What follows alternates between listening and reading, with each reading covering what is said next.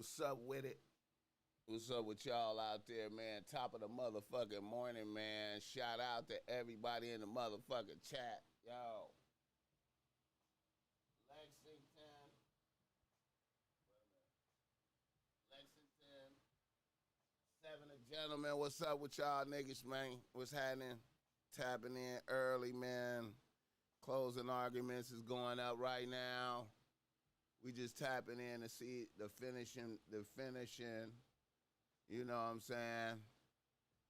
You know, we got Amber Heard in here with the she came in there with the Aqua Woman braids on today, man, because you know what I'm saying, she want to get that, she want to be any of the statements seen by someone other than Ms. Heard? Number 4, are any of the statements false? Number 5, were any of the statements made with actual malice? Number 6, if Ms. Heard is entitled to recover, what is the amount of damages? Thanks for the shout out on turning up the mic. Let me make sure we write down here. Make sure we write. Mic check 1, 2. Am I coming in clear out there? Mic check 1, 2. All right. And, let me see. Make sure we got the. Oh, look at Camille showing arms today. Camille showing the arms today out here. She like, yeah. Uh-huh. Thank you, Seven of Gentlemen, for keeping me on point. Thank you for keeping me on point, my brother. For sure. Friday morning, man. Feeling good. Well rested. Energized. Off the espresso. Memorial Day weekend, I think that's what it is. Going up. A lot of up. I want y'all niggas to be careful out there this weekend, man. Don't drive drunk, nigga. Drive high off a kush. Don't drive drunk, though. Yeah. Let's break out the kush, get the kush ready. Ready for these closing arguments. Wait a minute. They're not talking. What? By Ms. Heard. And number 6, due to the circumstances surrounding the publication of this statement, mic check. All right. Defamatory implication to someone who saw it other than Mr. Depp. And if Mr. Depp further proved by clear and convincing evidence, number 7, that Ms. Heard made the statement. Closing arguments. Mr. Depp failed to prove any one or more of the 7 elements above, then you shall find your verdict for Ms. Heard with respect to the above statement. You shall only return your verdict for Mr. Depp on his claim for defamation about the following statement if he has proved by the greater weight of the evidence that, number 1, get the likes up on the way in. Statement. I had the rare vantage point of seeing in real time how institutions protect men accused of abuse. And number 2, the statement was about Mr. Depp. And number 3, the statement is false. And number 4, the statement has a defamatory implication about Mr. Depp. And number 5, the defamatory implication was designed and intended by Ms. Heard. And number 6, due to the circumstances surrounding the publication of the statement, it conveyed a defamatory implication to someone who saw it other than Mr. Depp. And if Mr. Depp further proved by clear and convincing evidence, number 7, that Ms. Heard made the statement with actual malice, if Mr. Depp failed to prove any one or more of the 7 elements above, then you shall find your verdict for Ms. Heard with respect to the above statement. You shall only return your verdict for Ms. Heard on her claim for defamation about the following statement if she has proved by the greater weight of the evidence that, number 1, Adam Waldman, while acting as an agent for Mr. Depp, made or published the following statement. Amber Heard and her friends in the media use fake sexual violence allegations as both a sword and a shield, depending on their needs. They have selected some of her sexual violence hoax facts as the sword, inflicting them on the public and Mr. Depp. And number 2, the statement is about Ms. Heard. They did do that. Look at that bitch. Oh, she got her Aqua Woman shit on. That's the Aqua. She getting ready for her role in Aqua Woman. I mean, an Aquaman. Actual malice. If Ms. Heard I'm ready for Aquaman. More of the 5 elements above, then you shall I'm ready to start shooting. With respect to the above She ready to start shooting Aquaman. You shall only return your verdict for Ms. Heard on her claim for defamation about the following statement if she has proved by the greater weight of the evidence that, number 1, Adam Waldman, while acting as an agent for Mr. Depp, you would have never thought she shit in somebody's bed, huh? Quite simply, this was an ambush, a hoax. They set up like Mr. she Depp would do it, huh? by calling the cops, but the first attempt to It don't do the seem trick. like that she would The do officers something came like to the that. penthouses, thoroughly searched and interviewed, and left after seeing no damage to face or property. So Amber and her friends spilled a little wine and roughed the place up, got their stories straight under the direction of a lawyer and publicist, and then placed a second call to 911. And number 2, the statement is about Miss Heard. And number 3, the statement was seen by someone other than Miss Heard. And 4, the statement is false. And if Miss Heard further proved by clear and convincing evidence, number 5, that the statement by Mr. Waldman was made with actual malice. If Miss Heard failed to prove any one or more of the 5 elements above, then you shall find your verdict for Mr. Depp with respect to the above statement. You shall only return your verdict for Miss Heard on her claim for defamation about the following statement if she has proved by the greater weight of the evidence that, number 1, Adam Waldman, while acting as an agent for Mr. Depp, made or published the following statement: "We have reached the beginning of the end of Miss Heard's abuse hoax against Johnny Depp." And number 2, the statement is about Miss Heard. And number 3, the statement was seen by someone other than Miss Heard. And number 4, the statement is false. And if Miss Heard further proved by clear and convincing evidence, number 5, that the statement by Mr. Waldman was made with actual malice. If Miss Heard failed to prove any one or more of the 5 elements above, then you shall find your verdict for Mr. Depp with respect to the above statement. When used in these instructions, the phrase, "the greater weight of the evidence," also sometimes called the preponderance of the evidence, means the evidence which you find more persuasive when evaluated against all the evidence that has been admitted in the case. The testimony of one witness whom you believe can be the greater weight of the evidence. When a party has the burden of proving any issue by clear and convincing evidence, he or she must produce evidence that creates in your minds a firm belief or conviction that he or she has. Don't you love the legal processes? A statement that is not directly defamatory may nonetheless suggest a defamatory meaning in an indirect way, that is, by implication. In determining whether any of the statements have a defamatory implication, you must consider the op-ed as a whole and the circumstances surrounding its publication. You should consider if these circumstances show that the words used are defamatory and relate to Mr. Depp. However, such circumstances cannot extend the meaning of the words used in the op-ed beyond their ordinary and common meaning. The proposed implication must be reasonably drawn from the words actually used. In determining whether any of the statements in the op-ed are false and defamatory as to Mr. Depp, you must read the statements in the context of the op-ed as a whole. This means you may not seize on any one word, phrase, or image, or consider only one particular statement, phrase, or passage in isolation. In determining whether any of Mr. Waldman's statements are false and defamatory, you must read those statements in context as a whole. This means you may not seize on any one word, phrase, or image, or consider Get only the one likes particular up, statement, gentlemen. phrase, or passage in isolation. Look at her Both parties bit. have the burden of proving actual malice by clear and convincing evidence.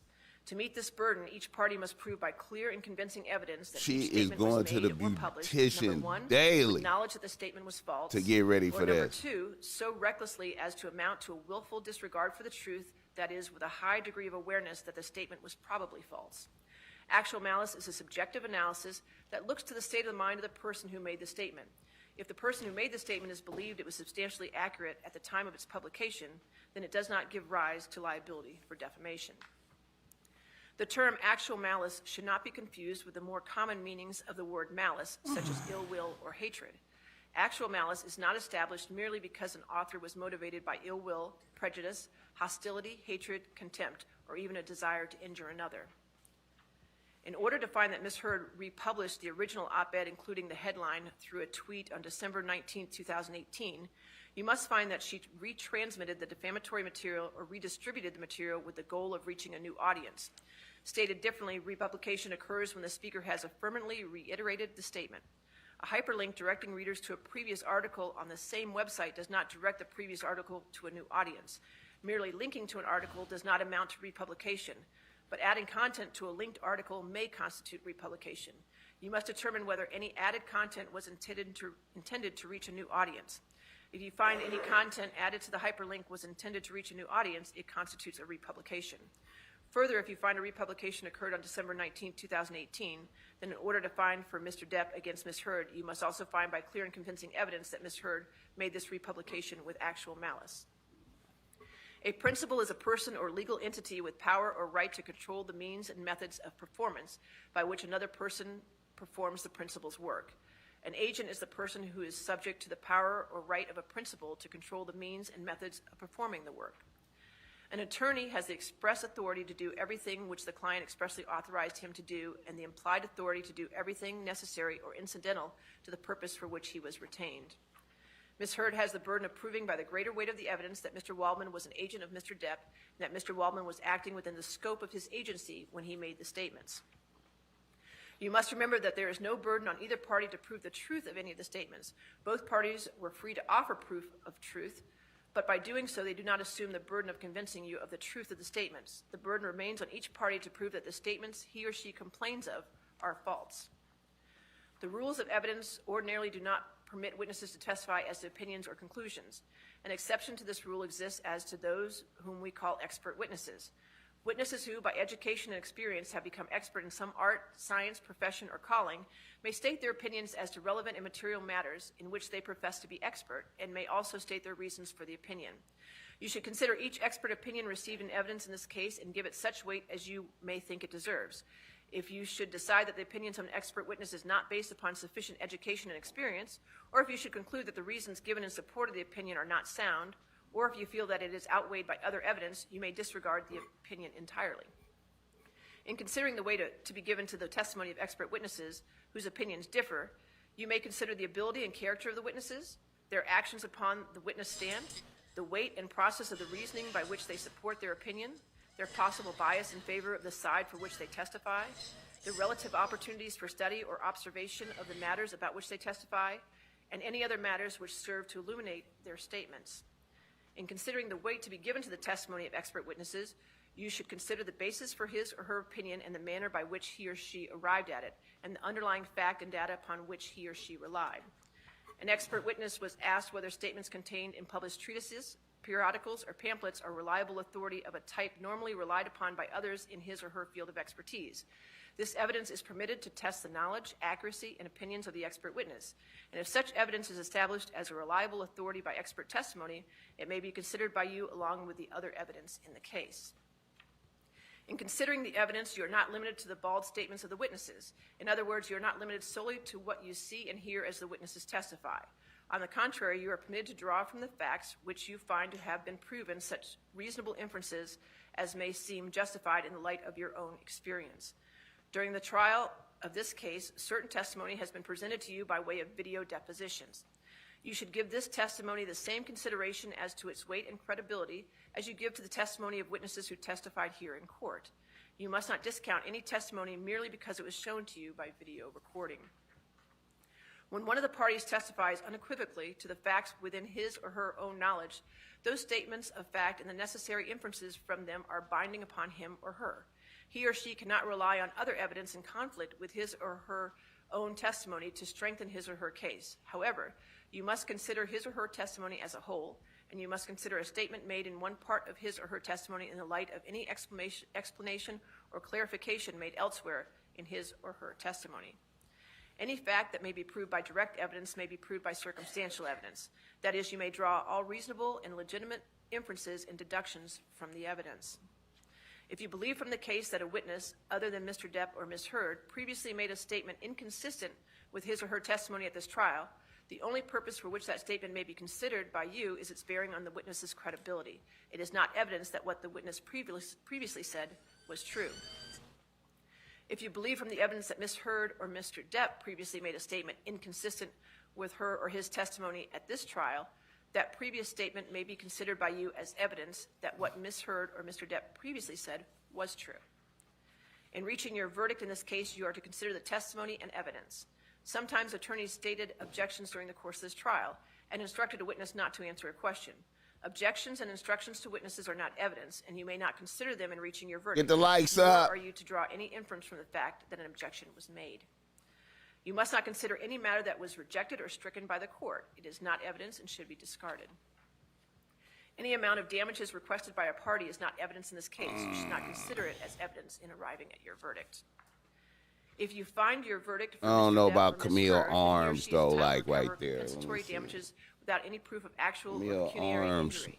As a result, injury to Mr. Depp or Ms. Heard's personal and business reputation, humiliation, and embarrassment is presumed. If you find either party liable for defamation, then in determining I like the the lead actual attorney amount- determining the amount of Ty, damages Johnny to Depp which lead each attorney party Ty is is entitled, bragging. You may take into consideration all the circumstances surrounding the defamatory statements, the occasions on which they were made, and the extent of their publication, the nature and character of the insult, the probable effect on those who heard the statements, and their probable and natural effect upon the defamed party's personal feelings and upon his or her standing in the community and in business. Your verdict should be for the amount that will fully and fairly compensate him or her for, number one, any loss or injury to his or her business. Number two, any insult to him or her, including any pain, embarrassment, humiliation, or mental suffering. 50 M's, Number bitch. three, any injury to his or her reputation. And number four, any actual out-of-pocket losses that were caused by the statements. I need them 50 Mr. Depp cannot M's. recover damages for any harm that occurred after November Get the 2nd, likes up. 2020. I need them Ms. Hurd 50 can recover M's, damages for any harm Amber. that occurred after Mr. Waldman's statements were published. The burden is on the parties seeking damages to prove by the greater weight of the evidence each item of damages he or she claims and to prove that each item was caused by the defamatory statements at issue. Neither party is required to prove the exact amount of damages, but the party must show sufficient facts and circumstances to permit you to make a reasonable estimate of each item. If either party fails to do so, Grandma don't know, man. for Like, that item. grandma's like, damn. If you have found by clear I and charge convincing this bitch evidence that 6 statements in the M's. op-ed were made with knowledge that they were Fuck, false, she gonna or so owe Johnny recklessly as to 50. I amount need to my willful 6 though. disregard for the truth, that is with a high degree of need my awareness that the statements were 6. probably false, you may award punitive damages Oh, to punish Ms. Hurd for shit. such actions and to serve as an example to prevent others from making such statements in the future. You must state separately in your verdict any amount you allow as compensatory damages, if any, and the amount you allow as punitive damages. If you have found by clear and convincing evidence that Mr. Waldman, while acting as an agent for Mr. Depp, made the statements with knowledge that they were false or so recklessly as to amount to a willful disregard for the truth, that is, with a high degree of awareness that the statements were probably false, then you may award punitive damages to punish Mr. Depp for his such actions and to serve as an example to prevent others from making such statements in the future. You must state separately in your verdict any amount you allow as compensatory damages, if any, and the amount you allow as punitive damages. All right, closing arguments. Closing arguments.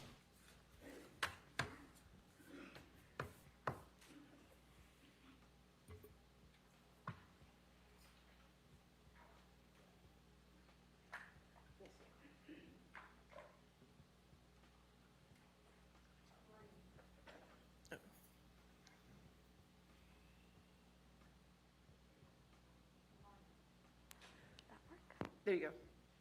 You got it. I think so. Good. Nope, you had it for a second.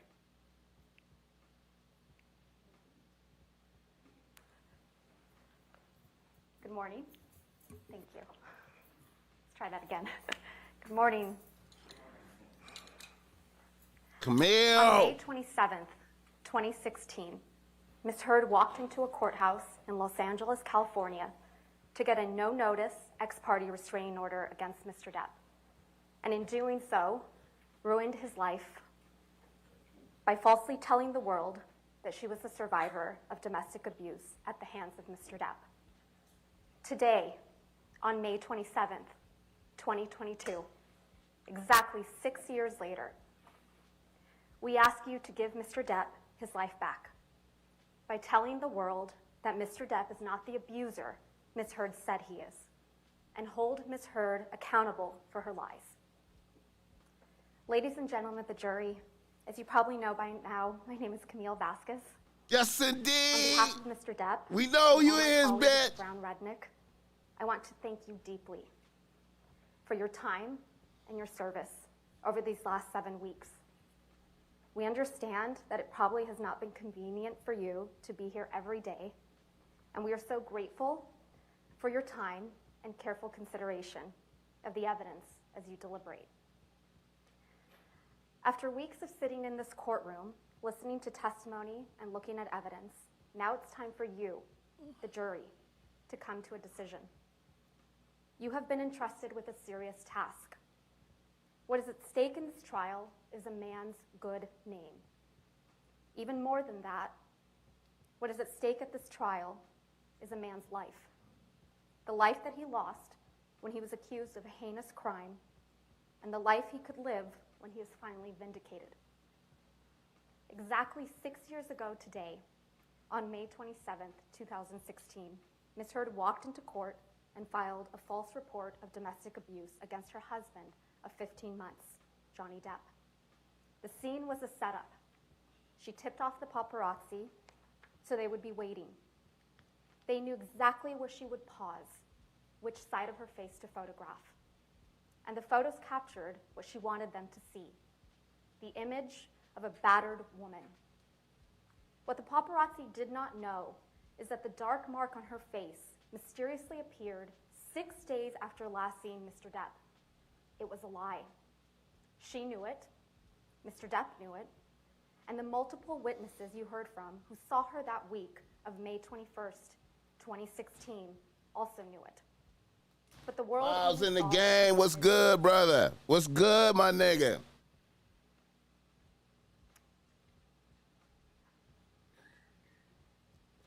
A fake picture on the cover of People magazine. This bitch is cold as fuck. She's a cold piece of work. She's a cold piece of work. That bitch is a cold piece of work. when promoting the biggest role of her career until this trial. Ms. Heard presented herself to the world as a public figure representing domestic abuse. The headline of the op-ed featured the term sexual violence. Even Shout though out she Chief had never before Wildfire. accused her ex-husband of such a heinous crime. Ms. Heard and her lawyers love to remind you of how the op-ed did not mention Mr. Depp by name. But Ms. Heard made sure that there would be no mistake about who she was referring to. She inserted 2 years ago, so the world would remember the photo of a battered woman, the mark on her face standing outside the courthouse, and they would once again see Mr. Depp as the villain, this time in full swing of the Me Too movement. Knocking 40 M's But what was off the happening plate, behind closed bitch. doors was quite different from what Ms. Heard presented to the world. The exact opposite, in fact. There is an abuser in this courtroom, but it is not Mr. Depp. And there is a victim of domestic abuse in this courtroom, but it is not Ms. Heard. The evidence presented at this trial has shown that Ms. Heard is in fact the abuser, and Mr. Depp the abused. As you heard from Mr. Depp and multiple other witnesses that testified under oath at this trial, Mr. Depp experienced persistent verbal, physical, and emotional Persistent. Look at that adjective. Look at that adjective. And when the Persistent. relationship was over, Ms. Heard inflicted the greatest. Oh, that's a physical verb. injury I of mean, all. that's a verb. She publicly and falsely named Mr. Depp. as That's a the good angle for Camille. Ms. Heard never That thought other she one would better, be though. accountable. Never thought that she would have to. Her arm's looking all right right her here, though. abuser. She never thought she would have her supposed mountain of evidence vetted. She never thought that Mr. Depp would tell you, the Mac jury, and Live. the world, Mac that he was Live. a real Joe victim of Blass. domestic abuse. She said it in her own words.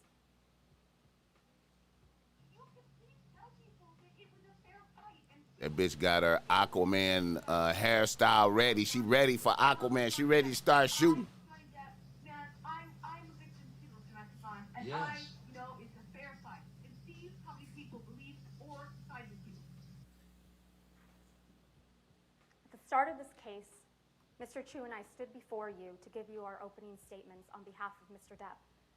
During that statement, we made promises to you. The UK about is the in the evidence we ultimately building. saw at the end of this trial. Lucci, Supreme Son, what's up?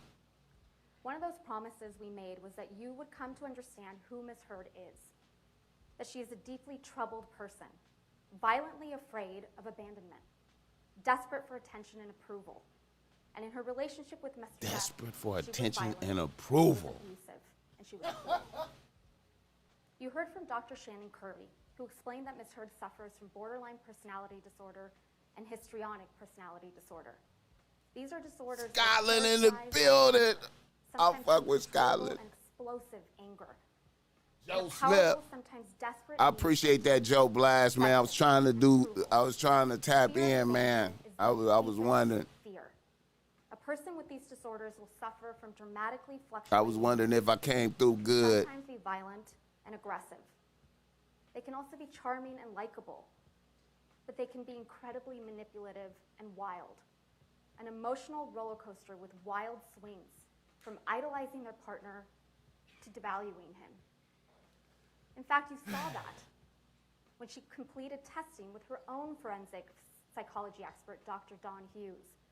Ms. Heard's self Get the likes up. like she had 3 or 4 different personalities. 3 or 4. And that sometimes her temper would explode and she'd completely lose control.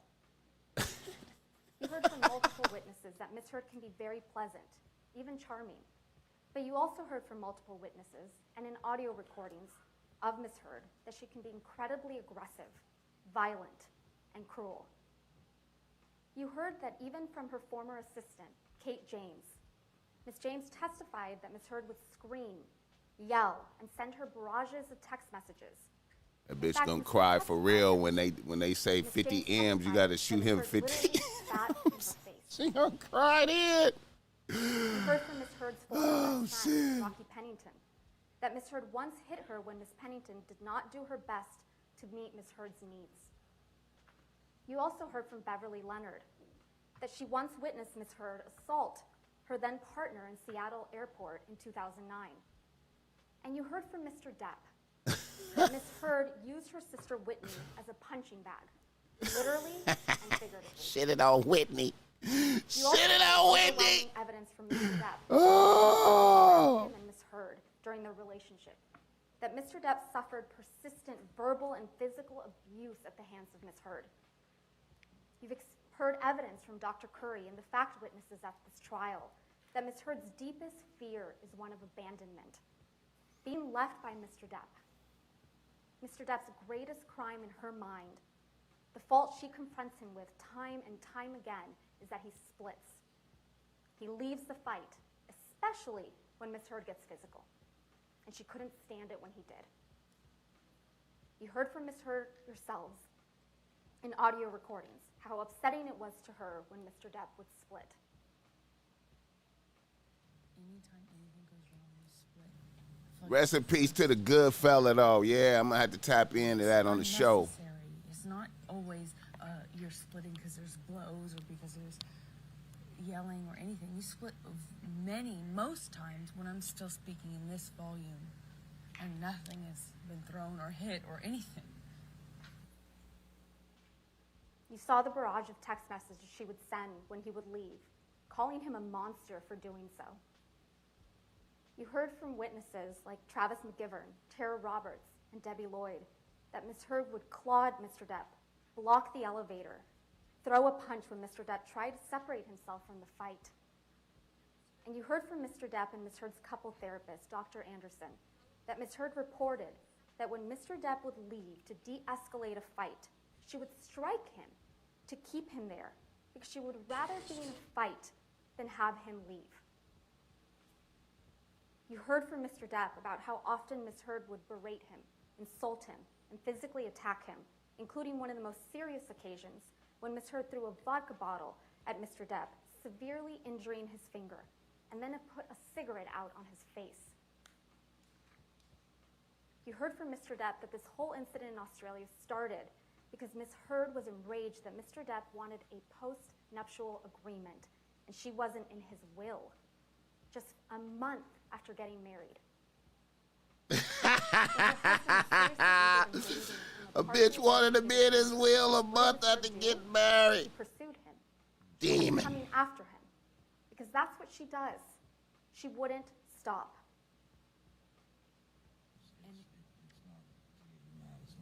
It's just to get out of a bad situation that's happening before it gets worse. In Australia, when we had the big fight where I lost the tip of my finger, at least 5 bathrooms and 2 bedrooms I went to To avoid talking to me, to avoid escape working it out. That's to the escape problem. the fight. You don't escape the fight. You escape the solution. You No. escape the solution. No. You escape figuring it out. We cannot work it out if you run away to the bathroom every time. But bitch, you chopped off my finger, Heard bitch. Mr. Depp testify. He went through something like a nervous breakdown that day.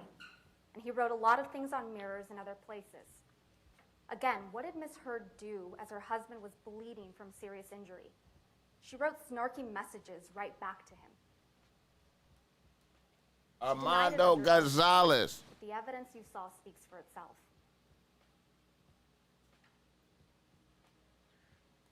You heard from Mr. Depp's security, Sean Bett, who was aware of constant arguing and bickering. Shout out Alan Davis. Heard calling Mr. Depp names.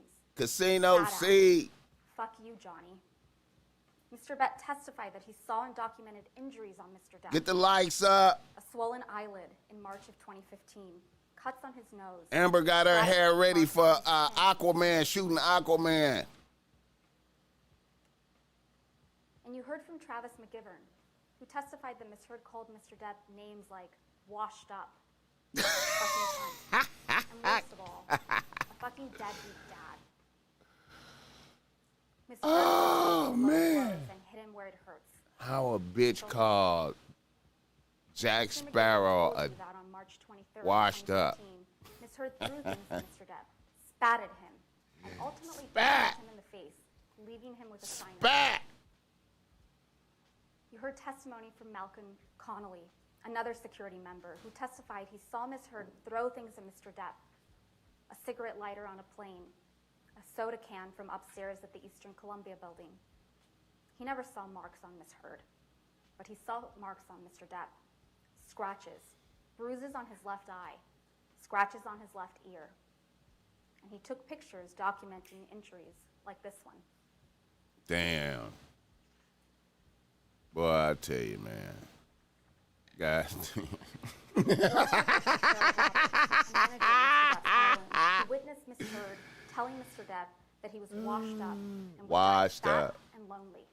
Fat and You also long. heard from Ms. Roberts that she witnessed Ms. Heard I would clawing and grabbing rejoice him, to fire a bitch. grabbing his hair, trying to pull him back to her. And Mr. Depp had a visible injury to his nose on that occasion. Most importantly, you heard from Ms. Heard yourselves on multiple audio recordings admitting to being physically violent with Mr. Depp. You heard Ms. Heard admit to hitting Mr. Depp. They ain't even spoke about her shitting on the bed yet. They ain't even went there yet. As a response to the door thing.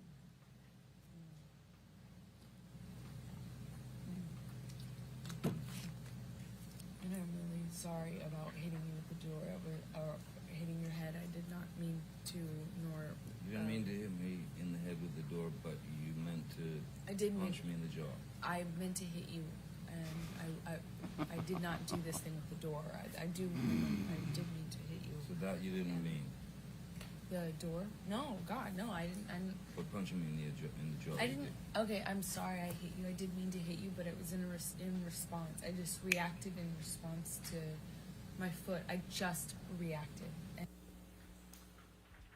You heard her admit it again and claim Mr. Depp was a baby for complaining about the abuse. I didn't punch you, by the way.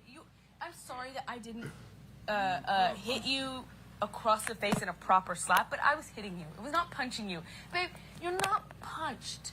Don't tell me what it feels like to be punched. You know, you've been in a lot of fights. You've been around a long time. I know. Yeah. No, when you fucking have a close You face. didn't get punched. You got hit. I'm sorry I hit you like this, but I did not punch you. I did not fucking deck you. I fucking was hitting you. I don't know what the motion of my actual hand was, but you're fine. I did not hurt you. I did not punch you. I was hitting you. How are you? What am I supposed to do? Do this? I'm not sitting here bitching about it, am I? You are. That's the difference between me and you. You're a fucking baby. Do the jury need You it? are such a baby. Grow the fuck up, Did you start Johnny. physical fights? I did start a physical fight. Yeah, you did, so I had to Because- get the fuck out of there. Yes, you did. So you did the right Do thing. the big jury thing. need to go You know what? somewhere to You are debate admirable. this? Do they need to leave the courtroom? Take a Can't minute to really think about what you just heard there. Quote, I'm sorry that I didn't hit you across the face in a proper slap, but I was hitting you. I was not punching you. Babe, you're not punched. Imagine that was Mr. Depp saying that to Miss Heard on that recording. Let's play one more.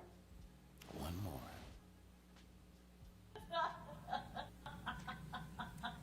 That fake laugh is too much to take. No, I'm sure she's. That fake laugh is so disgusting. I'm sure she's great. I'm thinking that you can give me some of the best performances in No, the fucking you're tragedy. right. I don't. It's all about performance. It's about performance. How am I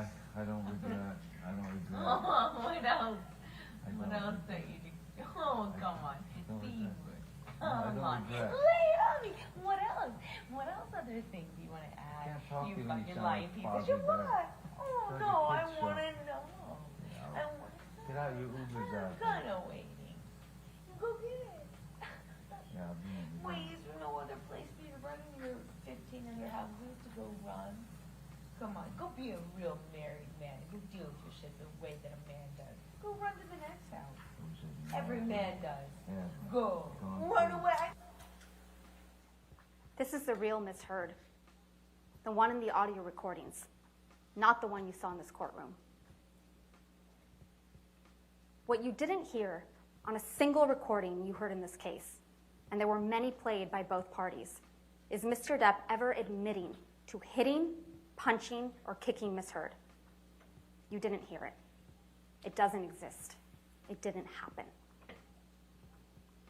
And despite the fact that Mr. Depp and Ms. Heard are heard discussing many of the alleged incidents you've heard about at this trial, like Australia and the Bahamas, you never heard Ms. Heard accuse Mr. Depp of sexual assault. Unlike Mr. Depp, who you heard admit Get to the and likes own up up. to his past mistakes and his struggles, particularly with drugs and alcohol, Ms. Heard will not admit that she has ever done anything wrong. But she cannot deny what you heard on those recordings. As much as Ms. Heard and her lawyers have tried to make this case about Mr. Depp's language, it is Ms. Heard that repeatedly admits to violence. By April and May of 2016, Mr. Depp had reached his limit.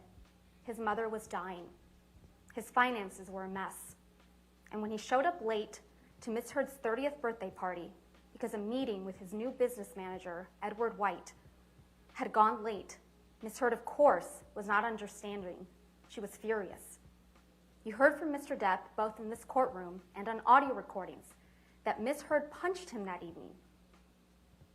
He left with Travis McGivern, and the next morning he learned that someone had left feces on his bed. Feces. Ms. Heard denies responsibility, but she admitted to the prank to Starling Feces. Jenkins. You heard him testify to that effect. For almost a month after that, Feces. they didn't see each other. And you heard from Mr. Depp that when his mother died on May 20th, 2016, he resolved to leave Ms. Heard. He was done. And when Ms. Heard learned that Mr. Depp was done, that she was really losing him, she went on the attack. She filed for divorce before Mr. Depp could. Then, as you heard from Mr. Depp's divorce lawyer, Laura Wasser, Feces. Ms. Heard sent a letter demanding financial support. And when her demands weren't met, Ms. Heard struck a blow against Mr. Depp that was more damaging than any physical blow she had ever landed. When she walked into court 6 years ago today, on May 27th, 2016, to get a domestic violence restraining order against Mr. Depp, she did so in front of paparazzi with a mark on her face. The evidence presented at this trial demonstrates that Ms. Heard didn't just want a divorce. She wanted to ruin him. Ms. Heard denied alerting TMZ to the TRO filing in this courtroom. But you heard testimony from Morgan Tremaine that TMZ knew to go to the courthouse, knew what side of her face the alleged bruise was on, and that Ms. Heard would pause. She would pause for paparazzi, who got the photos that ended up splashed across newspapers and magazines. Get the likes up. This is epic. Ms. Heard testified that she did not personally give photographs of her apparent injuries to People magazine. But somehow, these pictures that she took and maintained on her devices ended up on the cover of People magazine 1 month later. People magazine on the cover lying, taking down Jack Sparrow. In the end, she walked away with $7 million without any tax liabilities, which she said she was donating to 2 charities, the ACLU and the Children's Could have Hospital of Los easily Angeles. shut the fuck up and didn't say The that. ACLU? She didn't have to say that shit. They got less than $1 million from her. And the Children's Hospital, they got $250,000. But that didn't stop Ms. That's a Heard little from telling the something. world that she donated everything. Because remember, she wanted nothing. And she had donated everything. It would have The been word easy donated. to shut the fuck up. See, it's real And that easy didn't to stop shut the her from fuck up. testifying under the penalty of perjury that she had donated it. It's easy to shut the Ms. fuck Heard up. tried to tell you that pledge and donate mean the same thing. She claims she hasn't given the money because she was sued, but you've heard uncontested evidence that she had the money for 13 months prior to this lawsuit being commenced by Mr. Depp. She had all the money and had month after month after month to fulfill her pledge and actually donate the money, but she didn't. She also told you that she never fulfilled the pledge because Mr. Depp sued her for defamation. That's a blatant lie. It was Ms. Heard who fired the first shot after the divorce was finalized, when she sought to initiate an arbitration against Mr. Depp for defamation 3 months before the op-ed was even published, and 6 months before Mr. Depp filed this lawsuit. Not only does this contradict Ms. Heard's excuse for not making donations, it contradicts her narrative that she just wants to move on with her life, that she just wants Mr. Depp to leave her alone. Lies. That is Ms. Heard's narrative. Lies upon lies.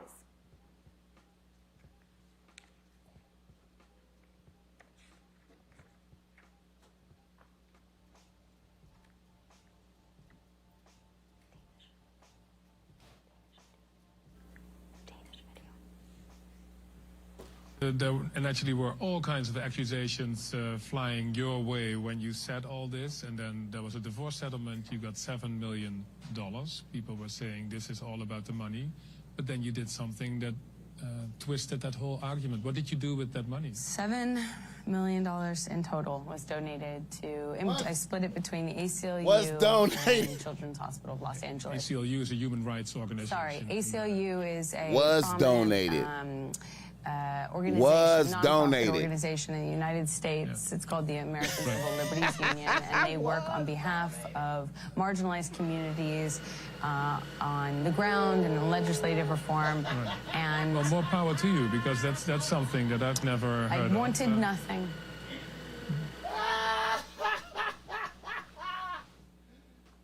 When you catch Ms. Heard in a lie, she tries to cover it up with more lies. So let's talk about the giant lie at the heart of this case.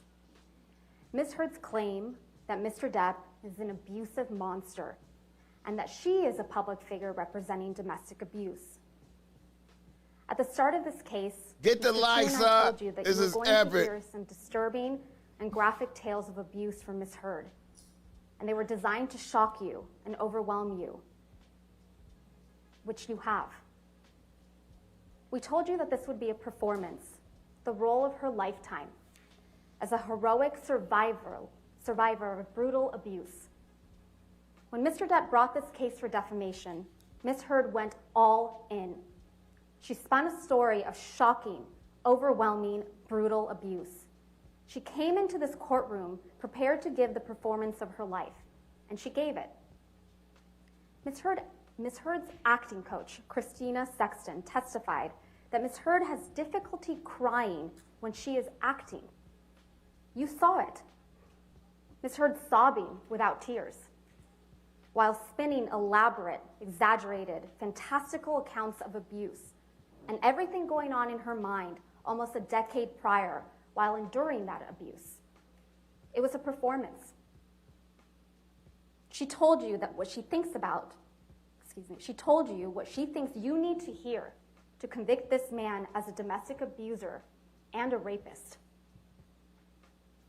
She wants you to believe that she was abused countless times over the entire course of their relationship. But as Mr. Chu and I promised you, the evidence just does not bear that out. Ms. Heard has told you that she has mountains of evidence of abuse, but there are no medical records reflecting she sustained any injuries from the abuse she claims. Get the lights Ms. up! Heard had medical professionals at her disposal. Dr. Kipper, Debbie Lloyd, her own nurse, Erin Filati, and yet there is nothing. Ms. Heard took pictures all the time. Pictures of Mr. Depp sleeping.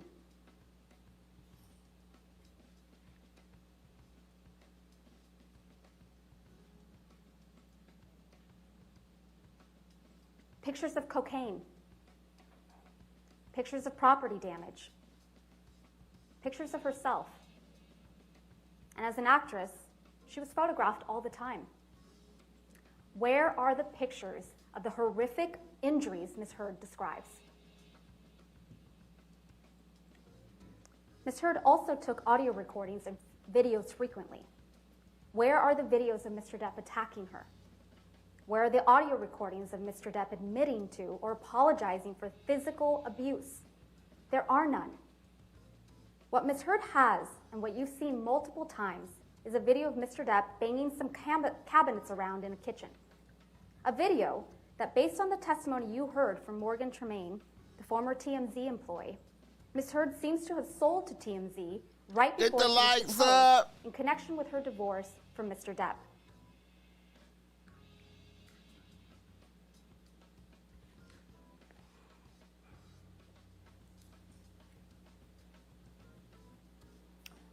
Sure, Ms. Heard can point to text messages where Mr. Depp is apologizing to her, but never for violence. Ms. Heard's counsel showed you Defendant's Exhibit 325, where Mr. Depp says sorry for, quote, my behavior. I'm a fucking savage. But this is not an apology for physical violence. It's an apology for the, quote, these heinous, slinging insults. Mr. Depp is apologizing for the words he used. Unlike Ms. Heard, who you heard apologizing for physical violence in multiple audio recordings, you have never heard that from Mr. Depp, because he never used physical violence against Ms. Heard. Ms. Heard told you that Mr. Depp started abusing her right from the very beginning of her relationship, starting at the beginning of 2012. But she has repeatedly testified under oath differently to having spent a year of bliss with Mr. Depp before he ever laid a hand on her. And now, in this courtroom, she has suddenly erased an entire year of magic. She wants you to believe that instead of hitting her after a year of magic, Mr. Depp was hitting her immediately. The good times she has testified to about repeatedly in the past apparently never happened. And with the good times erased, Ms. Heard wants you to believe that she gave Mr. Depp a big knife that said, hasta la muerte, until death, to the man who supposedly would get drunk and high and beat her.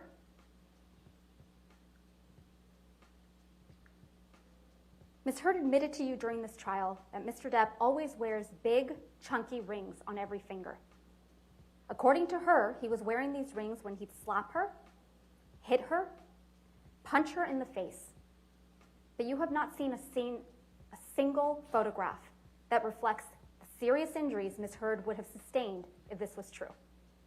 Not one. Ms. Heard testified to an incident in March 2013 when Mr. Depp supposedly hit her multiple times in the face while wearing rings. And this is what her face looked like afterwards.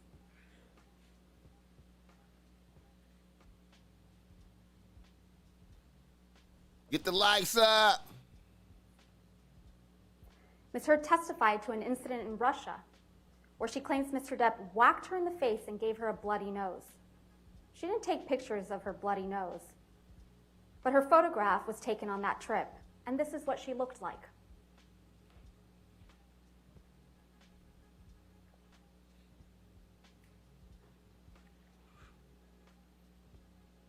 Come on, man, let's get it up. We gotta have the supporting graphics ready to go on point. We can't be lagging.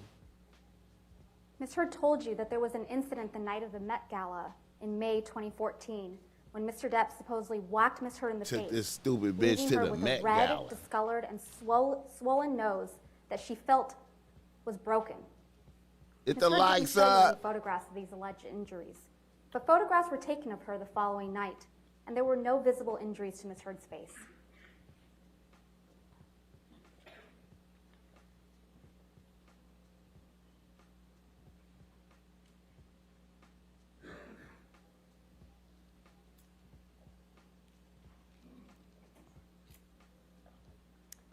Ms. Heard testified that in January 2015, while she and Mr. Depp were in Tokyo, Mr. Depp knelt on her back so aggressively that she was concerned that bruises would be visible in her backless dress.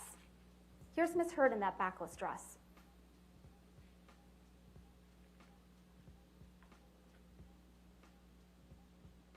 Get the likes up. It's up. Camille the deal.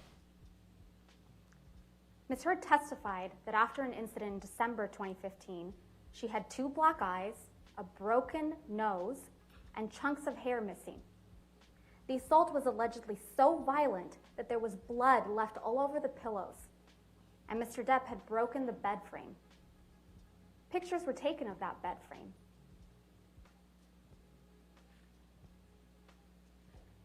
And in that picture, there appears to be a pocket knife on the bed. And that picture fails to capture the bloody pillows.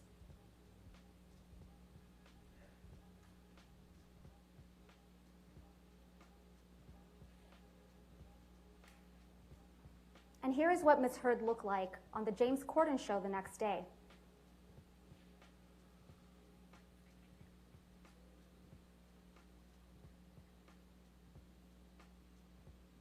Indeed, you heard from Ms. Heard's own nurse, Erin Filati, that she saw her a day or two afterwards and could not visualize the injuries Ms. Heard described.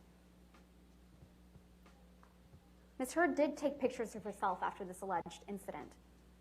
But are the injuries reflected in these photographs consistent? That's the question. Are they consistent with the brutal assault and serious injuries Ms. Heard has testified to? Or are these injuries more consistent with Mr. Depp's testimony that he and Ms. Heard bumped heads while he was trying to restrain Ms. Heard to keep her from attacking him?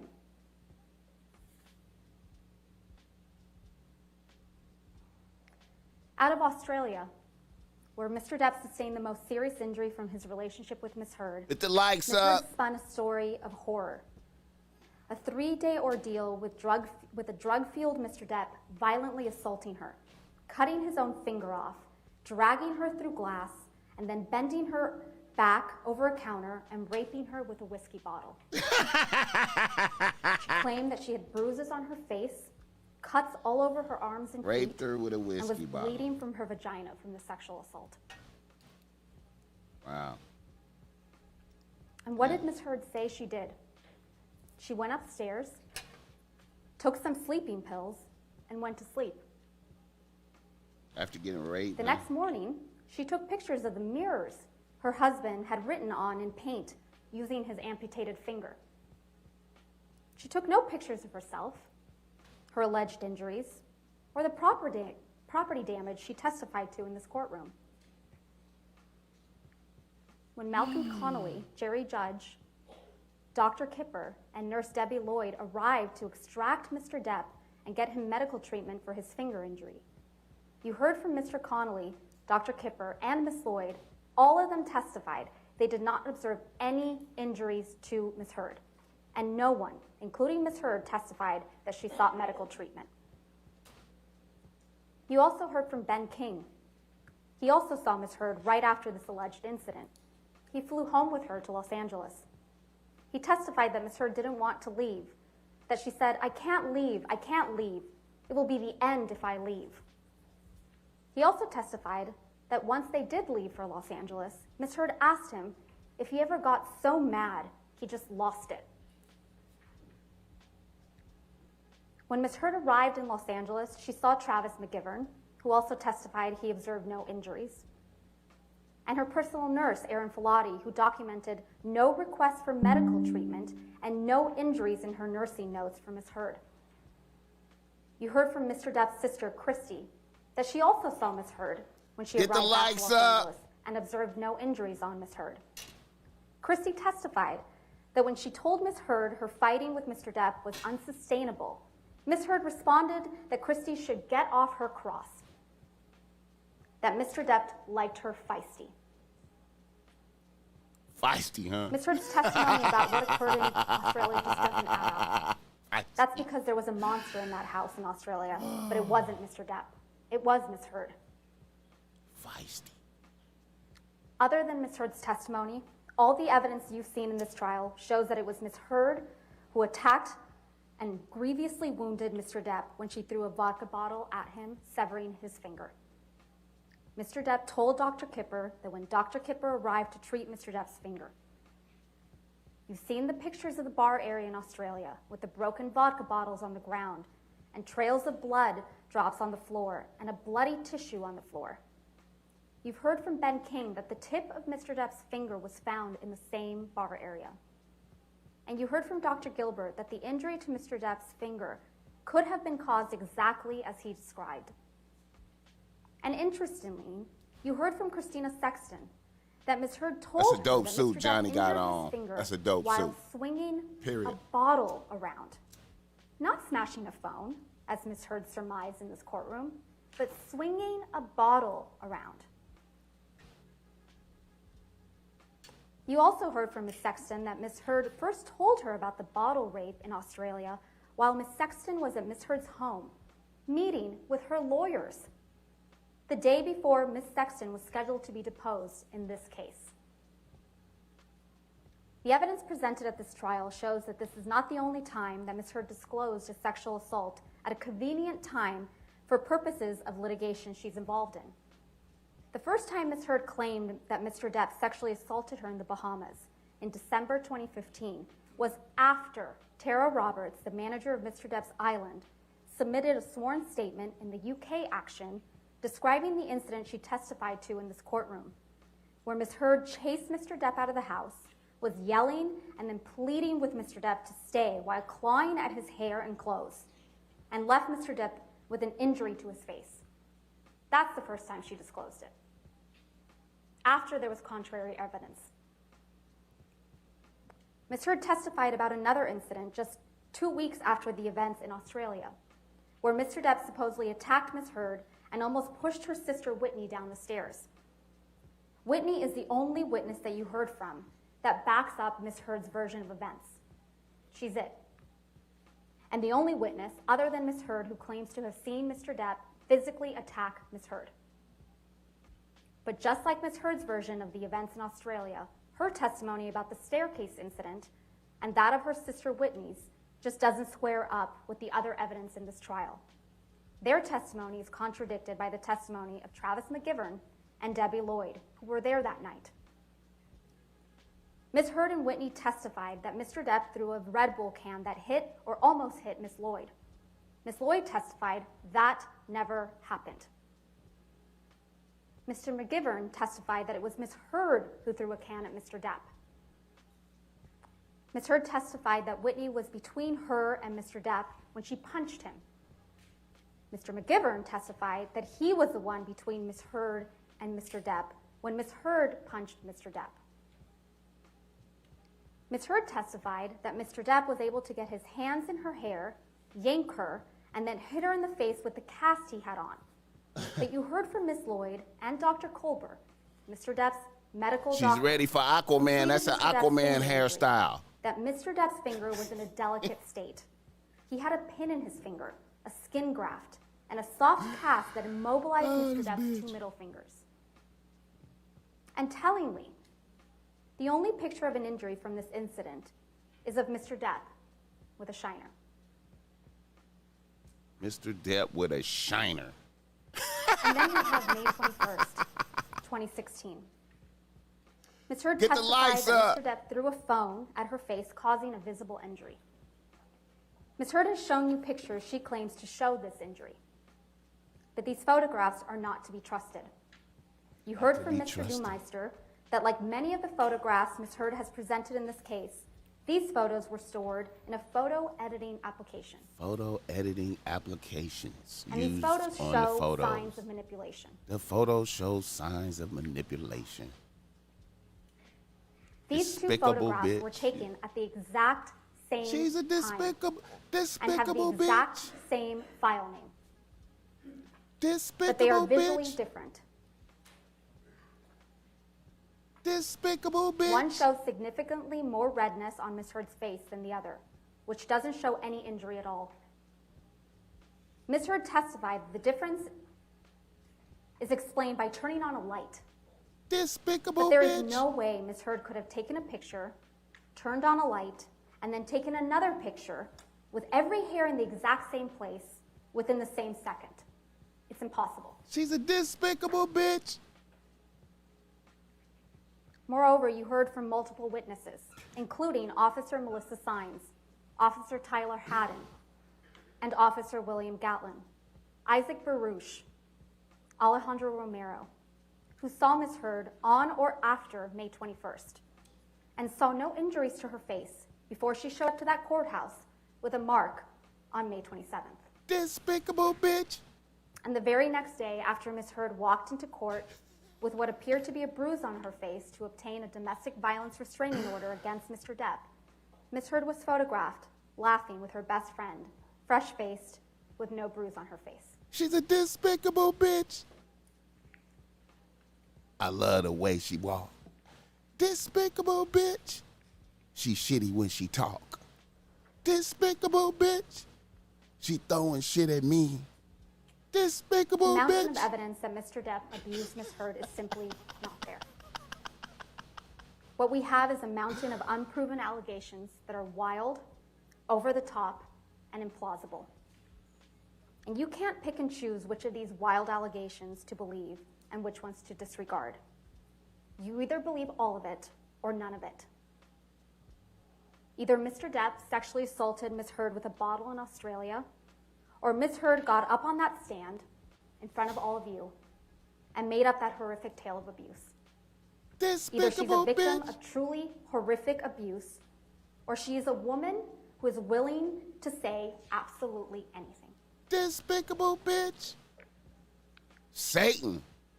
It is disturbing to think that Ms. Heard would make up the horrific tales of abuse that she testified to in this courtroom. But this case doesn't come down to whether you believe Ms. Heard or you believe Mr. Depp. This case comes down to whether you believe Ms. Heard or you believe Mr. Depp, Christy Dombrowski, Sean Bett, Malcolm Connolly, Ooh, Travis McGivern, come on, Camille. Starling Jenkins, Camille. Keenan Wyatt, Dr. Kipper, Camille. nurses Debbie Lloyd and Aaron Filati, Tara Roberts, Ben King, Kate James, Kate Moss, Dr. Colbert, Morgan Knight, Morgan now. Tremaine, Camille Officers Vasquez. Melissa Sines, Officers Tyler Haddon, Officer William Gatlin, and Beverly Leonard. Ooh. What Ms. Heard testified to in this courtroom is the story of far too many women. But the overwhelming evidence and weight of that evidence shows that it's not her story. It's not Ms. Heard's story. Despicable bitch. It was an act of profound cruelty, not just to Mr. Depp, but to true survivors of domestic abuse. For Ms. Heard to hold herself out as a public figure representing domestic abuse. It was false, it was defamatory, and it caused irreparable harm. And to talk more about that, I'm going to turn it over to my colleague and my friend, Mr. Chu. Woo! Camille is the deal. Camille changed her life. Camille's life is changed from this trial. Before this trial and after this trial. That's what you call a defining moment. She had her defining moment before this and after this. Before this and after this. You just witnessed that. If you watched this trial, you saw a human being step onto the stage, you understand me, and take their fame and glory righteously. Our suit. And thanks to all of you, truly, for taking so much time over these last several Look at weeks Johnny to Depp listen just to like, Mr. Depp, Camille. to his friends, Damn, to bitch. his family, and to so many others who have come forward physically in this courtroom, some from a very long distance, to tell you the truth, and to finally, after so many years, to correct the record. As Ms. Vasquez said, You have now come to know the real Amber Heard. Scary. If I was Johnny Depp, We also told you at the start of this I would trial that you were going to tell come to know the Camille real before I Johnny heard the Depp. judgment, I was Nothing. like, bitch, I The many love you characters no that matter you what the play. fuck happened, bitch. So You wonderful did. You in the did movie. good, But the bitch. man I don't give a himself, fuck what the we jury kept say, that bitch. promise. You did good for me. I You love you, met the bitch. real Johnny Depp. 100. I'm You gonna have break heard that bread with Mr. you. Depp came from humble, very difficult beginnings. You have heard from Mr. Depp's big sister, who's here in the courtroom today, Christy Dombrowski, who told you how Mr. Depp grew up in a deeply troubled household with a mother, Icon Betty Sue, Locks. who was physically abusive. What's up with it? Five and snug mentally ways. cruel. As Ms. Dombrowski testified, one of the names that Betty Sue called Mr. Depp when he was a little boy was One Eye, because he had to wear an eye patch for some time. His mother used to hit his father and the kids, including young Mr. Depp. And when his mother got violent, Mr. Depp would retreat and find a place to hide. Sometimes he and his sister Christy would find a place to hide together. Mr. Depp never hit back. And like his father, he either stood up and took the violence or he retreated from it. Those are habits he returned to later when he found himself in a relationship with another person who returned his love with abuse, with physical abuse. And despite this long, unhappy history with his mother, Johnny never turned his back on her. In her elder years, Mr. Depp moved his mother to California, and he moved her to Los Angeles right across the street from his house so his two children could get to know her there. He hired nurses for his mother. He made sure to take care of her and to make her comfortable. She never went to hospice. She had the nurses make her comfortable to the day she died. And from those humble and difficult beginnings, Mr. Depp grew into one of the greatest actors and movie stars of his generation. Now, he came to Los Angeles with his first love as a young man, planning to be a musician. Music had been a part of his life ever since he found peace himself in his room as a young boy when he was escaping. Get the lights up. He learned to play the guitar and would use it as solace. But it was an actor as his Thanks, star bro. began to I rise, appreciate that. Five as he snug appeared ways. in films too many to mention, including, of course, his iconic role as Captain Jack Sparrow in the Pirates of the Caribbean franchise. Fame came with challenges to Mr. Depp and his family. It was a strange experience for a shy young man from Kentucky to be thrust into the limelight, pursued by paparazzi, and to have even his very name become a brand. But he did his best to live a private, quiet life, and despite it all, and over the years built a reputation as a respected artist and as a decent, very well-liked man, which you've heard from many people. Mr. Depp dated major figures like Winona Ryder, Kate Moss, and Vanessa Paradis, with whom he spent 14 years together and with whom they had their children. Before Amber Heard, ladies and gentlemen, no woman ever before Amber Heard Get the lights up. claimed that Mr. Depp raised a hand to her in his 58 years. And no other woman since Ms. Heard made that false claim back on May 27th, 2016. This bitch trying to fuck over Jack Sparrow. In her December 2018 op-ed. Has any woman come forward since? This is Me Too without any Me Too. To the contrary, I don't know about that. He ladies and should have gentlemen, flipped that you heard different. This Kate is Moss Me Too 2 on days on Johnny. testify. This is a woman who has never testified in any proceeding, ever. A very private person. Testified that Mr. Depp never abused her and that Ms. Heard lied to you. And she lied to you twice when she told you. Objection, Your Honor. Miss Short. He said to slow that shit down. Wait a minute. Killing us. They're killing us. Slow it down. Hold up. They're killing us.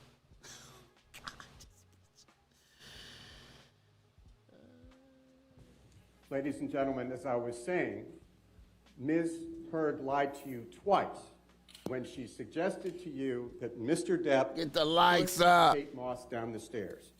You told her, you heard her say just 2 days ago that Mr. Depp never did that, and he never hit her, and he never kicked her.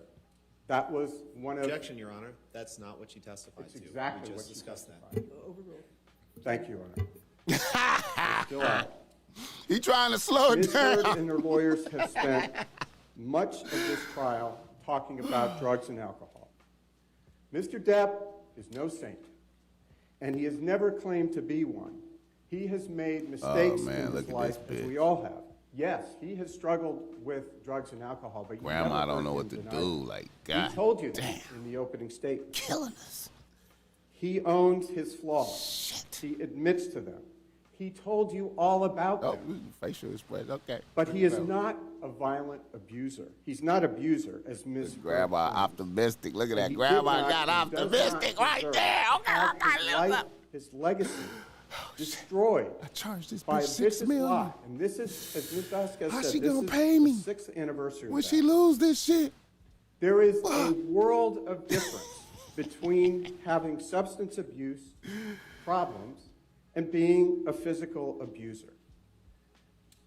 Ms. Heard falsely accused Mr. Depp of beating her. That was her first allegation, and you know why, and you know that wasn't true. Then, years after the fact, for the first time, she accused him of raping her. The lies have grown and metastasized over time, and they need to be stopped. And those false accusations have caused more harm to Mr. Depp than her fists ever did. And make no mistake, Ms. Heard has admitted, unlike Mr. Depp, Ms. Heard has admitted on the audio tapes you've heard at this trial, and Ms. Vasquez just played you a few of them, she has admitted repeatedly to physically abusing Mr. Depp. And I would just like to take a minute to talk about the harm to Mr. Depp and his family. You have heard from several of the people in Mr. Depp's life about the damage Ms. Heard's lies have done to him. You heard from his sister, Christy, who told you how hard it has been on his family and on her little brother personally. You heard from Mr. Depp's friend of 4 decades, and that speaks volumes about Mr. Depp. He has lifetime friends who appear for him. Mr. Baruch told you how Mr. Depp and his family had been, quote, completely wrecked, unquote, by Ms. Heard's lies.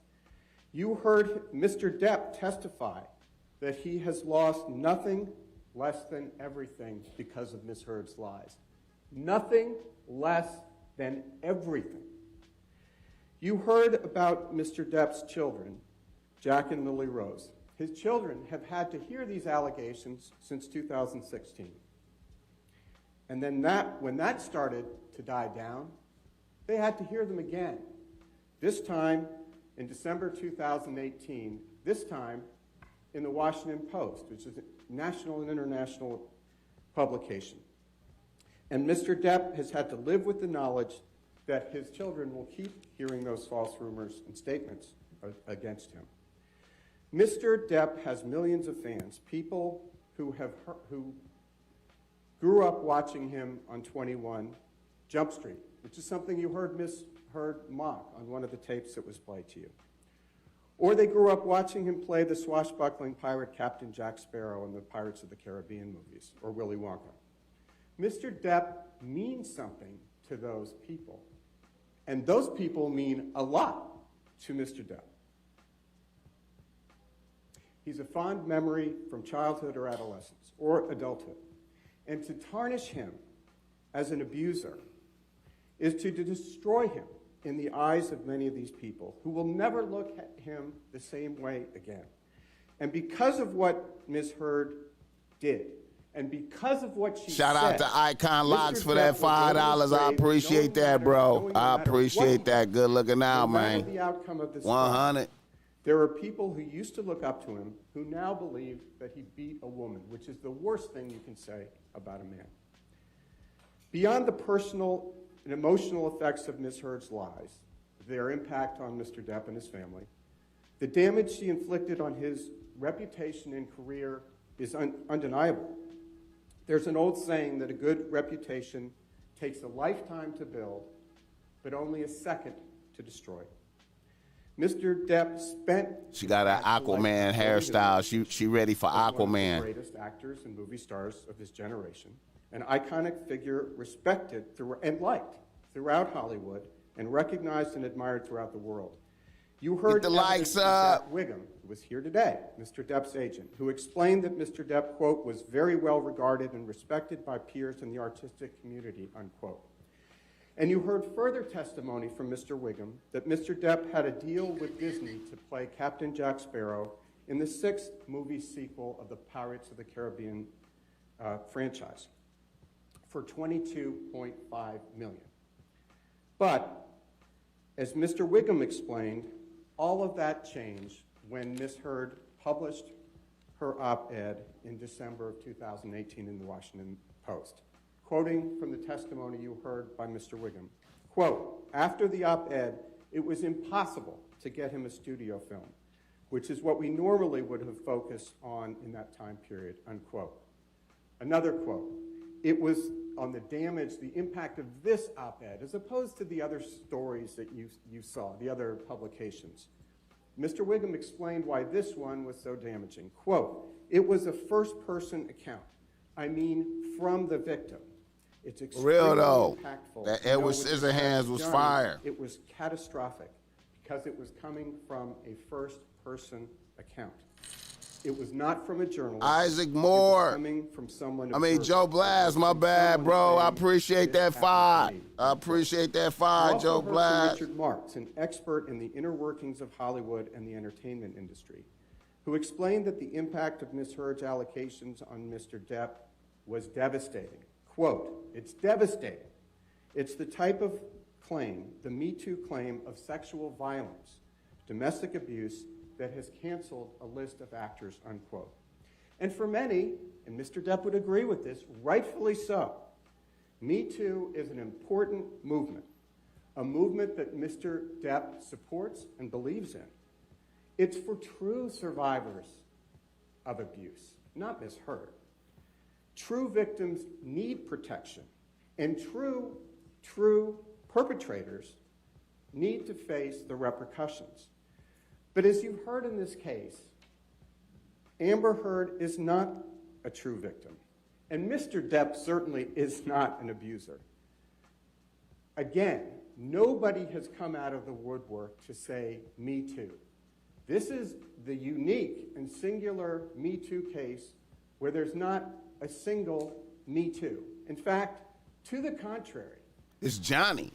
Kate Moss, who was in a romantic relationship. Johnny got Me with Too. Mr. What the Depp fuck? for 3 years, which he broke off, came forward to say, no, he never pushed her down. Johnny got Me Too, though. Like, And you heard Doug Banya, an expert in internet and social media analytics, testify to the impact that Ms. Heard's allegations had on Mr. Depp's popularity.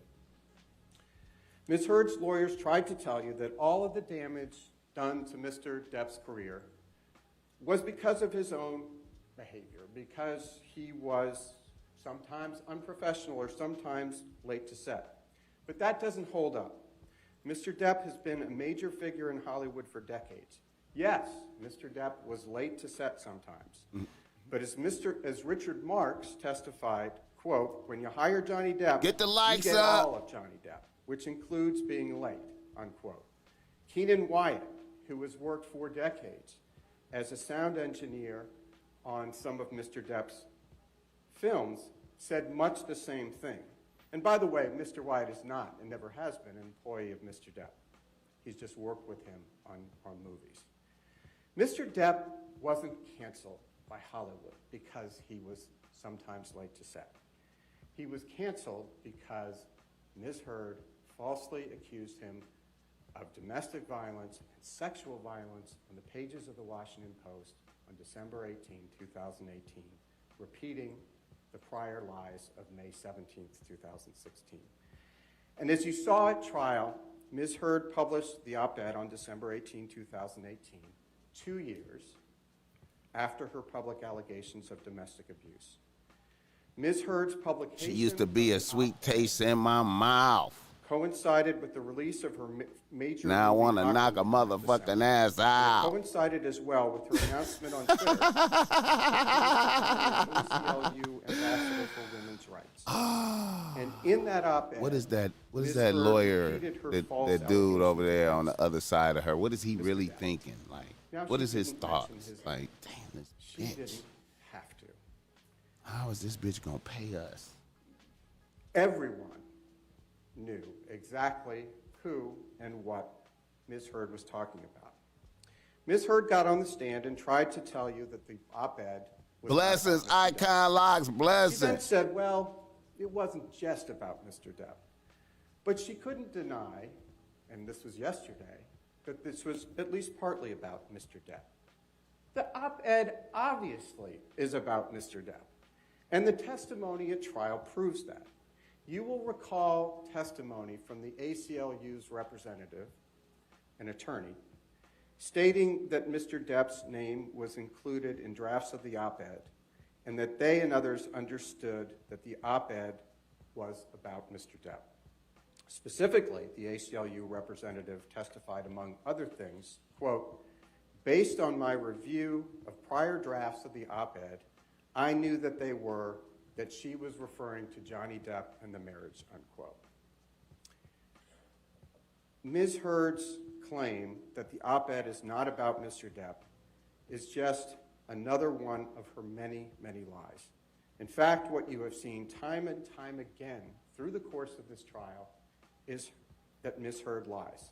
She lies all the time about things that are important and that things that aren't important. She just can't seem to stop. And as Ms. Vasquez said, what she routinely Give me the 25 is likes, she doesn't y'all. take ownership or responsibility for anything, and she has an excuse for everything.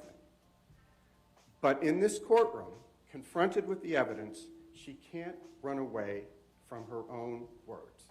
As my colleague said, words matter, and Ms. Heard is condemned by her own words. So Tom, let's please take a look at the words she used in her op-ed, which is Plaintiff's Exhibit 1,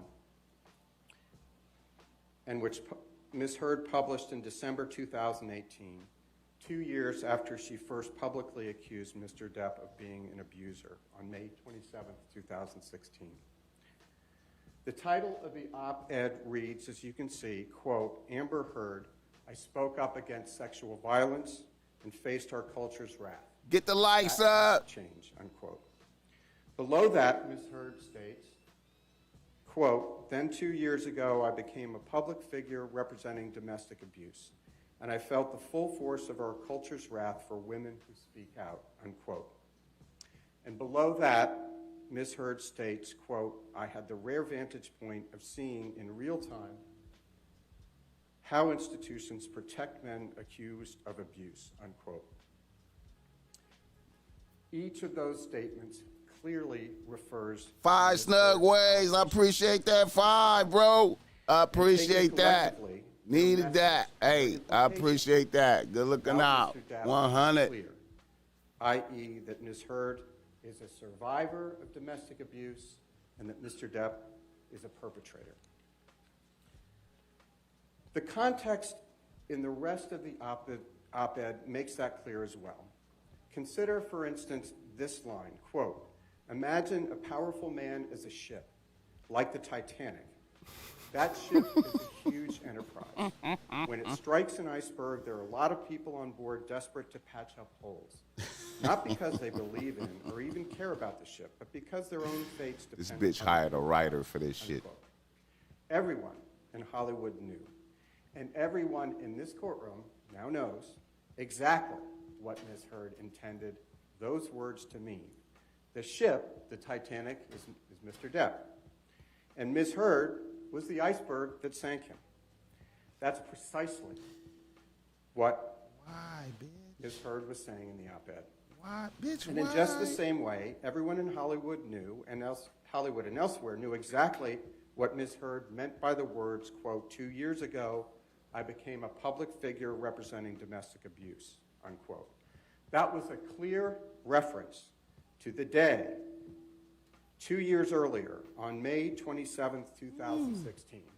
And as Ms. Vasquez said, they bringing it 6 together years on to this the day. bitch. That's when his life ended. That was 6 years ago this day, when Ms. Heard, on May 27th, 2016, walked into court with her publicist, Jody Gottlieb, having tipped off TMZ, with an alleged mark on her face to accuse Mr. Depp. As always, if Johnny Depp Ms. Heard win, was quite mindful of her image.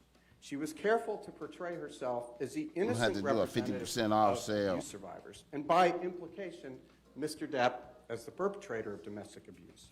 She was the woman who, in the words of her title, supposedly, quote, spoke up against sexual violence, unquote. Now, Ms. Heard has done a lot to try to walk away from the title in particular. That's true to form. She has testified that she didn't write it, and she will argue later that she shouldn't be held liable because she didn't write it. she didn't write it. But as the She had court's a writer. instructions, which you heard this morning, make clear, Ms. Heard didn't have to personally write any part of the op-ed for her to defame Mr. Depp through implication in the Washington Post. And let's please, Tom, turn to Plaintiff's Exhibit 3.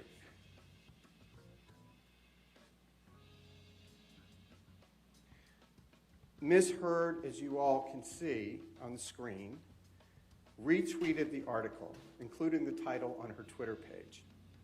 Ms. Heard put her name on it. And she proudly declared, quote, today I published this op-ed in the Washington Post, ellipsis,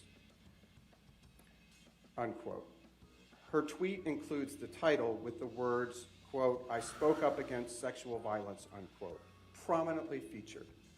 Nowhere in this tweet or anywhere else does Ms. Heard disavow the title. To the contrary, she's proclaiming it. And at the same time Ms. Heard posted this tweet, she posted another, which you can see right beneath it. Quote, I'm honored to announce my role as an ACLU ambassador on women's rights, unquote, aggrandizing herself at the expense of Mr. Depp. So make no mistake, this was about Mr. Depp.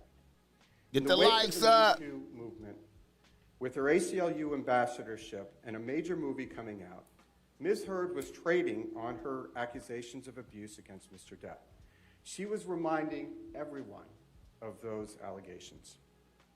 She was once again taking on the role of her lifetime, the heroic survivor of vicious abuse, or to use her phrase, quote, a public figure representing abuse. And she was once again casting Mr. Depp as the villain in her drama, the supposed perpetrator of that abuse. When you meet to deliberate this case, you're going to be tasked with several questions. Those questions appear on a form that you will use to reach your verdict in this case. So I would just like to ask you, please, to spend a few minutes with me going through that.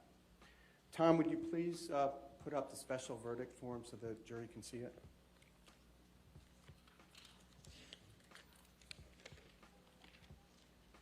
Some of it's hard to read, so maybe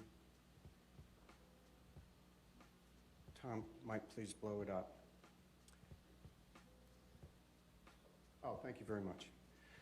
You will see here the first page of the verdict form relating to Mr. Depp's claim for defamation against Ms. Heard. There are 3 pages relating to Mr. Depp's claim, one for each of the 3 defamatory statements in the op-ed that form the basis of Mr. Depp's claim against Ms. Heard. You've heard those 3 statements many times, but they bear repeating, I promise, just once more here. One, quote, I spoke up against sexual violence and faced our culture's wrath. That has to change, unquote. Two, then 2 years ago, I became a public figure representing domestic abuse, and I felt the full force of our culture's wrath for women who speak out, unquote. Three, I had the rare vantage point of seeing in real time how institutions protect men accused of abuse, unquote. Now, there are 7 questions that you will need to please answer with respect to each of those statements. So that's 21 questions, I think, but 7 as to each statement. 1, was the statement Yeah, I'm gonna have to speak on that. That's a good. 2, was the statement about Mr. Depp? Yeah. 3, That's a good premise was the statement for false? some shit. 4, did the statement rules have for a R&S. defamatory implication about Mr. Depp? 5, was the defamatory implication designed and intended by Ms. Heard? 6, was the defamatory implication conveyed to someone other than Mr. Depp? 7, did Ms. Heard make the statement with actual malice, which is, Her Honor explained, meaning did Ms. Heard make the statement knowing it was false or with reckless disregard as to the truth? Ladies and gentlemen, the evidence clearly shows that the answers to those 7 questions are all yes. And if you answer yes to all of those questions, which you should, we respectfully submit, you will be asked to state the amount of damages to which Mr. Depp is entitled. In the wake of the Me Too movement, movie producers know better than to cast a movie star who has been accused of domestic and sexual violence. And it is entirely within your discretion as jurors to quantify the amount of money that constitutes fair compensation for Mr. Depp's pain and humiliation inflicted by Ms. Heard's defamation. But while Mr. Depp certainly is entitled to monetary compensation, this case, at least for Mr. Depp, has never been about money. This case for Mr. Depp has never been about money. Nor is it about punishing Ms. Heard. It is about Mr. Depp's reputation and freeing him from the prison in which he has lived for the last 6 years, and it's 6 years to the day.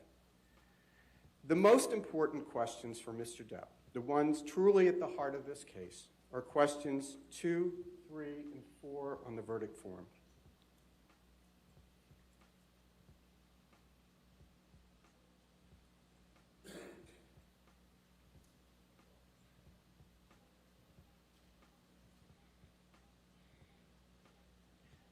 And while Tom's pulling that up, let's take question 2. Thank you. Were the statements about Mr. Depp? Yes. 2 points here. 1, when the ACLU pitched the op-ed to the Washington Post, I think you'll remember this, they pitched it as, quote, a piece by Amber Heard, who, as you know, was beaten up during her brief marriage to Johnny Depp, unquote. That's how they pitched it. 2, after the op-ed was published, news outlets, including USA Today, and you've seen that was an exhibit, characterized the op-ed as referring to Ms. Heard's allegations of abuse against Mr. Depp. So the USA Today interpreted it that way, and so did many other publications. They got exactly the implication that Ms. Heard and the ACLU intended them to have. Tom, if you would please pull up Plaintiff's Exhibit 409 and 411, if you could put them side by side. And this was expected. This is what they wanted. There had been a lot of press 2 years prior to the publication of the op-ed about Ms. Heard's claims of abuse against Mr. Depp when she walked into court with her publicist to obtain the domestic violence, the no-notice, ex parte, meaning Mr. Depp's lawyer was not informed, and he was already in New York, which he testified Ms. Heard was well aware of. You don't need a domestic violence restraining order when your husband is halfway across the continent and is heading for a European tour. On May 27, 2016, with a purported mark on her face, everyone knew exactly who and what Ms. Heard was referring to in the op-ed. She was referring to Mr. Depp. Let's take questions 2 and 3 next, if we can. Were each of the statements false? And did the statements have a defamatory implication on Mr. Depp? Again, the clear answer is yes. The statements, understood in the context of the op-ed itself and in the broader context of the press coverage of Ms. Heard walking into the court with a mark on her face to obtain a domestic violence restraining order against Mr. Depp in May 2016, clearly imply that Mr. Depp physically and sexually abused Ms. Heard. The overwhelming evidence that you all have heard, and it's come forward in this case, shows that those allegations are false and despicably false. Mr. Depp did not physically abuse Ms. Heard. He did not sexually abuse Ms. Heard. You've heard audio after audio where Ms. Heard admits that she was physically abusing him. While Mr. Depp's name will be forever tarnished by these horrendous and false allegations, this case is about telling you his story and the truth about what really happened, which you've now heard. It is about restoring his lost reputation. It's about showing Mr. Depp's children, Lily Rose and Jack, that the truth is worth fighting for. It is. And it's about restoring Mr. Depp's name and standing in the community to the fullest extent that you can. And you can do something. And only you, ladies and gentlemen, can do that for him. You heard from Mr. Depp yesterday that he has been carrying these outlandish, outrageous stories on his back, pretty stoically, and living with them for 6 years, and waiting to be able to bring his truth out. And he has told you the truth, the unvarnished truth, even truth that pretty embarrassing. He knew that was going to happen when he brought this case.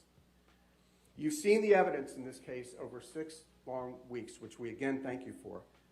That evidence shows overwhelmingly that Ms. Heard's attempt to paint herself as a heroic survivor, an innocent survivor, and Mr. Depp as a terrifying abuser are utterly false. We ask you to please return your verdict for Mr. Depp. We ask you, we implore you to give him his name, his reputation, and his career back. Thank you very much, ladies. Here we go. All right, ladies and gentlemen, let's go ahead and take a break at this time. Again, this case has not been submitted to you yet. We will continue with closing arguments when we come back, so do not discuss the case with yourselves. Don't do any outside research, okay? Thank you. If I was Johnny, I'd be like, hey, man, I fuck with y'all. Bless y'all. Bless y'all. You know? Whatever happened, y'all did y'all thing.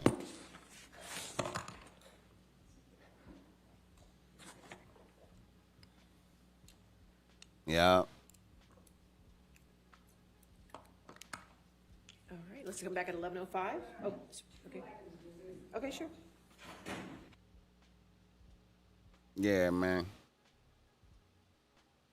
That's a nice suit right there Johnny got on, man. Camille cemented her legend. Camille has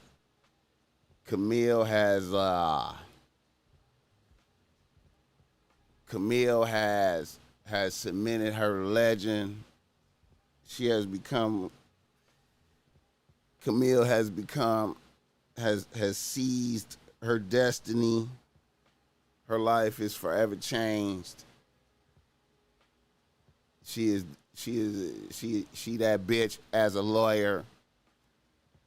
She got to be the most famous. She the most famous lawyer bitch it is in America right now. She the most lit. She over She the hottest. She the hottest. She the most lit, most known. Is up. Her next case, when she come in the courtroom, she gonna win just because she came in there. They just gonna be like, damn, you win, bitch. She got that now. It's up for her. Shout out to everybody tapping in, man. I appreciate y'all tapping in, man. We here live, man, doing the Johnny Depp versus Amber Heard trial coverage, man. It's a beautiful thing. We listening to the closing. You feel me? Closing arguments. Amber Heard lawyer is up next, facing an uphill battle. She's going to have to summon all her theatrical strength and power. She's going to have to dig deep. She's going to have to dig deep. She's going to have to dig deep and find great power within it to be able to overcome. You feel me? Shout out to everybody in the chat.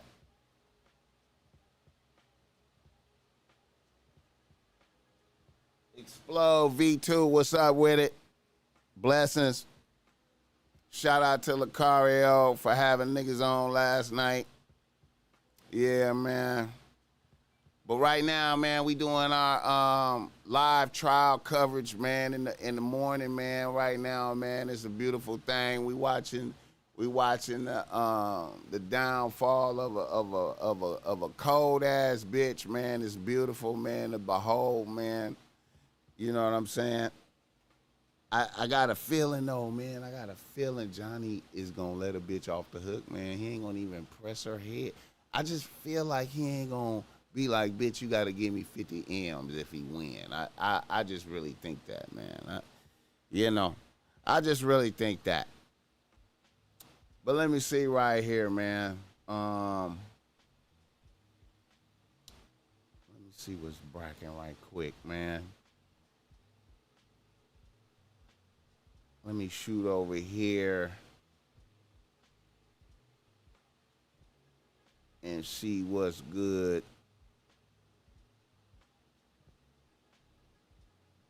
In the atmosphere right here, you know what I mean?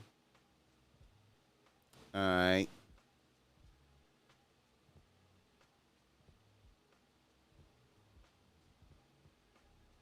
Okay, man.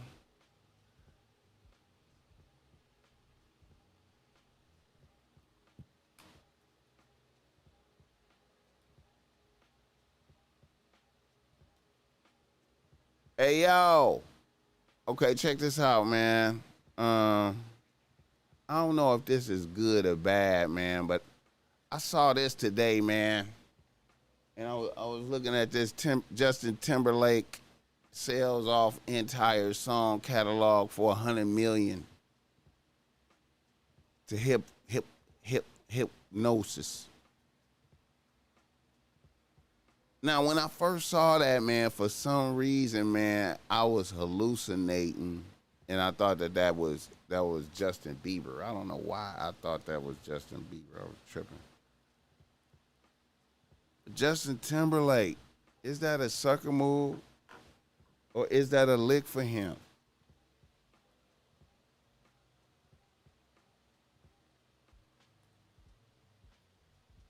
Better than that.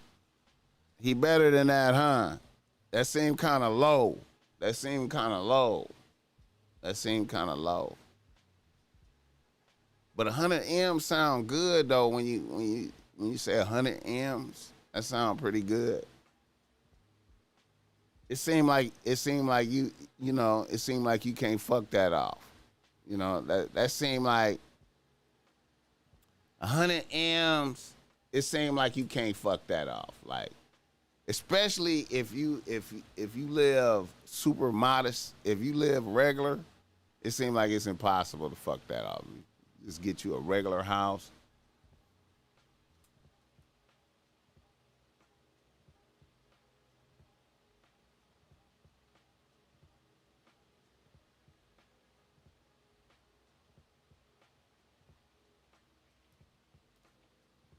I don't know, Miles, man. Hey, man,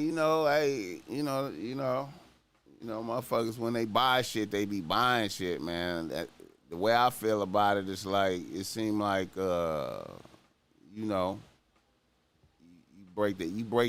spend that type of money, it's my shit. You know what I'm saying? That's the whole point. That's the whole purpose.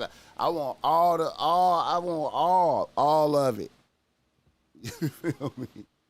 I want all of that. You feel me? If I'm hypnosis, yeah, I need all of that, man. I can't even think of a Justin. I can't even think of. Shout out to Justin Bieber, though.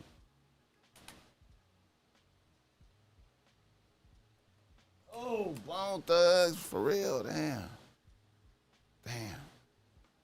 I guess they might as well, man. You know what I'm saying?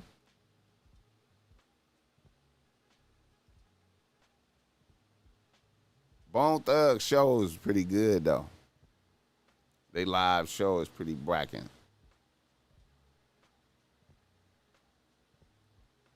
It's been a minute since I've been in one, but you know what I'm saying?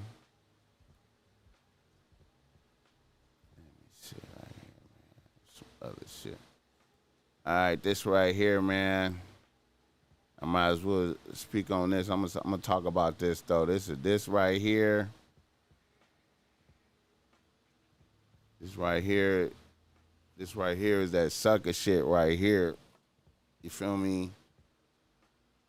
See, this right here is that sucker shit right here. This is. See.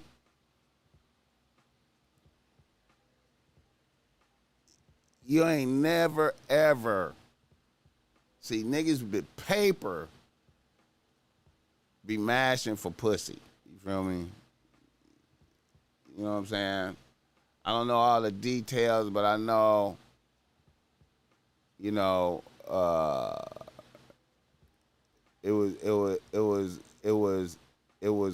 agreements. I think it was a financial agreement for the pussy, and I think he reneged on the financial agreement. I thought I heard some shit like that. And to me, that any financial agreement for some pussy is even if it's flim flamming, even if you was flim flamming from the gate, even talking like that is sucker shit to me. Like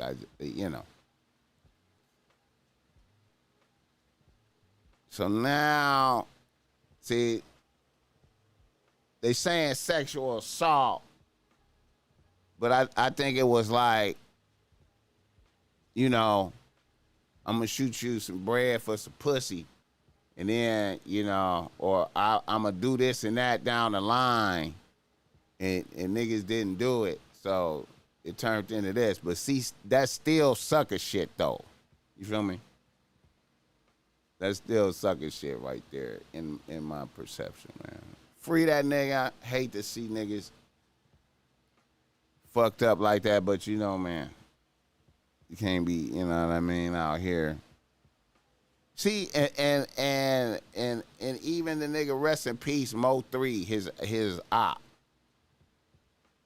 Niggas is in the enemy, in enemy hood. In they enemy hood, fucking bitches on purpose to humiliate some shit. Should be around pussy, man. Down, you know what I'm saying?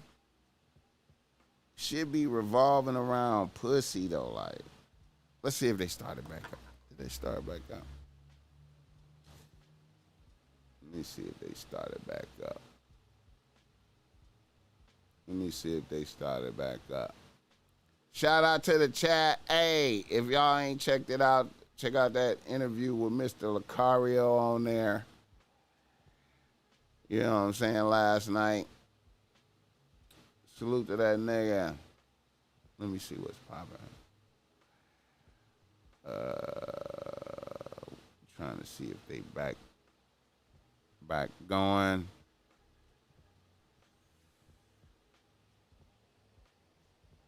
Yeah, man. I ain't back going. Trying to get used to this live streaming shit, man, you know. Trying to get up to speed, you know.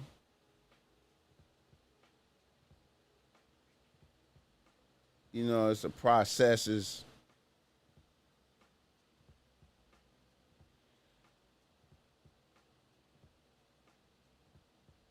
Then, I don't know, man. This nigga right here, man. Pull out game. Yeah, man. I know y'all heard about this shit right here, though. I don't know what's the purpose of this shit right here, though. Like, this nigga with the 30 kids. Y'all heard about the 30 kids? The nigga?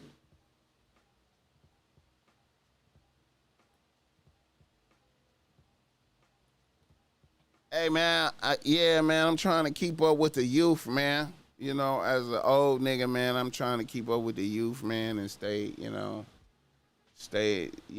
up the game, man, and get better at this live streaming shit, man. I've been had been live streaming, man. I don't know what the fuck, man. You know what I'm saying?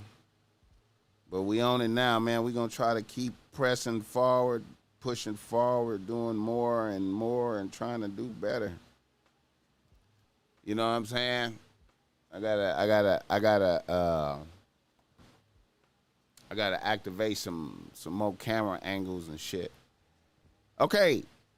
Father of 30 kids goes off on everyone who's talking about him having a lot of kids. Ain't nothing wrong with 30 kids. You feel me? I don't think ain't nothing wrong with that, man. Especially if you got the money, bread to take care of them and shit. Let's see what he says. Game, mate. Pull out game, man. I just don't pull out, bitch. For you motherfuckers that want to know, I don't pull out. It ain't weak, motherfucker. I don't pull out. Fuck you mean, weak, motherfucker? Instead of talking about my motherfucking kids, you niggas got 3 or 4 and don't do a motherfucking thing. Ain't shit weak over here. My pockets ain't weak and my dick soul ain't weak, bitch ass nigga. You pussy ass nigga sitting there talking. Ain't got a motherfucking dollar in your pocket. Ain't got a dollar in your motherfucking pocket. Ain't got a dollar in your motherfucking pocket. But you want to talk that shit. I'm still that nigga with 30. I'm still that nigga with 30. I'm still that nigga with 30. Fuck you mean, bitch. I'm still that nigga. When you get like me, then you gonna fuck with me, bitch. Okay. That's all I got to say, nigga. Hey, man, that's you niggas will never be me. It's okay to have Quit 30 trying kids. to run behind because you fuck the same bitch I fuck with that don't make you me. It would never make you me. Pull out game, mate. Pull out game, man. Don't pull out, bitch. Hey. For you motherfuckers that want to know, I don't pull out. If everybody eating and got clean clothes, it's all right, I guess. You feel me? They got a place to live. Instead of talking about my motherfucking kids, you niggas got 3 or 4 and don't do a motherfucking thing. He mad, though, like. He really mad, though, like.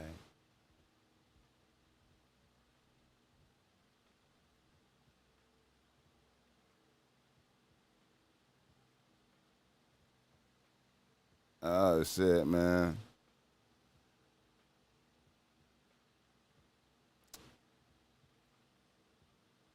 Y'all see this right here, though, like.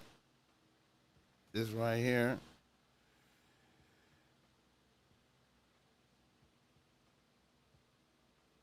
Damn. I don't know about that. That Eminem joint, man.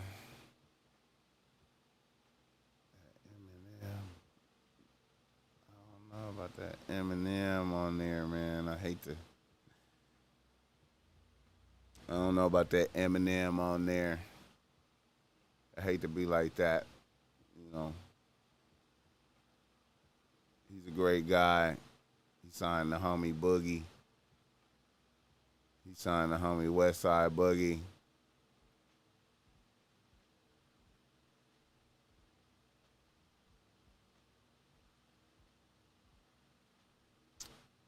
Yeah, man.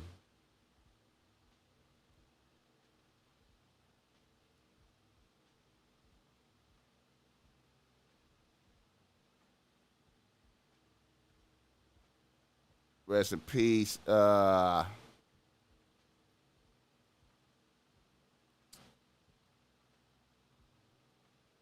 in peace, Big Ray. You understand me? Rest in peace, Ray Liotta. You know what I'm saying? You know, he blessed us. You know, he blessed us. He blessed us in a lot of, you know what I mean? You know, Goodfellas. You know what I'm talking about?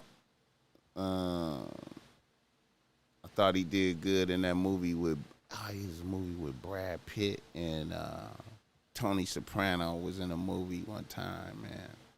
It was Brad Pitt, Tony Soprano, and Ray Liotta was in that movie. That was good. That was like the last dope movie I seen him in. Wait, yeah, that was the last dope movie I seen him in. I can't remember the name of that movie though.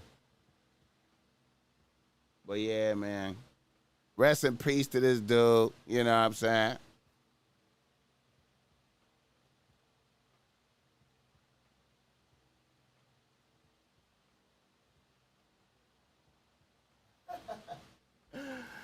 Yeah.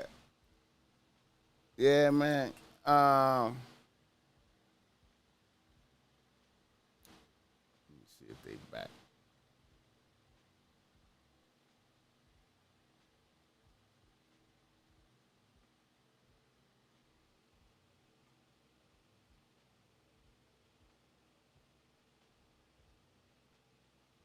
Let me see if these motherfuckers back.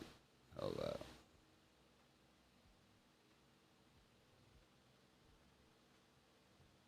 Ready for Granny to get up there and close it out.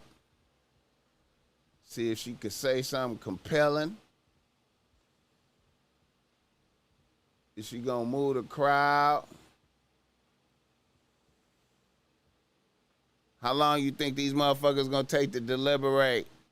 They're gonna be ready on Tuesday morning. They're gonna be like, we ready, man. I already know. They're gonna be like, we ready, man. Fuck that. Fuck this bet.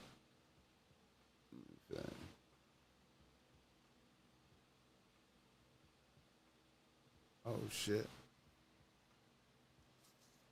Headphones out.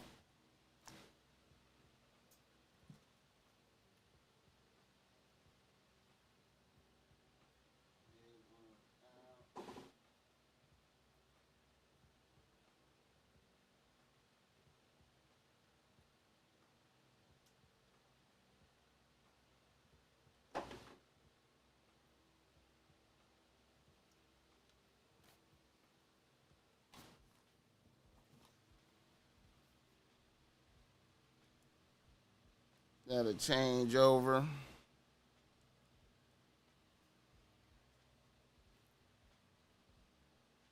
Mic check. Yeah, we got to change over. Always have them ready to go. I know where the Pac and the Biggie at, but they said that's 2000 to 2010. You know what I'm saying? Let me see.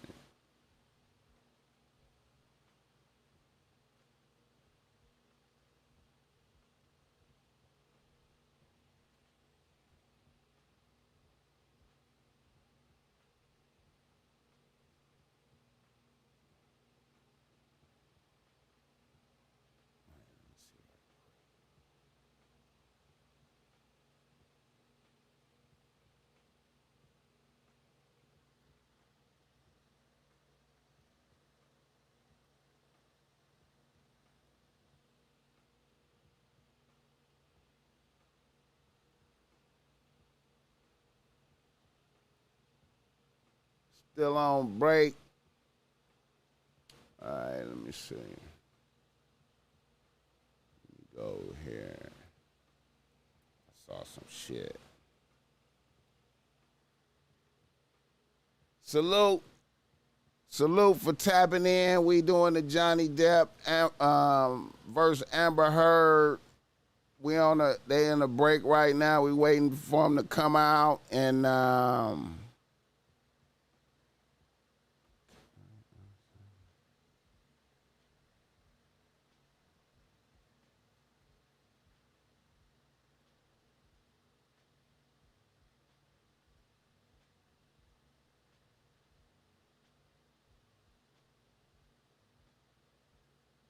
Damn, Kalani like bitches. I forgot Kalani like bitches like that.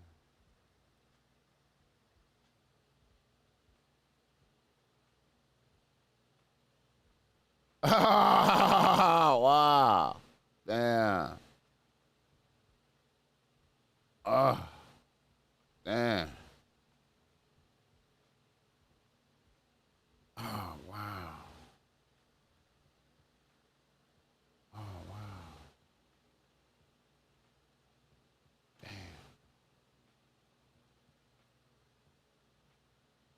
Oh, let's see what this say. Let's see what this bitch say right here, this shit.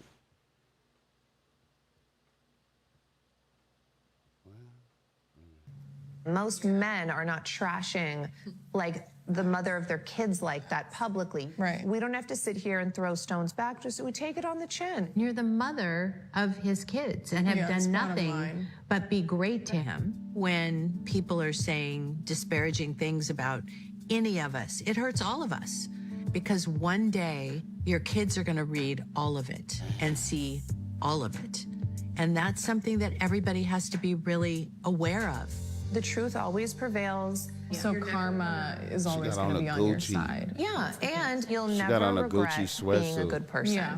You never stoop to other I will people's never level. stoop. I think that I will never stop being me. Like, all I can do is control how I react to something. I can't control What other people do. how he treats me, Yeah. you know, or how he's always treated you guys. I do recognize the impact that my relationship has had on my Look at family. Travis And I over never there. had the opportunity to just say, I'm sorry, guys. And I protected that for so long, but I said, I will never let that happen to you guys again. And like,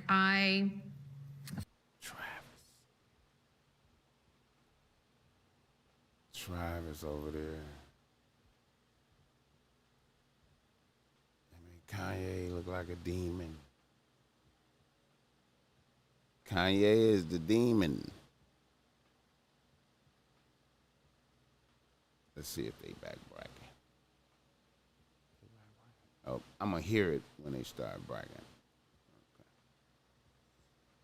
Shout out Amber Heard, Johnny Depp trial. We on break right now.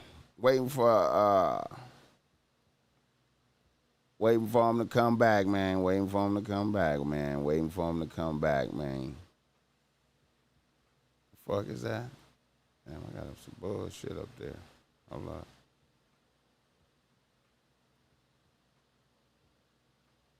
Oh, that's the 30. Man, I was looking for some shit. Wait a minute. I was looking for some shit, man. I was looking for some shit.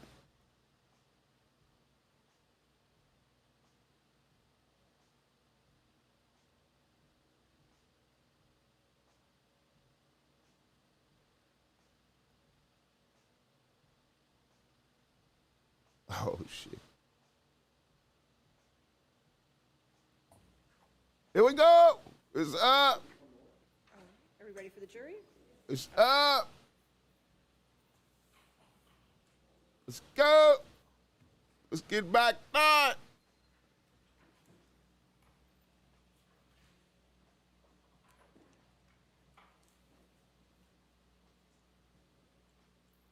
Johnny gonna say, I need that 50.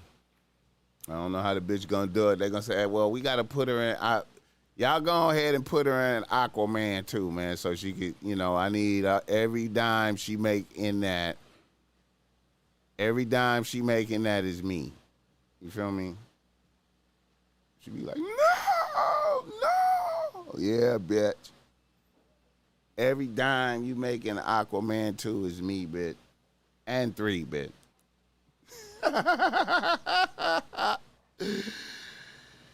Yeah, bitch. I'll tell you what, bitch. I'm gonna get you a little condo and a car, and all the rest of your money is mine. Mr. Rottenberg? Okay, thank you.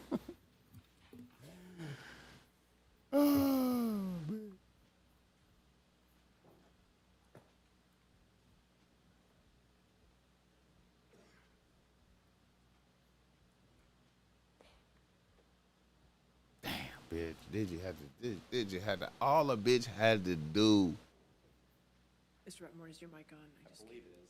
Oh, there we go. was shut the fuck up, get the divorce good to go, That Mr. Depp has carried his burden of proof, and shut the fuck up. proving that he was never abusive to Amber on even one occasion. Think about the message that Mr. Depp and his attorneys are sending to Amber, and by extension to every Dude lost victim already. He lost. everywhere. He lost. If you didn't take pictures, it didn't happen. If you did take pictures, they're fake. If you didn't tell your friends, you're lying. And if you did tell your friends, they're part of the hoax. If you didn't seek medical treatment, you weren't injured. If you did seek medical treatment, you're crazy. If you do everything that you can to help your spouse, the person that you love, rid himself of the crushing drug and alcohol abuse that spins him into an abusive, rage-filled monster, you're a nag. And if you finally decide that enough is enough, How do you defend a bitch you know ain't shit though? He know she ain't shit though. He know it. He know she ain't shit, and he defended. that is the message that Mr. Depp is asking you to say. But he doesn't stop there, because in Mr. Depp's world, you don't leave Mr. Depp. And if you do, he will start a campaign of global humiliation against you, a smear campaign that lasts to this very day. He will do everything he can to destroy your life. I think you losing, bro. You losing, man. That is what they're saying, ladies and gentlemen. And that's what they're trying to get you, the jury, to be an accomplice to. But it's not surprising, because Mr. Depp cannot and will not take responsibility for his own actions. It's always someone else's fault. Just as Ms. Vasquez did, and Mr. Chu did, I would like to extend my thanks to you on behalf of Amber and our whole legal That's team it? for the care and the diligence That's with which you have served as jurors in this matter. You've paid attention to every witness, every piece of evidence, and I can't even imagine the sacrifice that you've made That can't be it. your friends, your family, your job. To do this. It's a very important role. Oh my God. Thank you very much. What? Let's pick up where we started 6 Okay. weeks ago. I was about to say. You may remember that I asked you to keep a simple question in mind, which is, why are you here?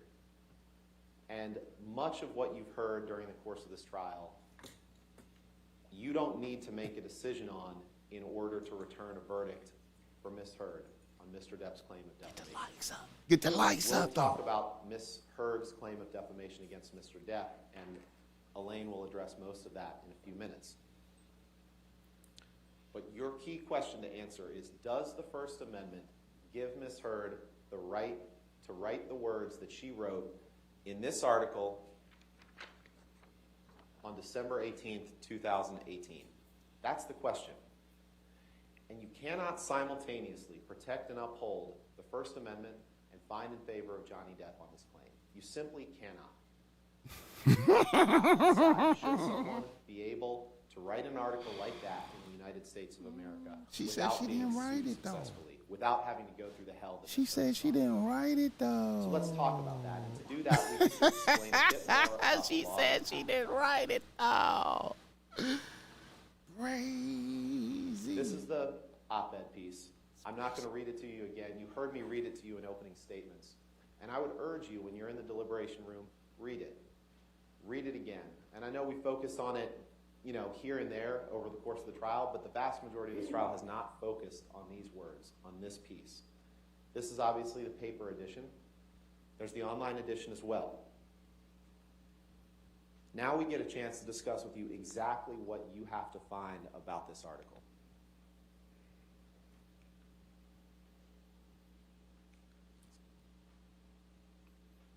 Let's try this again. This is one of the jury instructions that you'll get. And I've been so looking forward to being able to actually explain to you, as the judge read all the instructions to you this morning, and I know it was a lot, but we've been looking forward to being able to explain to you what you're here to decide. because I imagine for some of the case, it's been kind of unclear. What are you being asked to decide? These are the things that you have to find, and you have to answer yes. As Mr. Chu said, you have to answer yes to all of them in order to find in favor of Mr. Depp. So you have to find that the statement was about Mr. Depp, and you can decide that in the context of the article. And I'll get to the arguments that Mr. Depp raises on that in a minute. You also have to find that the statement is false. And we're going to look at the statements here. We're going to look at each of the three statements. And in order to win his claim, Mr. Depp has to prove every single element. And there's a concept in the jury instructions that you really didn't hear from Mr. Depp's side this morning, but you've all heard it, I'm sure, outside the courtroom, which is burden of proof. It is Mr. Depp's burden to prove each and every one of these elements. If he cannot, Ms. Heard wins.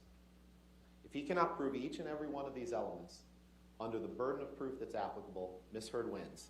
And there's two different burdens of proof that we'll get to. For all of them except number 7, the burden of proof is greater weight of the evidence. So you weigh the evidence and you decide, has Mr. Depp proven to you the first 6 elements? The 7th one, for actual malice, the clear and convincing evidence standard, we'll get to in a few minutes. But this is what he has to prove. And he cannot do that.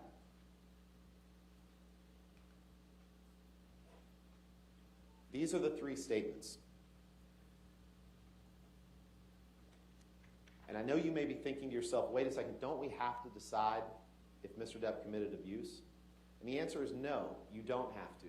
Because these 3 statements, you can decide as a matter of law, or as a matter of fact, as you weigh the evidence and the fact that they're true. So the first 2 statements I'm going to address together. Then, 2 years ago, I became a public figure representing domestic abuse, and I felt the full force of our culture's wrath for women who speak out.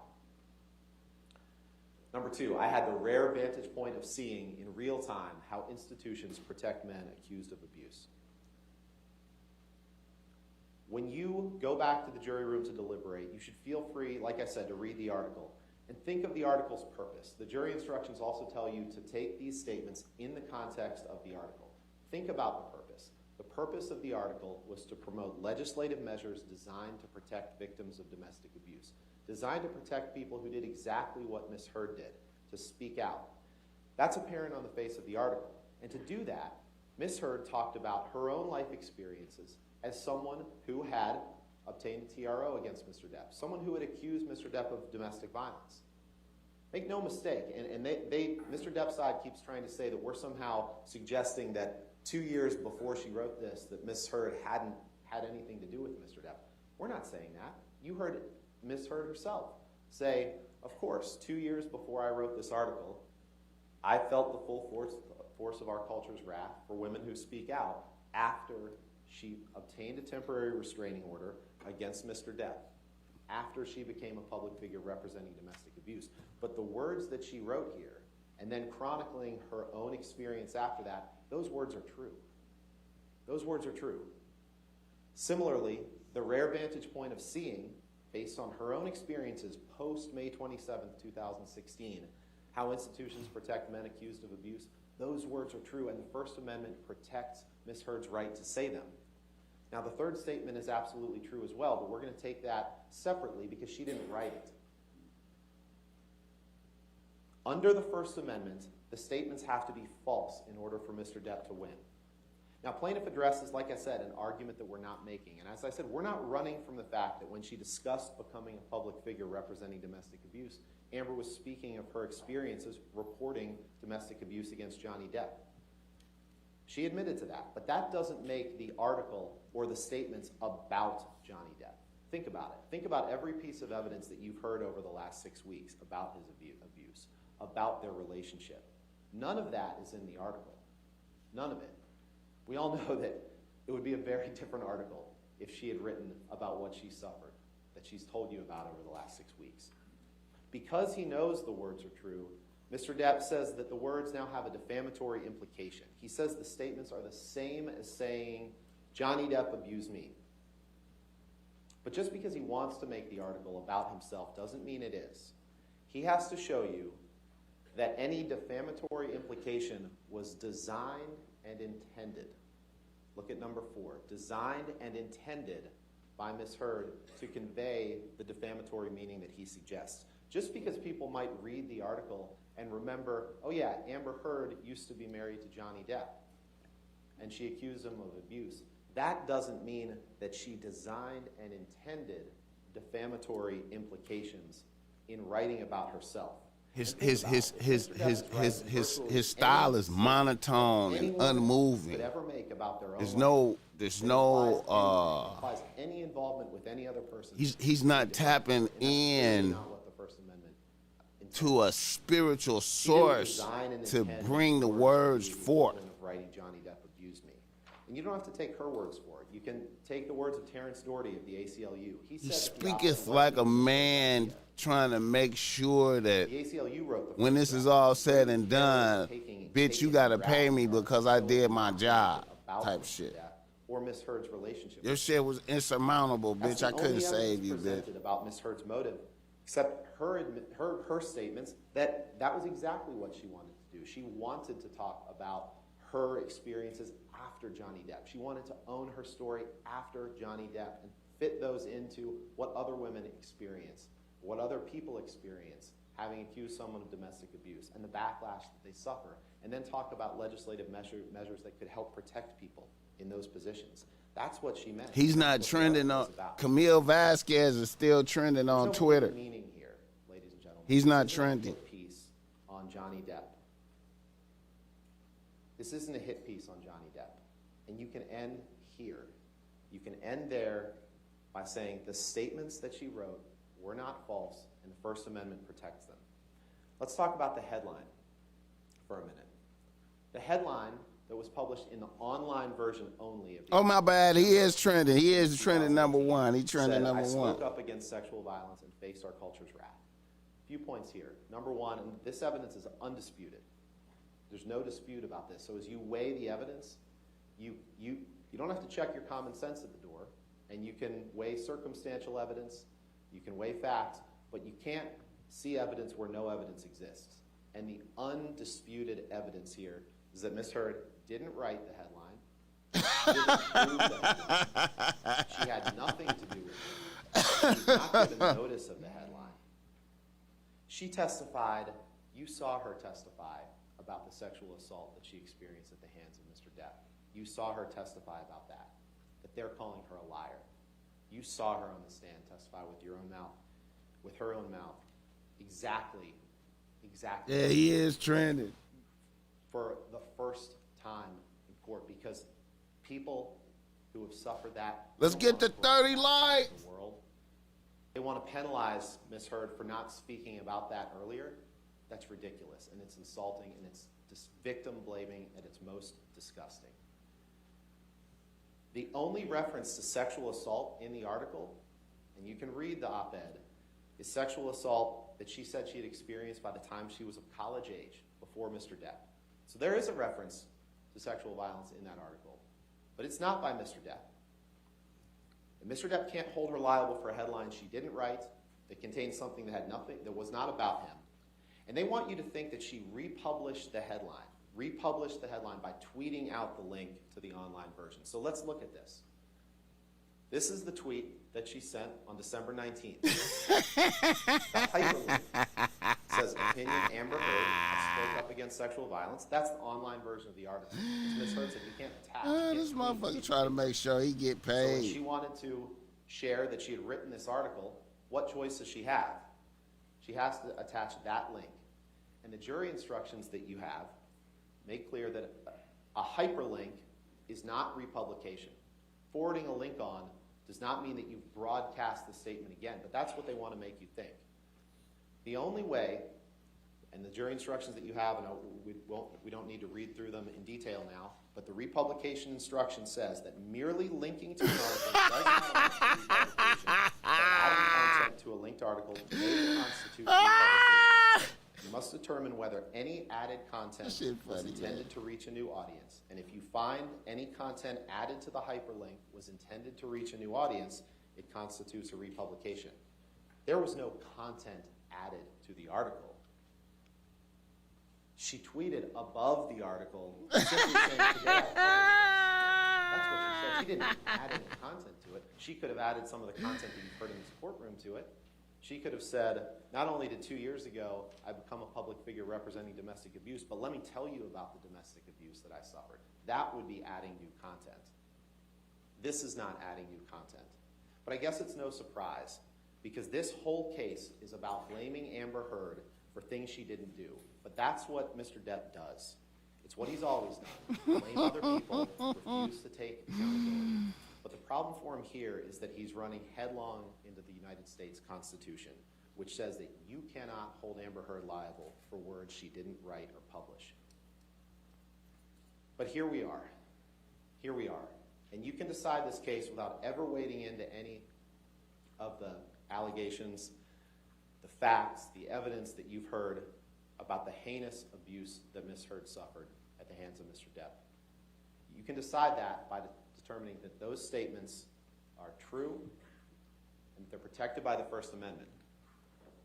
But Mr. Depp brought this case, and he's suggesting that he was never abusive to Ms. Heard. So if that's where you want to make your decision, that's where the road ends for Mr. Depp. Ladies and gentlemen, let me be very clear. If Amber was abused by Mr. Depp even one time, then she wins. One time. And we're not just talking about physical abuse. We're talking about emotional abuse, psychological abuse. She shit on the bed, though. What about that? Sexual abuse. What about when she shit on the bed? Let's look at the evidence. You heard Mr. Depp define abuse from his own mouth. He admitted all of that when he talked about his childhood. As they reference, his mother called him one-eye because he had a lazy eye. Then he turned into Jack Sparrow the pirate. And being called one-eye by his mother was worse than the beatings that he took. And after the she was doing prophecy. Seen, nobody realized. You to think to yourself, nobody being realized. Called one-eye worse than what he did to Miss Heard? Absolutely not. You'll remember his expert, Shannon Curry, agreed with all that abuse can take many forms. And you'll remember that Don Hughes, Miss Heard's expert, talked about the reports of intimate partner violence by Miss Heard, characterized by physical violence, psychological aggression, sexual violence, coercive control, and surveillance behaviors. She tested Ms. Surveillance She said behaviors. That the test showed that there's a high degree surveillance of behaviors. behaviors. I'm using that. Surveillance behaviors. And that impression by reviewing I'm using that medical shit. records of Ms. Heard. She talked about the role of coercive control that Mr. Depp exercised over Ms. Heard. The effect of coercive control, she said, was drastic. Oh, shit. Things such as possessive jealousy, the imbalance of power, not only in physical stature and physical size, but in where they were in their life and their career. By intimidation. She said writing obscene messages to your partner can absolutely be intimidating behavior. DC Bolden in the building. Reviewing the evidence, banging and throwing and hitting things in the household. That's psychological aggression. Punching a wall, throwing something, screaming, that is abuse. That's abuse, ladies and gentlemen. She said alcohol can just throw lighter fluid off a flame in a situation of domestic violence. All of these things constitute the domestic violence that Ms. Heard suffered at the hands of Mr. Depp. And he's trying to get you, to fool you, to believing that he's carried his burden of proof that never a single time in their relationship was he in any way, physically or non-physically, abusive to Ms. Heard. And that's ridiculous. That's ridiculous. So let's look at some of that evidence. And like I said, you can apply your own common sense. You don't need to check that at the door when you go into the deliberation room. I'm going to walk you through the evidence, some of the evidence that's been presented, including evidence from Mr. Depp's own mouth, his own words, or the words of his witnesses. Keep in mind the burden of proof. And as we go through this evidence, I'd ask you... I don't know, man. That bitch got her Aquaman hairstyle. She looked... Oh. It's not about whether you think Ms. Heard may have been abusive to Mr. Depp. It's not. Because remember, if you think that they were both abusive to each other, and that's what their witness Laurel Anderson testified to, then Amber wins. They're trying to trick you into thinking that Amber has to be perfect in order to win. even while they're ignoring Mr. Depp's many flaws. But don't fall for that trick. Amber's not perfect. None of us are. She's never pretended to be, and that's not what you're being asked to decide. One time, ladies and gentlemen, one time. If he abused her one time, Amber wins. If he fails to prove that he never abused her, Amber wins. So let's take a look at some of the evidence. This was one of the first messages shown to Mr. Depp in his cross-examination. This is a message to Paul Bettany, his drug buddy, early on in their relationship, when he says, "Let's burn Amber. Let's drown her before we burn her. I will fuck her burnt corpse afterwards to make sure she is dead." Some of the most vile, disgusting language that you could ever imagine. That is what he said to her at the beginning of the relationship. So let's look at how the relationship was bookended. You remembered Mr. Depp the other day in response to some text that we'll see later saying, "I don't write like that." This is a bookend of the relationship. This is after it was over. I asked Mr. Depp to read that top text. You'll remember that was the only thing I asked him to read, and he immediately said, "I didn't write that text," even though, of course he did. Even though he wrote the text under it that said, "Hopefully that cunt's rotting corpse is decomposing in the fucking trunk of a Honda Civic." That's how he bookended their relationship. Ladies and gentlemen, these words are a window into the heart and mind of America's favorite pirate. This is the real Johnny Depp. This is the real Johnny Depp after Miss Heard decided that she couldn't take it anymore, decided that she needed to leave him. And I'm not going to reread this whole text to you. But this is where he says she's begging for global humiliation, and she's going to get it.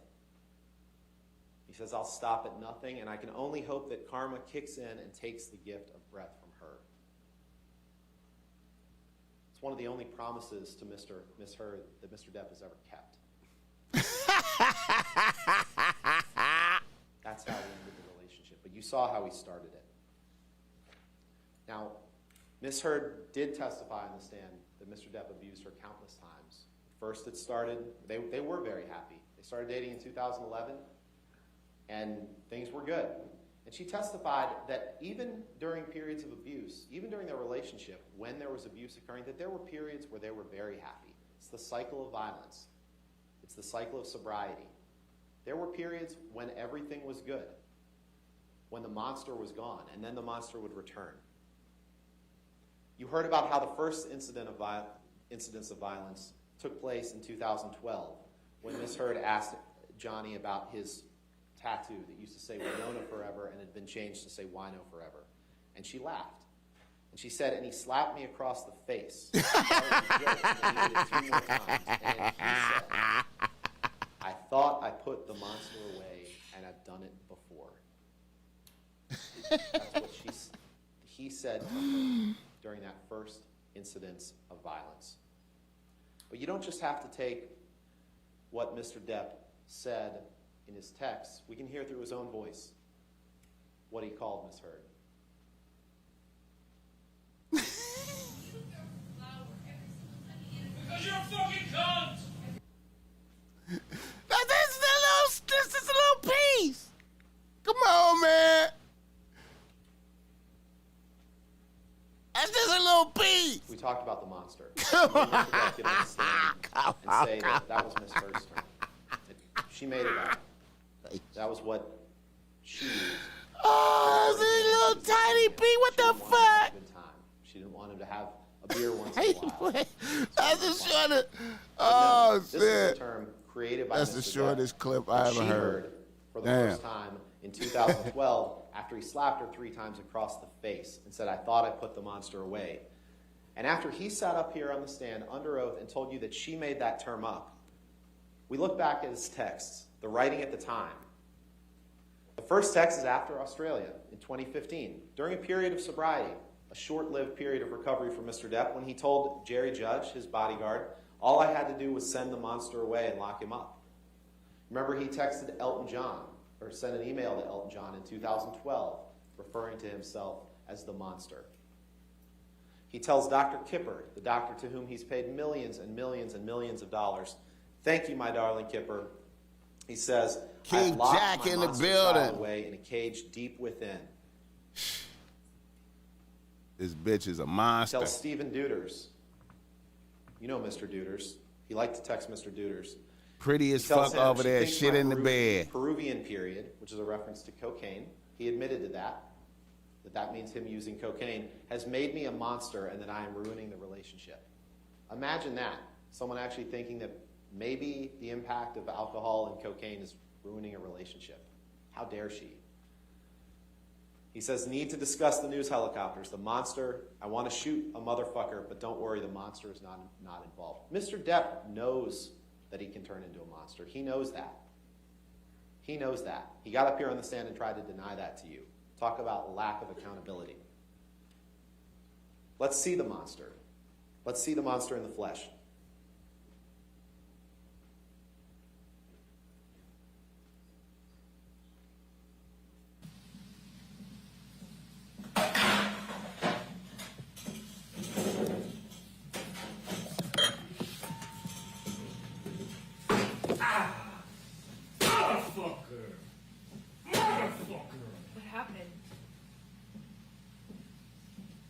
This bitch scandalous than a motherfucker, the way the bitch set up the video. What happened?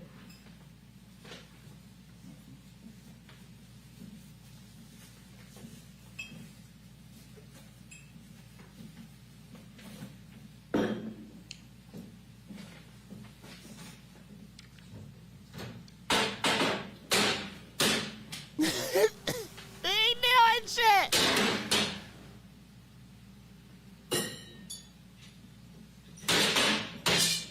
Nothing happened this morning, you know that? Were you in here? No. So then nothing happened to you.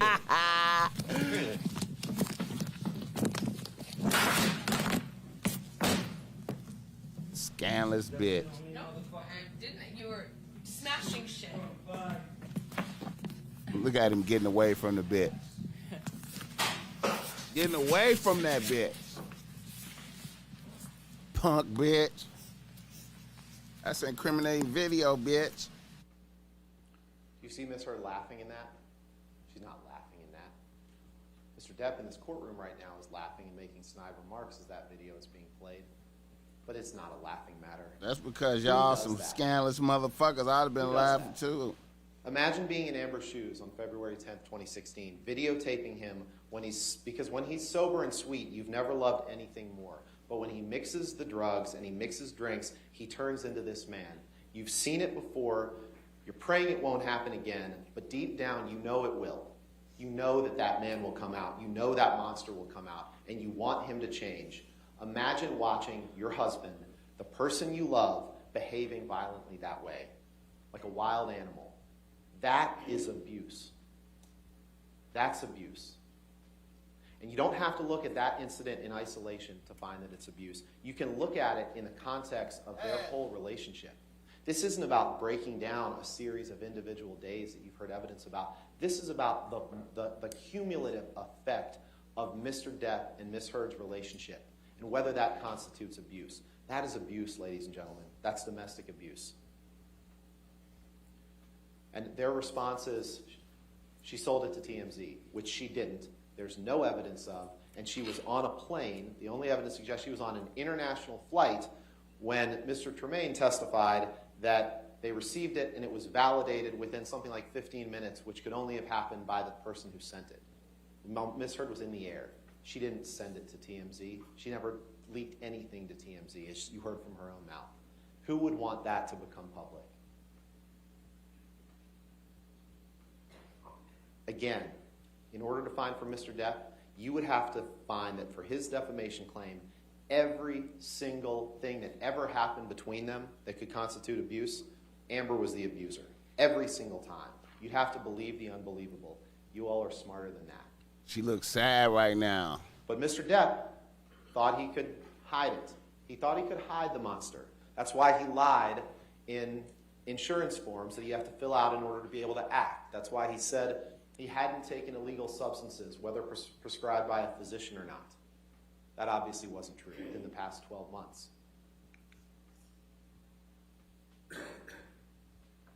keep talking about Mr. Depp's role as a father. This is what he sent, a text that he sent DX207. Now Lily Rose, his daughter, hates me because she thinks I'm drinking, and she's right, but I can't admit, or I fucking die in her eyes. Thanks for that one, Vanessa.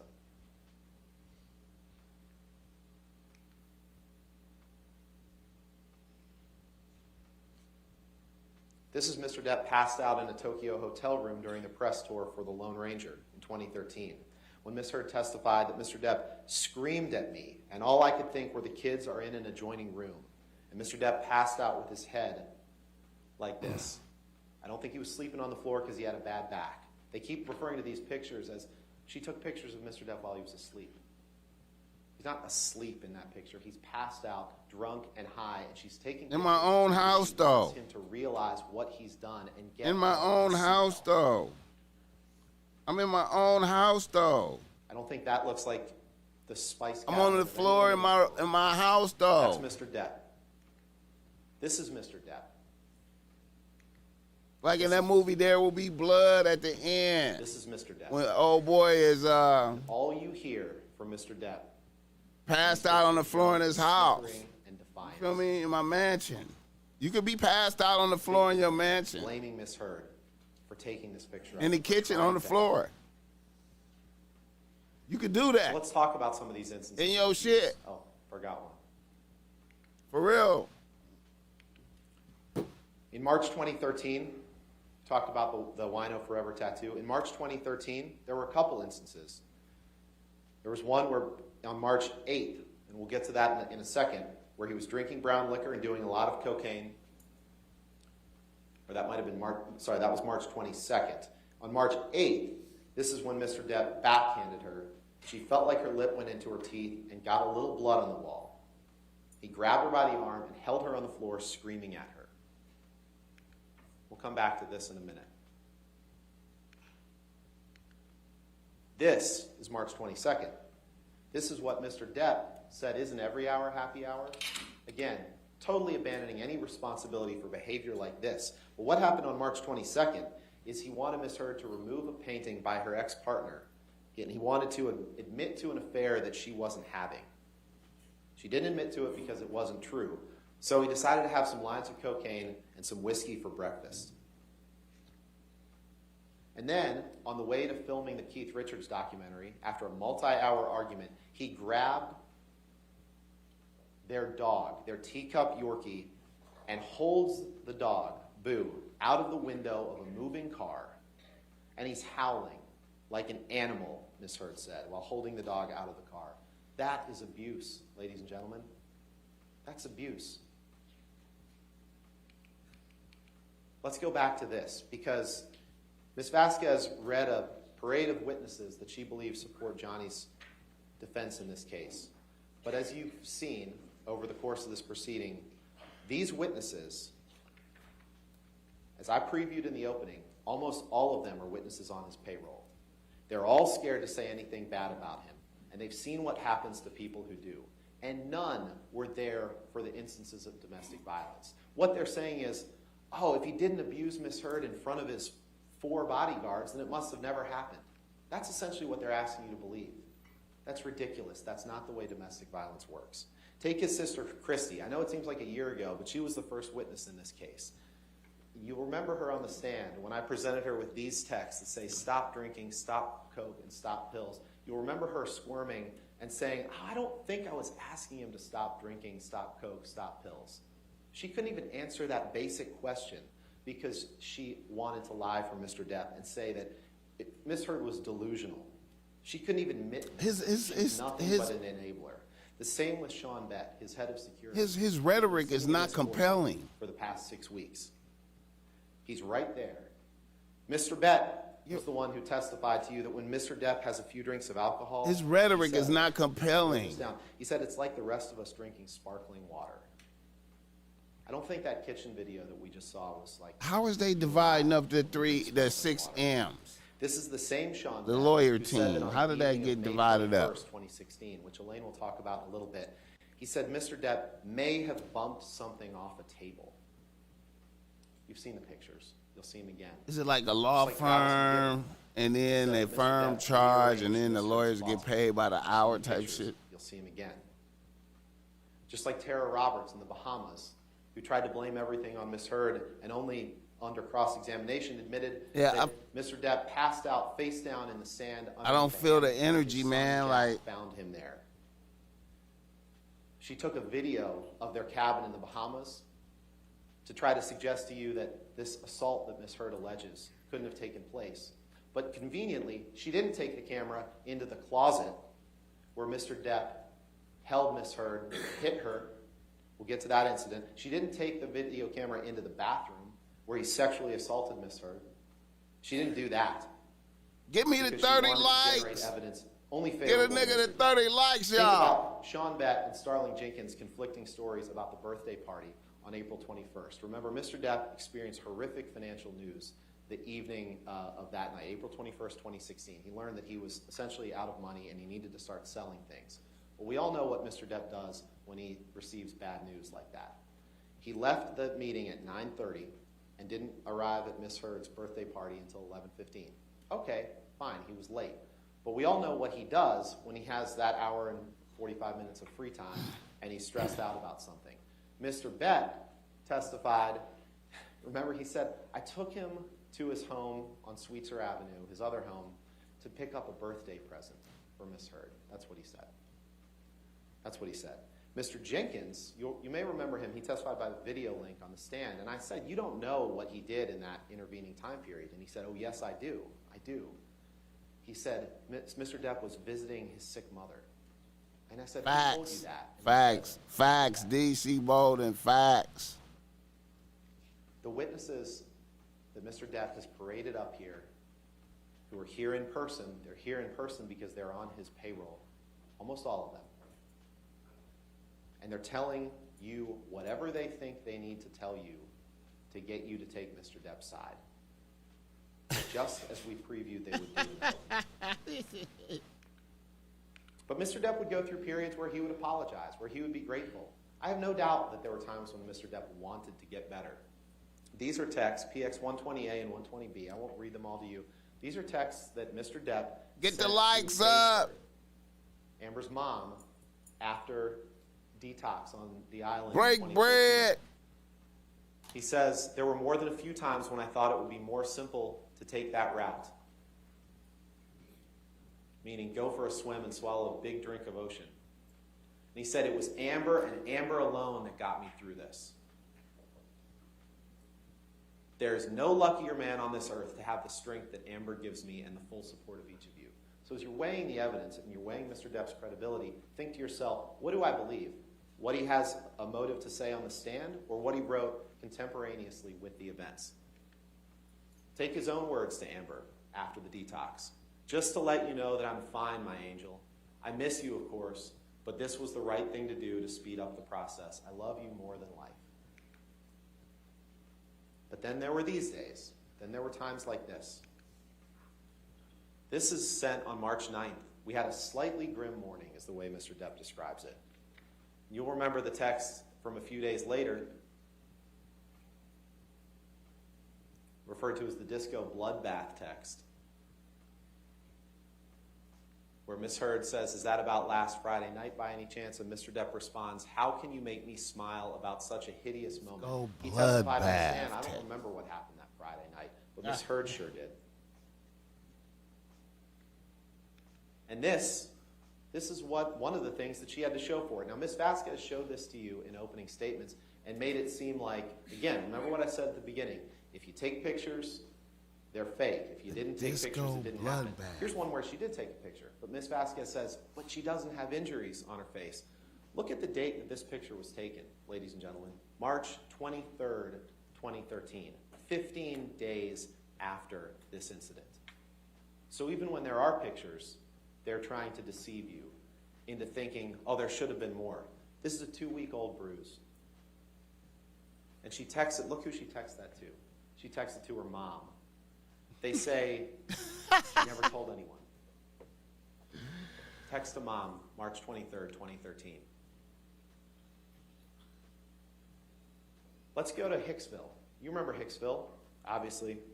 There's been a little bit of discussion about that in this case. This is where Mr. Depp got jealous that a woman named Kelly Sue was sitting close to Miss Heard and maybe had her arm around her at a campfire. And everyone was having a good time. There were some mushrooms involved. There was some drinking. And Mr. Depp got jealous of that. Now, he claims that Miss Heard is the abuser, that she's so much stronger than he is. But then he testified that the evidence shows that in Hicksville, he was the one who said he was just trying to protect Amber. Well, who says, why would she need protection if she's the abuser? And he went and he took Kelly Sue's hand, forcibly removed it from Miss Heard, embarrassing Miss Heard, ruining the mood of the whole night. So they went and they got into an argument in the trailer in which not only did he trash the trailer, but he took her into the bathroom. He slammed her up against the side wall of the bedroom by her neck, holds her there, that was the next one. In Hicksville, he took her into the bathroom of the trailer and did what he called a cavity search, where he inserted his fingers inside of her and sexually assaulted her, then trashed the trailer. And you heard this Morgan Knight person who testified a few days ago who said it was $62 of damage. You also heard evidence that the way he got involved in this trial was by reaching out to one of the main Johnny Depp fan influencers on social media. And you saw that text. That's how he injected himself into this trial. There was way more than $62 of damage. You heard testimony from Rocky Pennington, Whitney Enriquez, and Amber about him trashing the trailer. And is that really a surprise? The man's admitted that he smashes things when he gets angry. The man's admitted that he's smashed hotel rooms. You saw the quote that he admitted to the other day, that when he wants to hit something, he's going to hit it, and he doesn't care about the repercussions. Camille is rejoicing on the inside because she knows she served him. Hicksville was late May 2013. This is another text to drug buddy Bettany, where he says, I, of course, pounded and displayed ugly colors to Amber on recent. Camille is looking at him, ranking herself and not so as a lawyer. She's going, I'm better than dude right here. Weed, I'm pills, straight out fun. better than this motherfucker. Booze, my capacity is too large, and I won't stop. Ugly and sad. Oh, how I love it. That's in the There appears to courtroom? be an Amber Alert, but I think we're okay. Amber People are Alert getting it, on- I guess, on their phones that haven't silenced that. Okay, Your Honor. Okay. Can I keep going? Yes. Thank you. They doxed the court. They doxed the court. So that's Did they that's dox after the Hicksville. court? This is what I was getting to next. This, remember, They just had an Amber Alerts. Amber Alerts just went. Amber Alerts is going off in the court.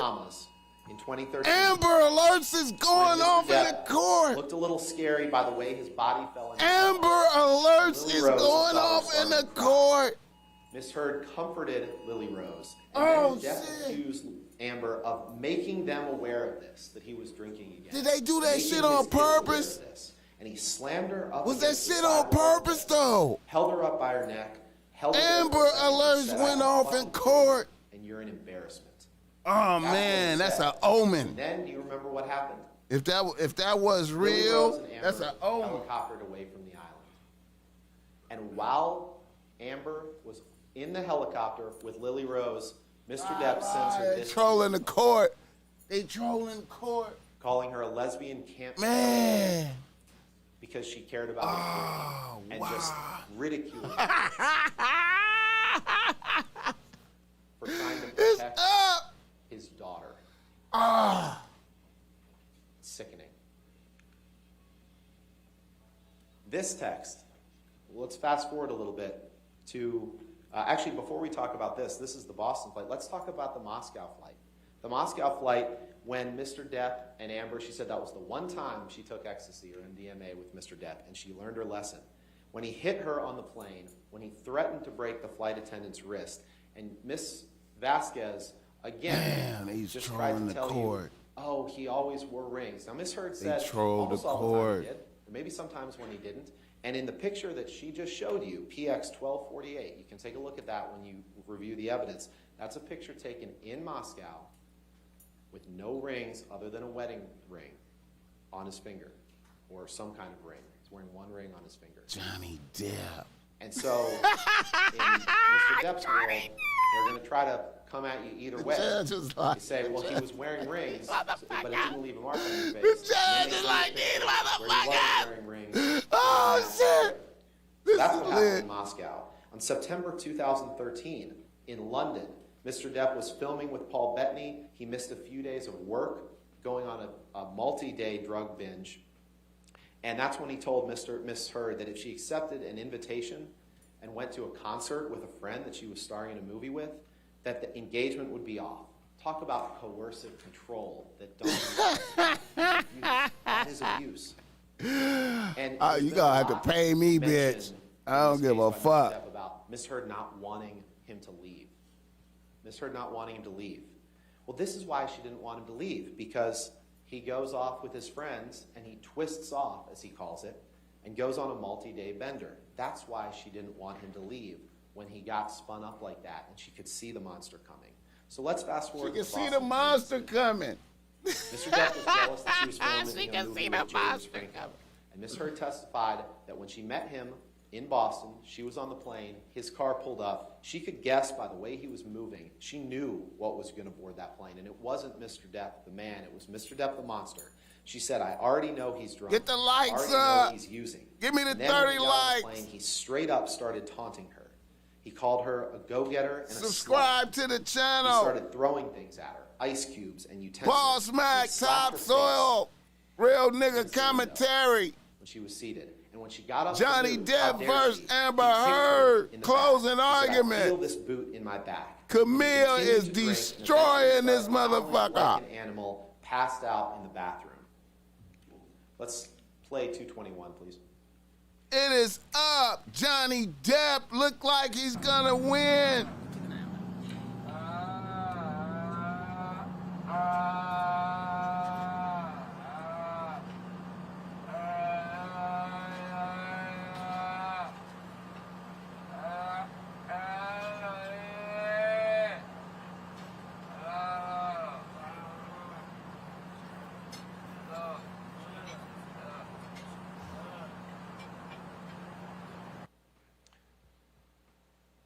That's Mr. Depp on the plane, but he expects you to believe him that he didn't have anything to drink on that plane except for maybe one thing of champagne. Come on, man. That's what he expects you to believe. That's not good enough right there, bro. That's not good enough. Blackouts where he doesn't remember what happened. Come on, man. That's not good enough. Your clips ain't good enough, man. Where he doesn't remember what's happened. As you're weighing the evidence, His clips ain't good enough. Get the likes up, y'all. Think to yourself, do you believe His clips ain't good enough. on the plane, or do you believe that person's account that you just heard? But actually, you can look at his account from a few days later, May 30th, in which he told, again, Paul Bettany, he said, drank all night before I picked Amber up to fly to L.A. No food for days, powders, half a bottle of whiskey, Yeah. Red Bulls and vodkas. That's what I 2 did. bottles of champagne. Yeah. And what do you get? An angry aggro engine in a fucking blackout. Hey, man, that's Screaming right. obscenities and insulting any Get the fucking likes guy. up. I'm done. I'm admittedly too fucked in the head to spray my rage at the one I love. For little reason as well, I'm too old to be that guy. Johnny Until Depp. now. And he expects you to believe that he's carried his burden of proof in showing that no abuse happened on that. All the Johnny Depp text is worth money. have to look at Everything just he write is worth money, man. I'm telling look at his y'all, text man. to Patty Johnny Smith. Depp, nigga.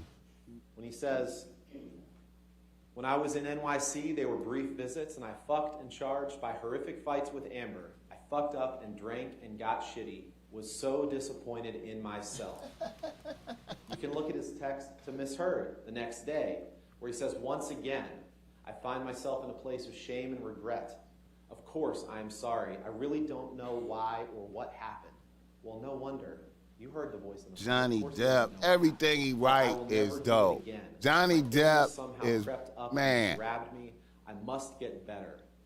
I love you and feel so bad for letting you down. And what his response has been throughout this trial to things like that is blaming Amber, saying he's just placating her. Is that carrying his burden of proof and showing that abuse hasn't happened even a single time?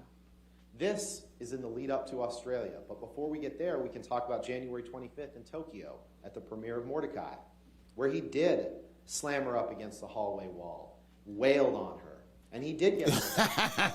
What did they say? Look at her backless dress. She doesn't have any bruises. She testified herself that she was checking out pictures because she was concerned that there were. So now their theory is if there's no marks, it didn't happen. We all know that's not the case. We do? We do? February 2015, this is when they got married. The day they got married, you heard the testimony from Io Tillett Wright that where Mr. Depp told him, I can now punch her anytime I want and no one can do anything about it. He'll say it's a joke he made on his wedding day. Then we fast forward to Australia, where Miss Heard is flying from London, where she's filming The Danish Girl, to see her new husband for the first time since their wedding. And these are excerpts from DX353, all but the bottom right one, are in the days leading up to this, where he's on a drug-fueled bender. He's hanging out with Marilyn Manson. He's getting drugs from his assistants, who are enablers. Again, there's a reason you didn't hear them testify in this trial. They're getting him drugs for days and days. And then the one on the bottom right, you'll remember, you've seen a couple times. This is after he chopped his finger off, when he says, need more cocaine and ecstasy.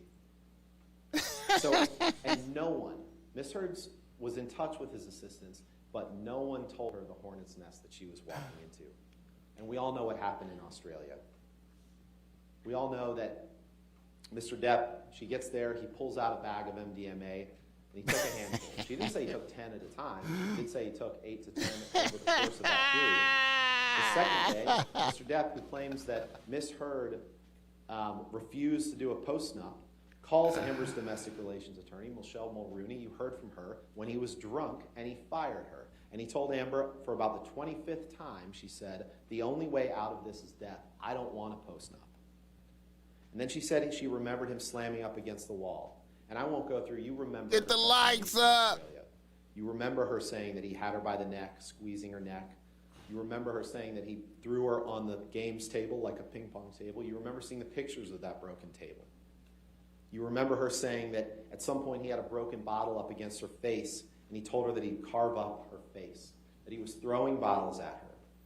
He's throwing bottles one after another, and I could feel glass breaking behind me, and you've seen the evidence of that. And he was just over and over again smashing the phone into the wall, screaming at me as she watched it break into pieces. Now, she doesn't know how he lost his finger. She said that and you heard his testimony from the UK, which was different from what he testified here, where he said he did. She don't know, huh? And then they tried to put that and suggest that that was it. Yeah. It's deception. They're trying to deceive you. And then you heard Ms. Heard testify that the next morning she found meat that he had left all over the house. But not before what happened before she went to bed that night. Where Ms. Heard testified, and I remember trying to get up, and I was slipping on the glass. I was wanting to move. I felt this pressure in my pubic bone. I remember just not wanting to move because I didn't know if it was broken. I didn't know if the bottle that he had inside me was broken. This is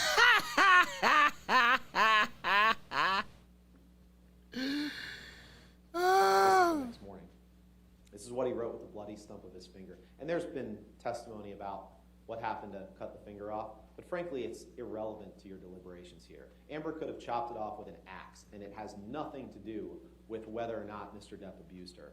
But we all know she didn't. We all know that his fingers weren't curled, and someone was standing with a half-gallon vodka bottle from about where that canopy is, and threw it, and it somehow managed to damage just the bottom of the finger and leave the nail fully intact. We all know that didn't happen. Mr. Depp knows it didn't happen. We'll see some evidence of that. But here, he writes about her ambitions, starring Billy Bob and Easy Amber, who talked about controlling jealousy, talked about him not wanting her to act. Dawn Hughes testified how that is a form of intimate partner abuse. Here he's writing on the mirror again, and they try to blame her and say that she wrote Call Carly Simon. She didn't write that. Who was the lunatic in the house? Who was writing everywhere?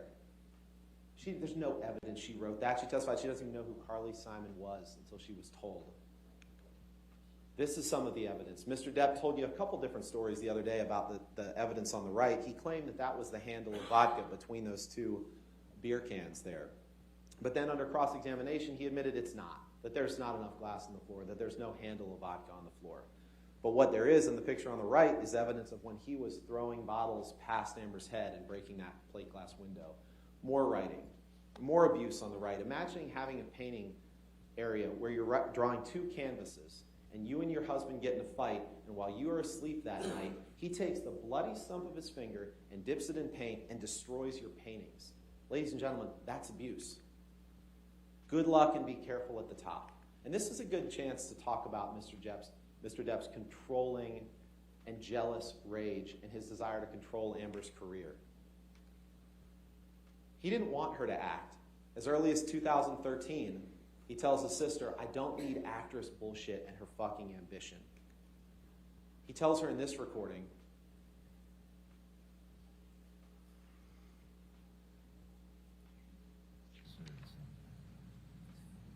If you look at the bigger picture, I what is become irrational when you're doing movies. I become jealous and fucking crazy and weird. And, you know, we fight a lot more.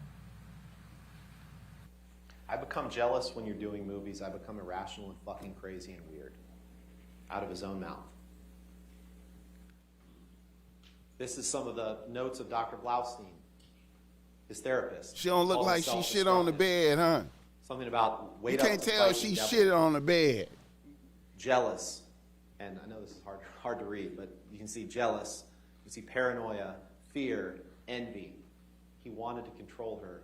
He wanted to own her. He didn't want her to have any career. And then he says things like, "I have other uses for your throat, which do not include injury."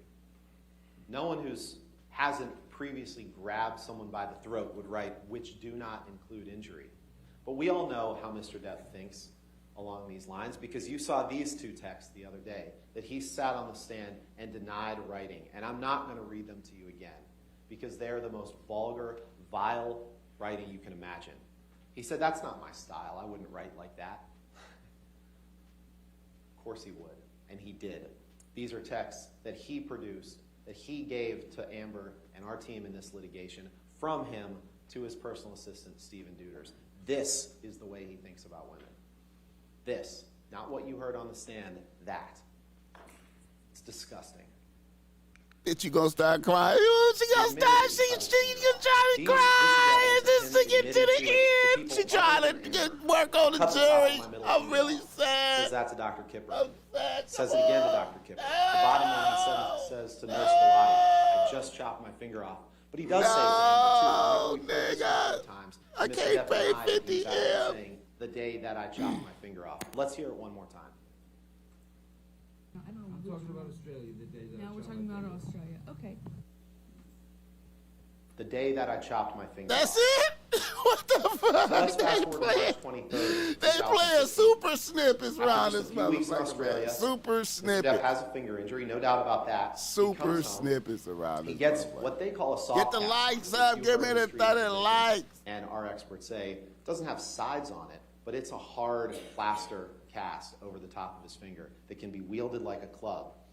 And they got in an argument when Miss Heard discovered that he was having an affair with a woman named Rochelle. Get the likes Had been up. Going on before the wedding, after the wedding, and she confronted him about that. No surprise there. They got in a huge argument. At some point in the argument, he bolted up the stairs. Now, Travis McGivern claims that she threw a Red Bull can at him. She and Whitney Henriquez say that absolutely didn't happen. But even if you believe Mr. McGivern, at some point, Mr. Depp went up the stairs. He went to the fight. This is the man that claims he always wants to run, and this time he had his bodyguard with him. So he could have just walked out the door, but he runs up the stairs, and Miss Henriquez is standing on the precipice of the stairs. And Amber admitted that when she thought he was about to push her down the stairs, as he's grabbing at her and Amber with his free hand and trying to club them with the casted hand, that she said, "I punched him square in the face. I punched him square in the face." And they showed you a picture of the shiner that she had, that Mr. Depp had. Miss Heard doesn't deny that. They're trying to say she's the abuser. for defending herself. Daddy Depp listening to this shit like, wow, I was there. What the fuck? Wow. Wow, I was there. Yet he could have done this. He talking with big count. Look at it. Daddy Depp like, wait a minute. I was there though. When you rearrange your closet. Listen to this bullshit. He like I was there. What this the is fuck? what he did to rearrange her closet. I was With there. that he couldn't possibly have hit. Look at this motherfucker is confident about some shit, and he was not. Even if he hadn't hit her that night, that's abuse. Imagine being married to someone and walking on eggshells so thick that you don't know if you set them off, if that's what's going to happen. That's abuse. And it's disgusting. But sometimes he would apologize. He'd say, I can't express how sorry I am for having stooped so low as to have spewed such vicious untruths for the sole purpose of hurting you. Grievous error, shameful. So he went in these cycles. She thought he could change for good. And when it was good, it was really good. But then sometimes things like December 15th came around, where she remembers him chasing her in the kitchen. She remembers him shoving her 2 or 3 times and sending her toppling over a Chase lounge and saying, do you really want to go again, tough guy? And she looked at him, and he balled up his fist, leaned back. Camille is like, I in won. the nose, I won. and pounded her head with the back of his fist so she couldn't breathe on that won. bed that we're going to see in a second, where she was suffocating in this pillow top, and she said, this is when I thought I was going to die. He's going to kill me, and he doesn't even know what he's doing because he's out of his mind. And these are the pictures that they claim. I don't know what they're claiming. I don't know if they're claiming she painted on the bruise. Oh, you weren't hurt badly enough, so therefore you're making it up? Look under her eye. And again, their theory is that all of this is a lie. All of this was some grand hoax. If this were a hoax, ladies and gentlemen, she'd have worse injuries than that. She'd really do it up. She took pictures as they existed when she could at the time of abuse. And yet Ms. Vasquez has the nerve to say, well, why didn't she videotape an incident of abuse? What, as she's being hit, she's supposed to somehow grab a video camera with one hand while she's defending herself with another hand? You heard her in one of the audio tapes talking about when she hit him, as he was trying to barge at her, and she got her feet caught under a door as he's coming after her. When grandma gonna get hers off? Victims of coercive control like this, they do try to appease their abusive partner and apologize for things that aren't their fault. So as you're coming at me, Johnny, and you push a door into me, and I have to hit you to get away, to protect myself, yeah, she did apologize for that, because that's the cycle of violence. That's what victims do. Yet they continue to blame the victim. There's no evidence she painted on that bloody lip. And again, if we're talking about a hoax, the next day she went on James Corden, and they say, well, you can't see any injury there, so it must not have happened. She would have to be the dumbest person in the world to say, I'm going to commit an abuse hoax, but let's do it the day before I go on national television. Let's do it the day before. But you heard Melanie Iglesias, her makeup artist, testify in great detail, and I didn't even understand half the terms about makeup that she was using, but she testified in great detail about exactly what she did to cover up those bruises. The red lipstick that she put to cover up the busted lip. You heard the testimony. I understood, though. You get paid M's to do this? Exactly You didn't what she understand? did. She talked about how she looked at the color wheel to neutralize the bruising. They claim it was just an accidental headbutt. Well, no accidental headbutt rips out hair. They claim, oh, Miss Heard somehow used a pocket knife to cut this portion of the bed out to stage this. Well, I don't know if that's a pocket knife or not, but the only testimony in this trial about a pocket knife is Whitney Henriquez saying that Mr. Depp Get the likes up. Give me the 30 likes. Every day. We all know where that, if it is a pocket knife, where that came from. I think one of the most telling things about this incident is the text he sent to David Heard, Amber's dad, 2 weeks later, where he says, I meant to send this to you a week or so ago. I'm sending it to you now. And Get the likes up. I forget if it's a text or an email, but you can look at DX580. He says, yes, I fucked up and went too far in our fight. Because as a result of that fight and the bruises that all of her family saw, the family refused to go to the Bahamas with them for Christmas. Good. The Less family money refused for to go to me, the bitch. Bahamas I don't need to for pay for Christmas. your whole family On to that come with trip us. Fuck to the them. island. Mr. Depp kept passing out, and every time he passed out, he would dump a glass of wine on Amber's lap. Yeah. And she didn't like that, and she yelled at him. And because it was in front of his kids, And she didn't he watch got my up. back. This is the one where Tara Roberts took the video, and she didn't show you the closet, she didn't show you the bathroom. And Amber says, while holding my neck, this is in the closet, he said, "I'll fucking kill you if you ever speak to me like that in front of my kids again, because you embarrass me." And then he took her into the bathroom, and she said, but this time, he grabbed my vagina, shoved his fingers inside me, but through my bathing suit, and held me there and asked me if I was so fucking tough. And then she ran out of the house. And to keep him away from her, that's when She getting ready for claims- Aquaman, she admits y'all. She threw something at him. She didn't know what it was. It's been testimony it was a can of mineral spirits that she claimed that hit Mr. Depp. And Mr. Depp is somehow the victim in that encounter? Come on. We talk about the train ride to Asia. You saw the pictures taken before they got on the train ride where Mr. Depp has the same shadowing under his eye that he does in the allegedly abusive picture. But in that picture, he held in that train ride, talk about a honeymoon, he held her up against the wall while she was trying to get his arms off her neck, and he was squeezing her neck against the railway car, and at some point, I pull the lapel of his shirt, he rips the shirt off, and she woke up with the shirt around her neck and a giant knot in the back of her head. Let's fast forward to her birthday party just very quickly. He experienced terrible financial news that night. He came over. They got into a fight. There's been conflicting evidence about that. But Amber said, I hit the side of the desk. He chest bumped me. He fell to the floor. I fell to the floor. And when I got back up, he held me down by the shoulders. And that's when he grabbed her by the pubic bone and pushed her down. And you'll remember Ms. Vasquez showing her interrogatory answers where she details a lot of this and saying, nowhere in there does it say that.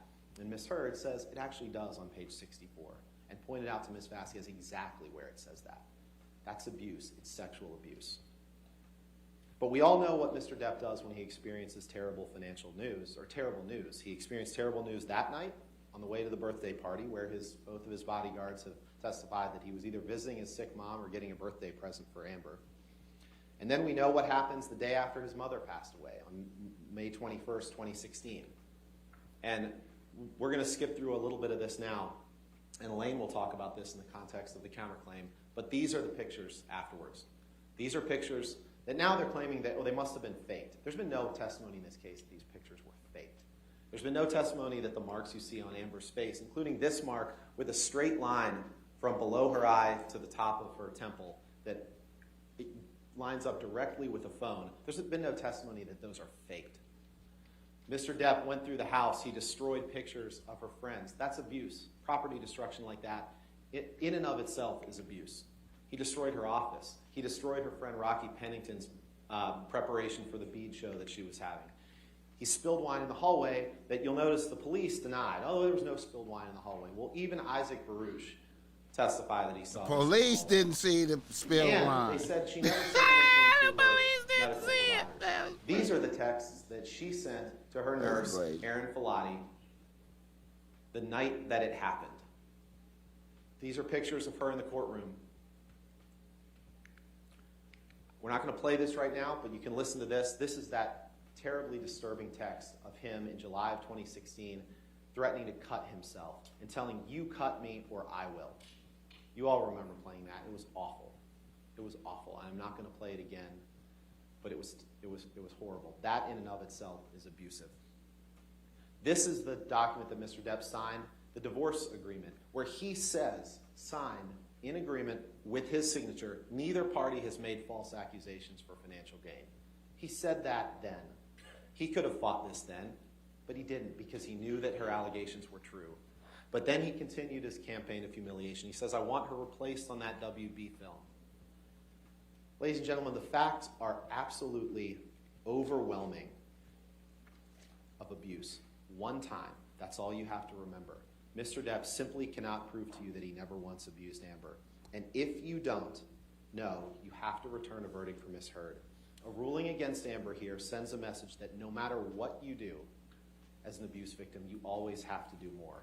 No matter what you document, you always have to document more. No matter whom you tell, you always have to tell more people. No matter how honest you are about your own imperfections and your own shortcomings in a relationship, you need to be perfect in order for people to believe you. Don't send that message. That's what he wants you to send. So I'm going to quickly get to another point that you have to find in order to prove, or in order to rule for Mr. Depp. You would have to find that Ms. Heard made the statements with actual malice. Now, what Mr. Chu didn't tell you is that you have to find this by clear and convincing evidence. So this is much higher than the greater weight of the evidence standard that applies to the other claims, the other elements of the claim. Clear and convincing evidence is evidence that creates in your minds a firm belief or conviction that Mr. Depp has proved this issue. So if you believe that Ms. Heard did not act maliciously in writing her op-ed, then you must return a verdict for Ms. Heard, even if you think that he never abused her. But I'll quickly go over the evidence of this. The op-ed, you look at the words, it clearly wasn't a hit piece. She visited her attorney, Eric George, who testified by video that his objective was to make sure that there could be no meritorious claim that could be brought about this article relating to defamation. He gave Ms. Heard advice. She affirmatively followed all of it.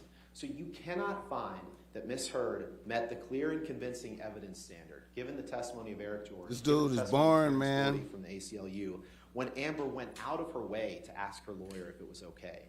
They will say it doesn't matter if she's lying, but even if that isn't, they will say that that doesn't matter if she's lying, but even that isn't true. Because again, keep in mind that if Ms. Heard wanted to be malicious toward Mr. Depp, the article would be very different. And I think it's interesting here, we'll talk about Mr. Waldman in a second, but that Amber utilized her attorney, Eric George, to make sure that she was following the law.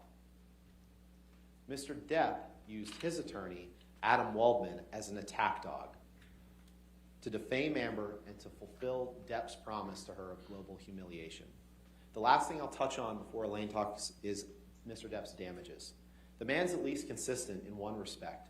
He blames other people for his problems, everyone but himself. You heard us reading the stack of articles dating years before he broke up with Amber, before their marriage broke apart, talking about his problems, talking about the fact that his movies were flops, talking about the fact that he was late to the set, that he's unreliable as an actor. A word of reminder here, ladies and gentlemen, is that the only thing Amber ever did that Mr. Depp is allowed to sue her for is the op-ed. He's trying to say, I want to sue her for what she said in 2016. I want to sue her for harm that was caused then. You cannot do that. The only thing you're being asked to decide are the words of the op-ed defamatory. Nothing else. Any damage to Mr. Depp's career is self-caused. Then think about the testimony that you've heard from his former business manager, Joel Mandel, said that Depp had issues with drugs and alcohol that damaged his career. Depp sued him. His former agent, Tracy Jacobs, said he was late to the set and that he used an earpiece. Depp fired her. She said Disney never committed to Pirates 6. Disney's corporate representative, Tina Newman, said that there was no record in Disney's records of this op-ed. This op-ed had nothing to do with it. In fact, Catherine Arnold, our damages expert, testified that the paper version of the article that allegedly they say came out 4 days after the op-ed was published the same day as the op-ed that said that Johnny might not be in Pirate 6. The same day. The paper article came out the same day. So the op-ed didn't cause that. There's no evidence of any contract by Disney for Pirate 6. His agent, Jack Wiggum, couldn't identify a contract. His former agent, Christian Carino, said that there's no contract. He didn't lose anything as a result of this op-ed. Anything he's lost is the result of his own choices. You also heard him lie to you. You heard him tell you that this was his first chance to tell his story. But let's break it down because that's not true. He could have fought the TRO that Amber filed. He could have said, I didn't abuse her, but he chose not to do that. He could have fought her in the divorce case, but he chose not to do that. Instead, he signed the statement saying that no one had falsified any statements. He only filed this suit after he met Adam Waldman, the same Adam Waldman who convinced him to file suit against his former business manager, to file suit against his law firm, and fire them, and blame them for things. But by the time that Amber wrote the op-ed, Mr. Depp already had had another opportunity to tell his story. He filed a case in the UK against the Sun for calling him a wife beater. And in that case, he had many of the same witnesses. He was on the stand for parts of 5 days, and he got to tell the fact finder in the UK whatever he wanted. Now, it's not the same testimony he told here, because you heard me impeach him about 13 times with his testimony from the UK. But he's had his chances. Ladies and gentlemen, it is time to tell Mr. Depp that this was his last chance. Tell him to move on with his life. Tell him to let Amber move on with hers. Stand up for the freedom of speech. Stand up for the First Amendment. This trial is about so much more than Johnny Depp versus Amber Heard. It's about the freedom of speech. Stand up for it, protect it, and reject Mr. Depp's claims against Amber. And now you'll hear from Ms. Beretta Hawk about the counterclaim. Thank you. Okay, he's done. Grandmama.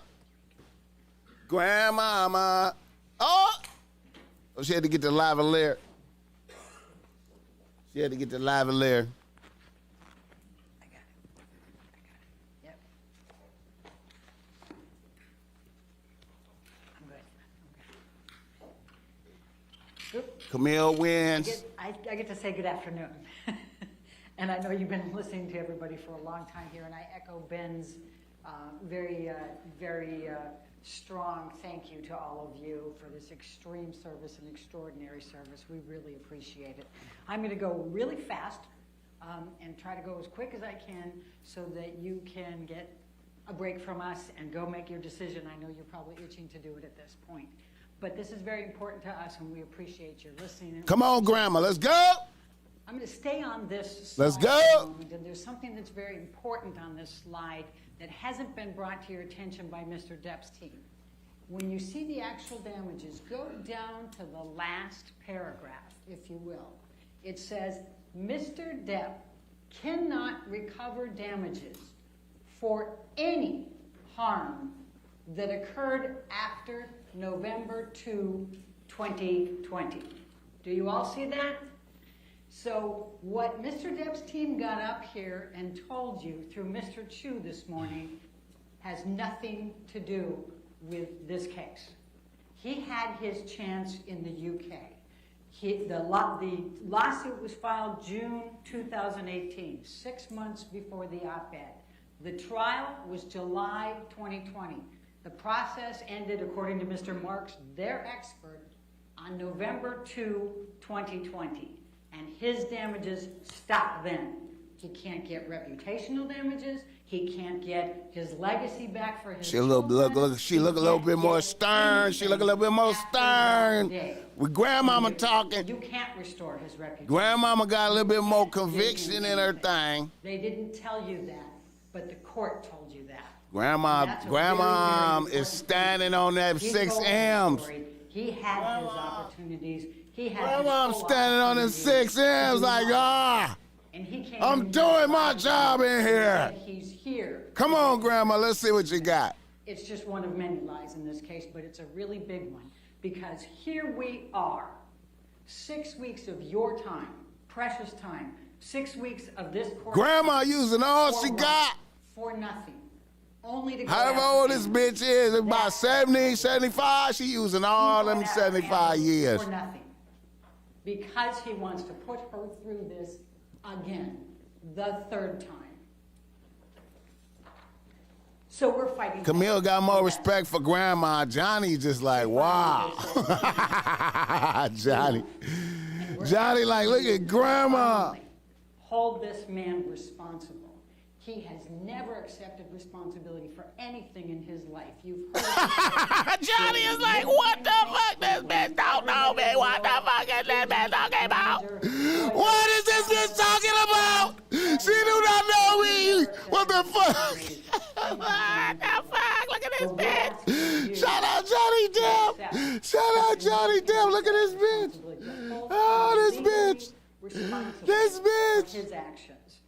And to fully and fairly compensate Amber for what he has done by creating this concept. Oh, y'all want me to pay money?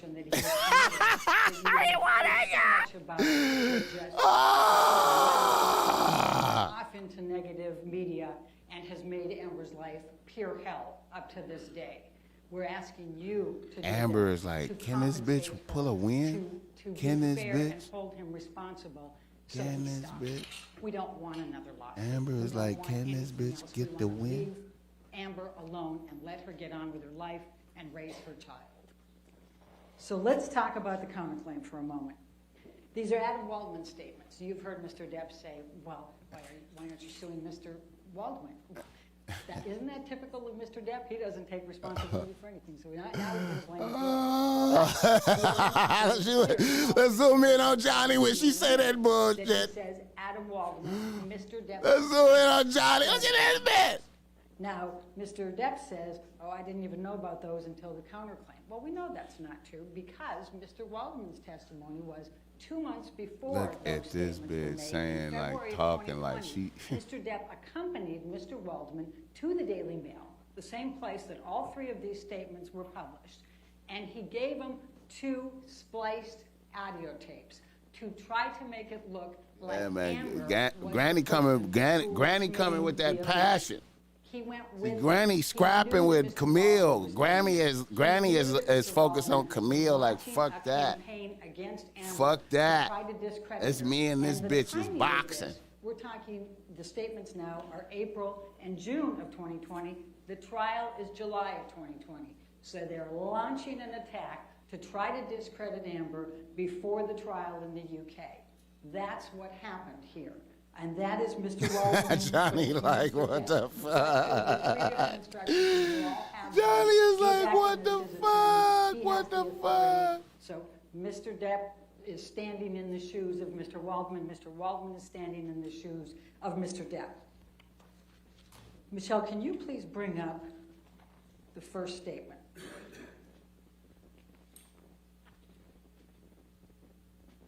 It says, Amber and her friends in the media use fake sexual violence allegations as both a sword and shield, depending on their needs. They have selected some of her sexual violence hoax facts as the sword, inflicting them on the public and Mr. Depp. Now, what this statement is meant to imply is that Amber is lying about the sexual assaults and using them with the media to try to discredit Mr. Depp. That's the clear implications of this. Now, the first part of this is this contradicts Mr. Depp's claims today that the first time you ever heard about the sexual assaults that happened was in this case. It was in the UK case. This is the case that Mr. Depp brought in the UK. And instead of Amber Heard trying to put this out in the media, she did exactly the opposite. Now, this article's not in your evidence book. At least some of you will remember it being shown at one point with the title that said that Amber was successful in being able to treat her allegations of the sexual violence confidential in that proceeding. And it was treated confidential. She did exactly the opposite. She didn't want to tell people this. And you know that. You watched her on the stand. It was heart-rendering for her to have to do this. Heart-rendering, huh? Oh. But what else is false about this statement? It's that there was no false statements of sexual Granny going violence. out. Ben went through Granny all going out for her will 6 not repeat them M's. all. You heard the testimony. Fuck that. And interestingly enough, you didn't hear any stories that differed from that with Mr. Depp. He didn't get on the stand and say, you know, no, this didn't happen to at least a couple of them. And he can't in Australia. He can't remember anything, likely. But if you just look at the pictures of the destruction in that house, I mean, imagine painting those canvases and how long that took and how much hatred and rage you have to have for somebody to do something like that. Writing on the walls, tearing up her nightgown and wrapping pieces of raw steak and putting it all over the house. Remember that she also testified that he took her clothes and swiped them through all the paint before she left. You know these things happened. With respect to the malice on this one, you know he knows that he did these things. You know that he knows he was out of it for 3 days. And that's all that we need to prove for malice. But there's a couple of more facts here. But you can find whatever Mr. Waldman's done, and you can find whatever Mr. Depp has done. And both of those are the same for purposes of evaluating the verdict form. They stand in each other's shoes. When you have an agent, and that's what the jury instructions say, you can go with both. What did Mr. Waldman do?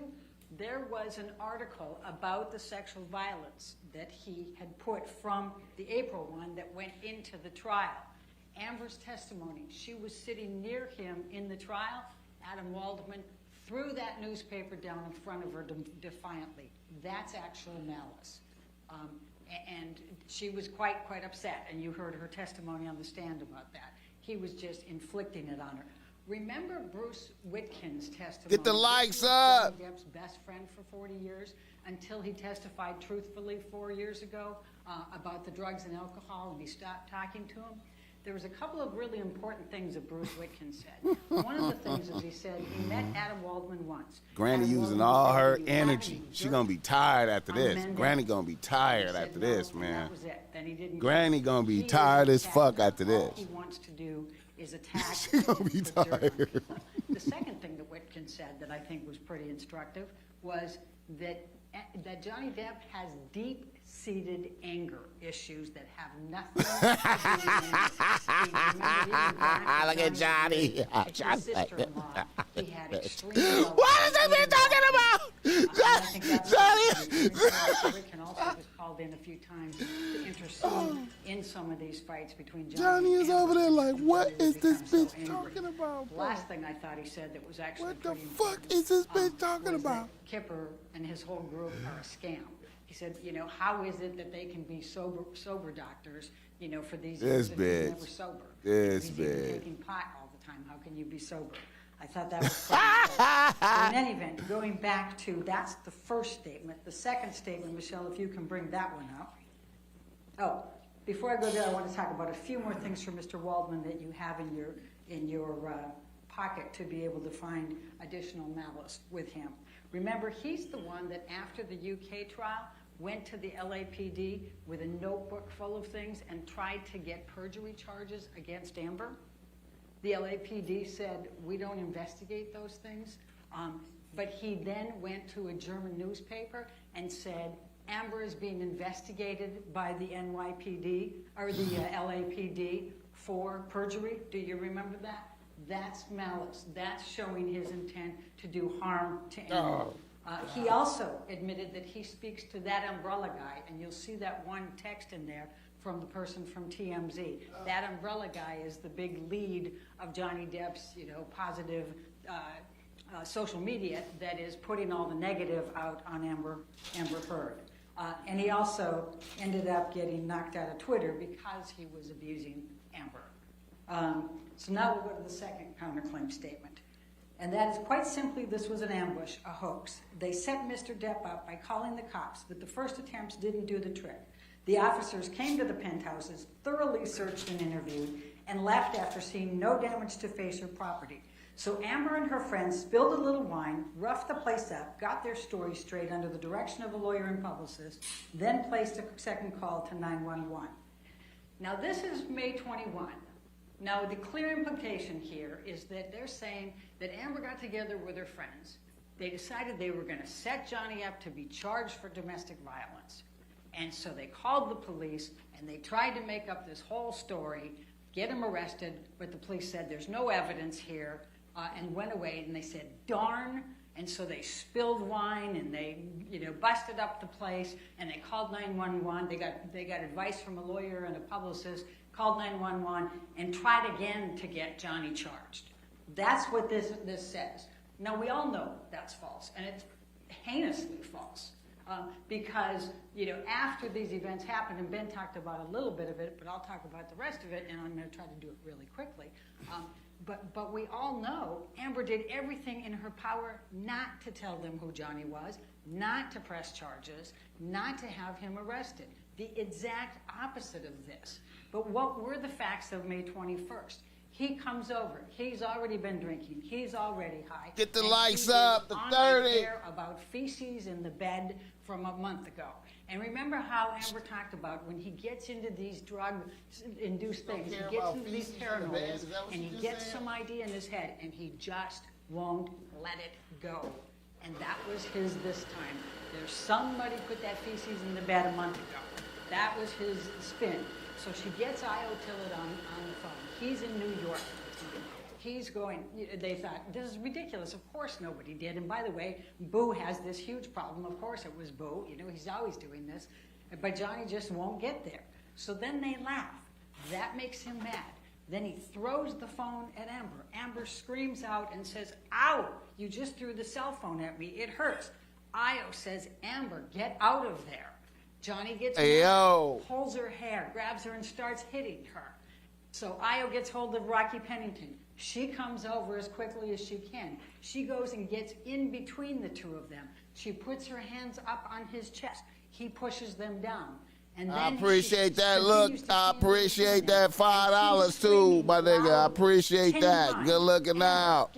Good looking out, and thanks for checking out the site. Get the fuck out. We trying to do the best we can. Then his bodyguards hear this. They come in. They break it up. That's how that happens. But the next part of this, remember Josh Drew, and I think Elizabeth Mars was amazing in this one. Remember their testimony. You know, after that, he goes and he has to, you know, he always leaves a path of destruction as he's leaving. So he, bashes up things, and you saw Ben's pictures here on the picture frames, knocks things over as he's going, goes down the hallway, he's splashing the wine. He gets his bodyguards to let him into Penthouse 5. That's where Josh and Elizabeth are trying to help with Rocky's bead thing for the next day. And he comes in, storming in, and he says, get your bitch out of here. And he's got the big magnum, and he's mad. And Elizabeth is just terrified. She barely knows Johnny. She's met him 4 times, and she goes ripping out of there as fast as she can. I appreciate that $5, though, for sure. Then what does he do? He rearranges the furniture. Or he might have knocked something off, one of the countertops or something, I think. Look at Johnny, like, look at this bitch. You saw the pictures. He went through and trashed that place again as he left. Now, the next part look at is this the police coming. Io calls the police. He's in New York. He calls the New York Police 911. He's afraid they're not going to get there fast enough. He still remembers December 15 because he came in afterwards and saw all of the injuries on Amber and all the evidence.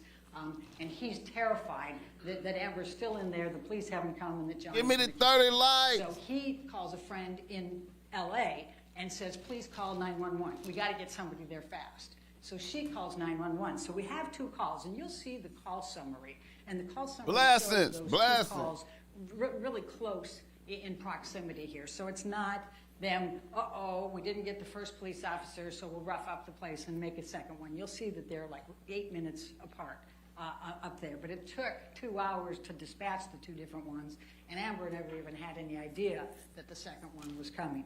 The first one's come. And, we've talked about it. We've shown you the pictures. The police officers admitted that those pictures could very much have been what was there that night. Remember, Officer Haddon, it was his first week on the job. Officer Science was three years on the job at that point. They say, they told Josh that if she will press charges, if she'll give a name, we can file a report and make an arrest. She wouldn't do it.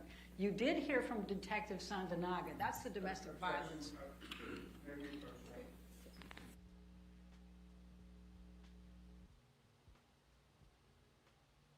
Grandmama scrapping for hers. Amber got her hair drinking that lime green, bitch. Bitch swirling it around, bitch. That bitch got her hair ready for Aquaman 2. That's that Aquaman 2 hairstyle.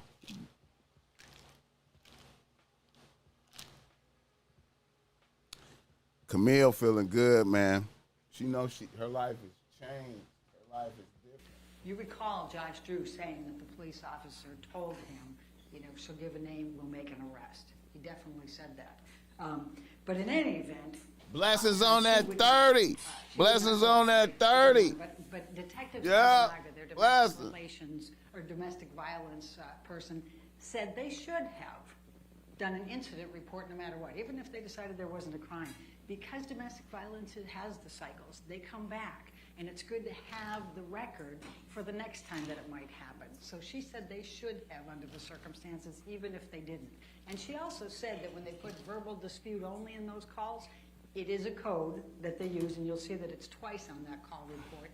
So to say that's why we didn't write a report. But in any event, whether the police officers, forgot about it 2 months later when they were first asked about it, whether they just decided she's never going to press charges, and you'll see on the call report they're insisting that to the second set, it doesn't make any difference. The point is, this is still false. Amber Alert is trending number 1 on Twitter. It's man. So they go away. And the testimony is that Josh and Amber and Rocky cleaned up because they have dogs. So they cleaned up a lot of the glass and the wine and those types. They had no idea the second police officers were coming by, and they certainly didn't call them, and they certainly didn't talk. They never talked to a publicist. She did talk to a lawyer who gave her advice, and that's why she wouldn't tell them, anything. She said, "I'm not going to cooperate at all." So the second one's coming. You saw that. You've got the video cameras in there, and you see there's no effort by them to try to get now these officers to press charges against Johnny Depp. Just the opposite. Josh Drew doesn't want to even let him in the place. They come through quickly. Everything's fine. They wave. Everything's fine. Are they trying to press charges against Johnny? No. They're not trying to do anything. They're trying to get him out of there, which makes this statement 100% false. Was it made with malice? Absolutely. There's nobody that thinks that Amber tried to press charges that night. Johnny knew that. But the other thing that's very helpful and what you should look at is Defendants Exhibits 772 and 773. Because once again, the next day, Johnny apologizes to Amber. He says in 2 different text messages, that 772 and 773, he says, "My profound apologies" in one of them, and "my apologies are eternal" in the other one. What is he apologizing for the next day on May 22nd if he didn't know that he did all of those things? And by the way, remember Isaac Baruch even remembers the wine in the hallway. None of the police officers remember the wine. They said brazy, man. A zillion other things going, and they didn't remember this call 2 months later when they were asked about it. So that's the next one. So clearly, that's 100% false. Clearly, they knew it. Clearly, there's malice in making that statement. They're trying to suggest that she's manufacturing evidence with her friends to try to frame Mr. Depp. Nothing could be further from the truth on that one. And she does not want the police officers to press charges. Now, let's go to the There third. appears to be an Amber Alert. Oh, and let's talk about the makeup just for a moment while we're going to the third one. This makeup thing, fresh-faced, natural. These were Adam Waldman planting these when he talked to the ECB people. Remember the testimony here. We kept asking, so did you talk to Mr. Waldman? Did you talk to Mr. Waldman? Mr. Waldman was trying to plant in all of these people's minds. Objection, Your Honor. Somehow, she wasn't. The approach? The Amber Alert comments is brazy. It's crazy. Camille is in the middle of some shit. She just like, I am in the middle of some shit. My life has changed. This shit is crazy. Shout out Camille Vasquez. Camille over there like, damn.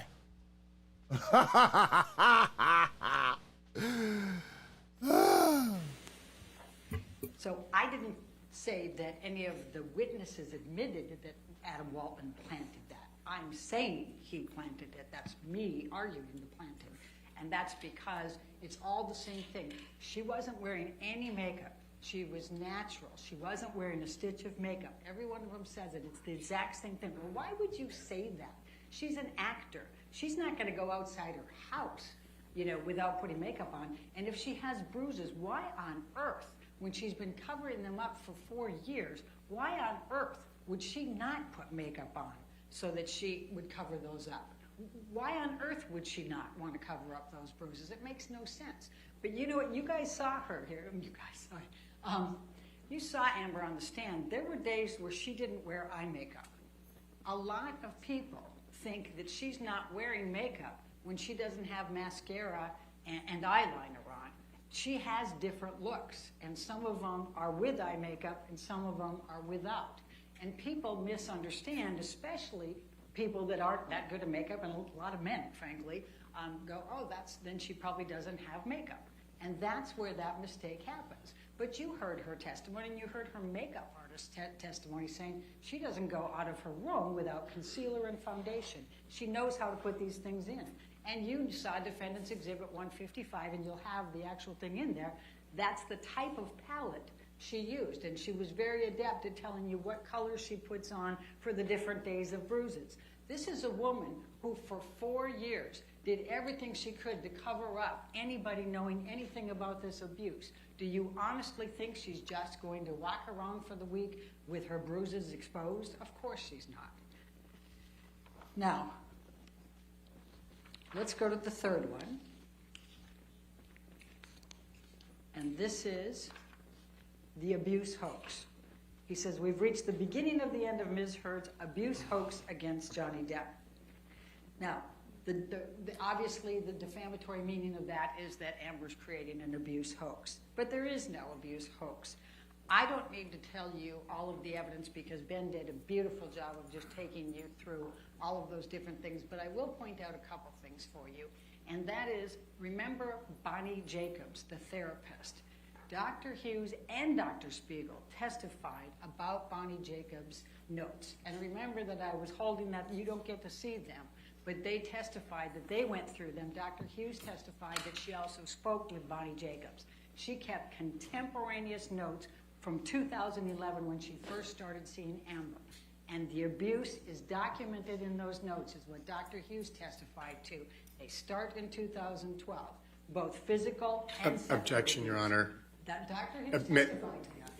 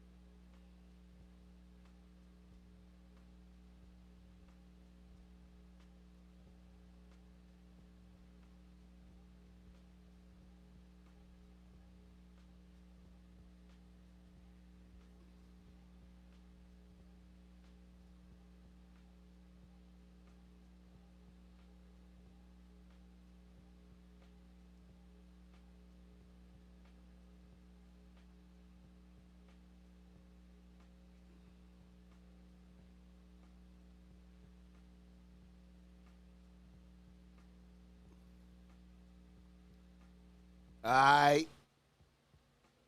They chopping it up. We're getting down to the final moments. The final moments. So Dr. Hughes specifically characterized Dr. Bonnie Jacobs' notes as reflecting both... Grandma gonna need to take a break. She running out of steam. She can't go too long. Dr. Spiegel confirmed that later and said the same. When I asked Dr. Curry if she had reviewed those notes, she said yes, but she had no comment and she didn't Your Honor, deny objection. that was in there. Grandma didn't even want to walk back there. Grandma summoning all her energy.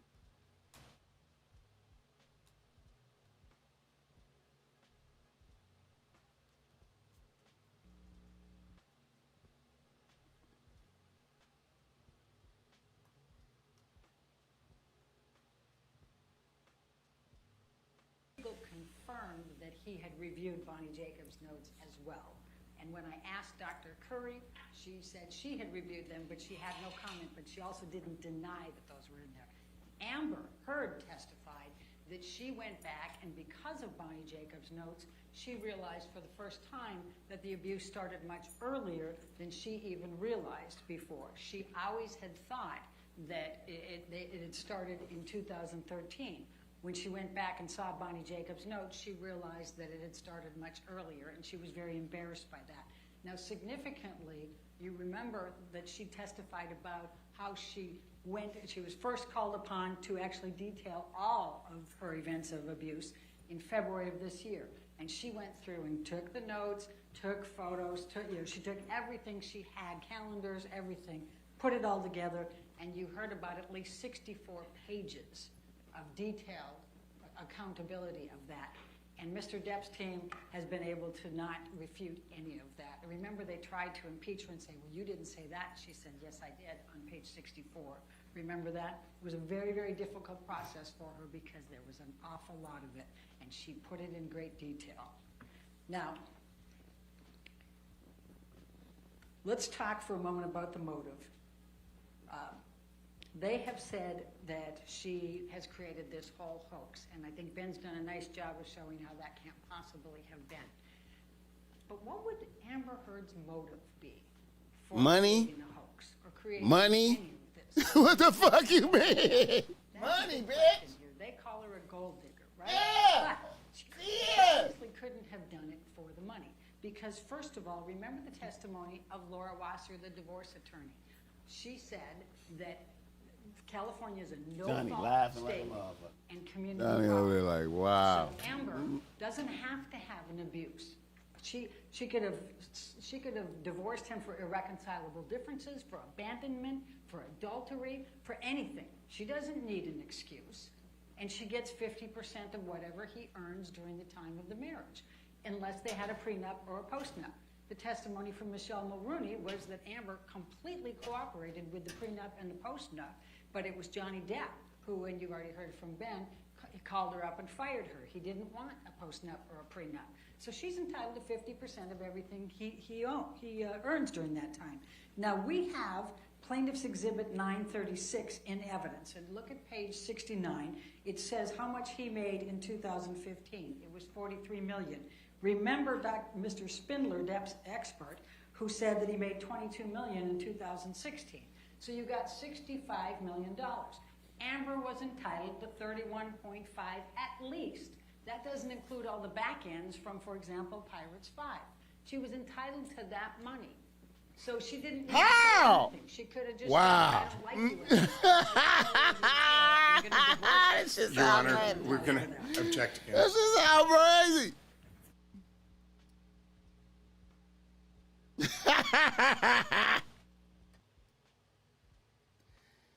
Woo, I can't believe it. That shit sounds unbelievable. That shit sounds unbelievable. It's unbelievable.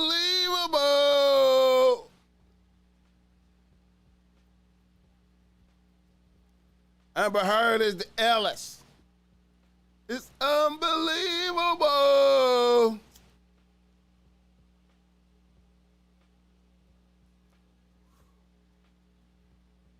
AMBERHEARD.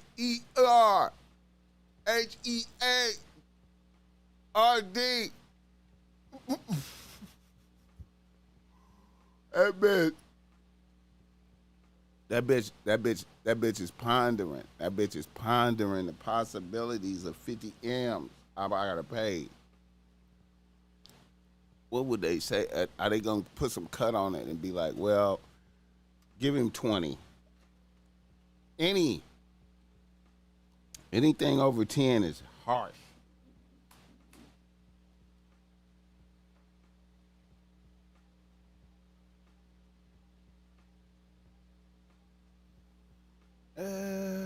Man, you already know, man. Deep in your heart, man, you know Bill did some of that shit, man. You know, man. Bill did some of that, man, you know. You know, Bill's shitty.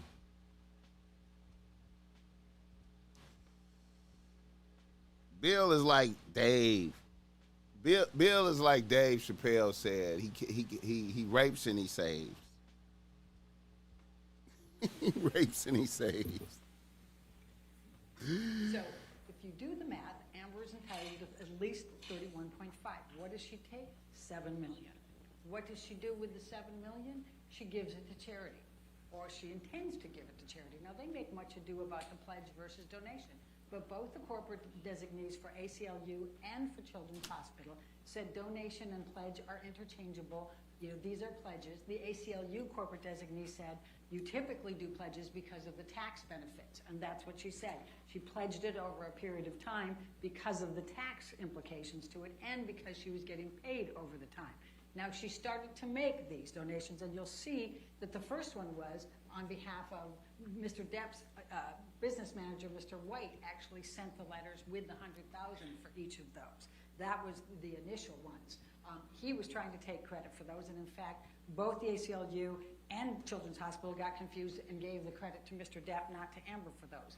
Then she made payments to both, and Elon Musk also made payments to both for $500,000 each, which she didn't count to her pledge, but they helped those organizations.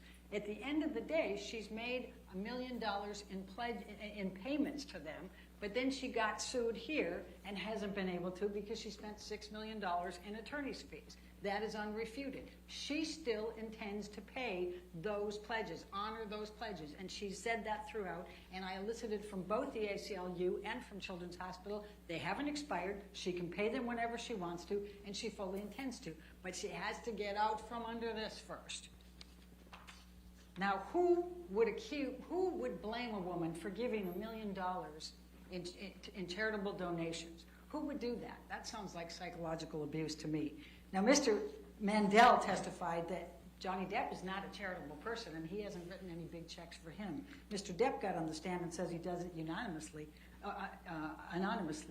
but Mr. Mandel would have been the one writing the checks, and he says that didn't happen. Now, let's go to damages, because I promised you I was going to go pretty fast here. There's a few different types of damages, but one of the things that the court has talked to you about, she told you that because we have defamation, it's invidious, and therefore it's invidious. And so these damages to business reputation, inconvenience, embarrassment are presumed. You don't have to prove those. Invidious. That's one of my words. One example of that is from Mr. Kamada at Warner Invidious. Brothers. He didn't want to have to get in the middle of all of this with Aquaman 2. They haven't even released it. So he didn't read anything in preparation for his deposition. He didn't talk to anybody before his deposition. He said that he tried to do technicals and say, no, we never terminated her contract, but oh yeah, we did tell her we were probably not going to renew her option. And then we didn't change the script, but Amber got the script, and yes, they did change it. Then he said, no, we never negotiate salaries, but oh yeah, we did renegotiate Jason Momoa's and Gal Gadot's. So he just doesn't want to admit to any of these things. But what came out in Hamada's deposition, and I hope you were listening carefully to this, was the email from James. Let's wrap it up, Granny. And Jason Momoa, her co-star, who said they guarantee if they are in the film, she is going to be Mara in the film.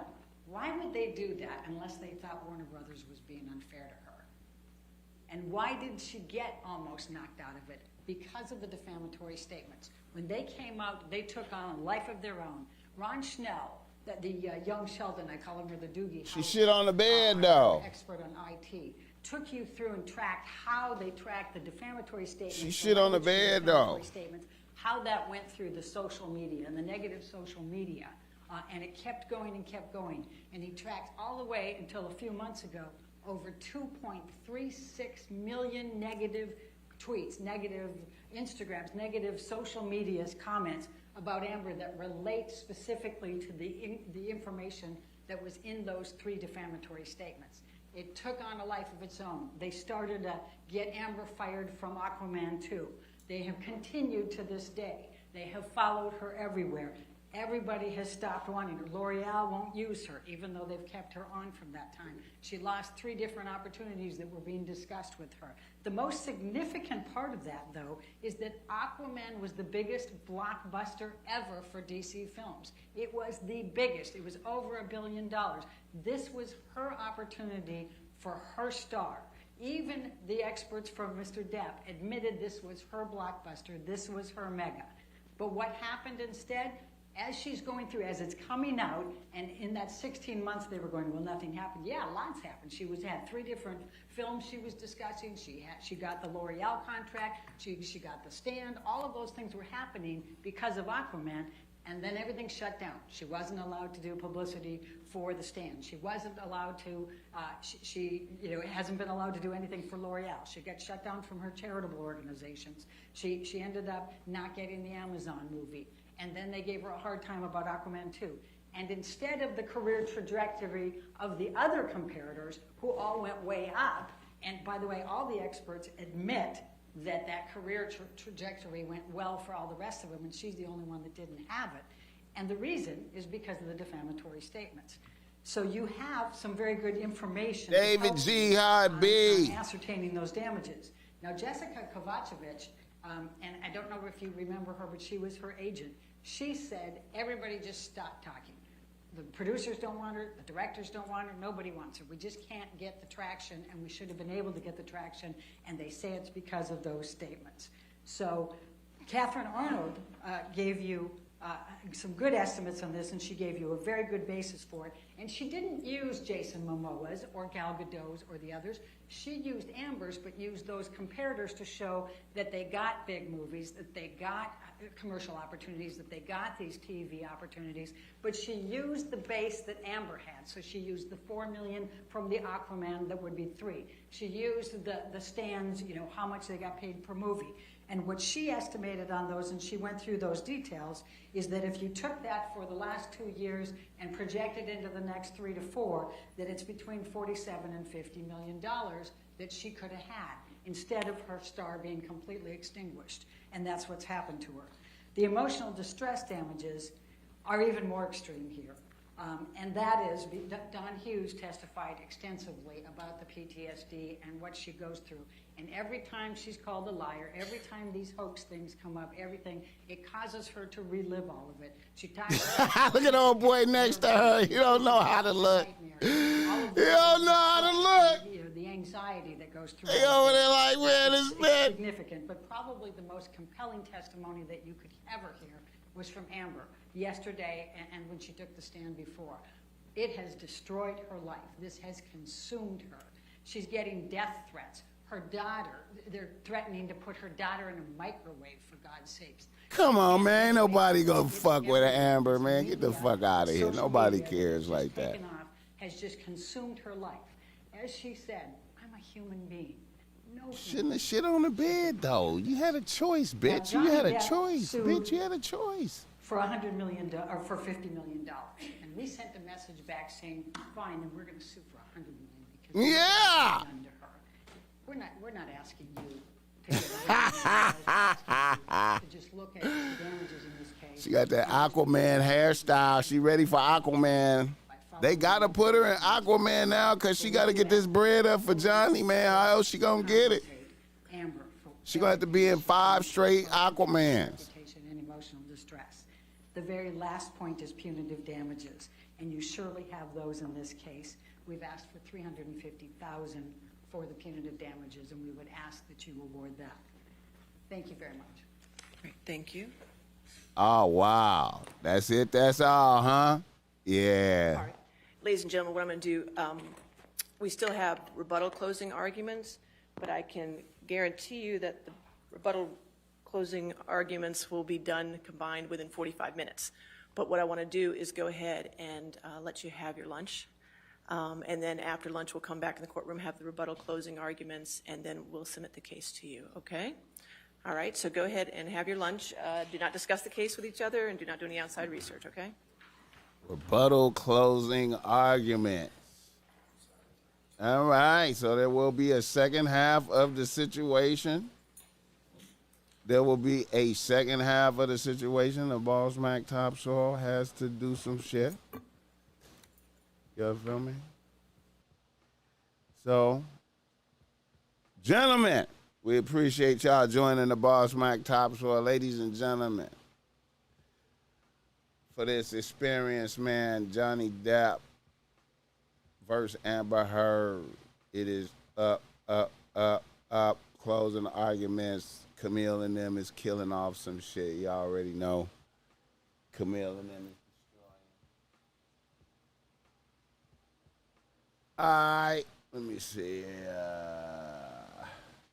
Yeah. Ladies and gentlemen, thank you for coming out. The Top Mac Nigga Show is a Bossmack Industries production.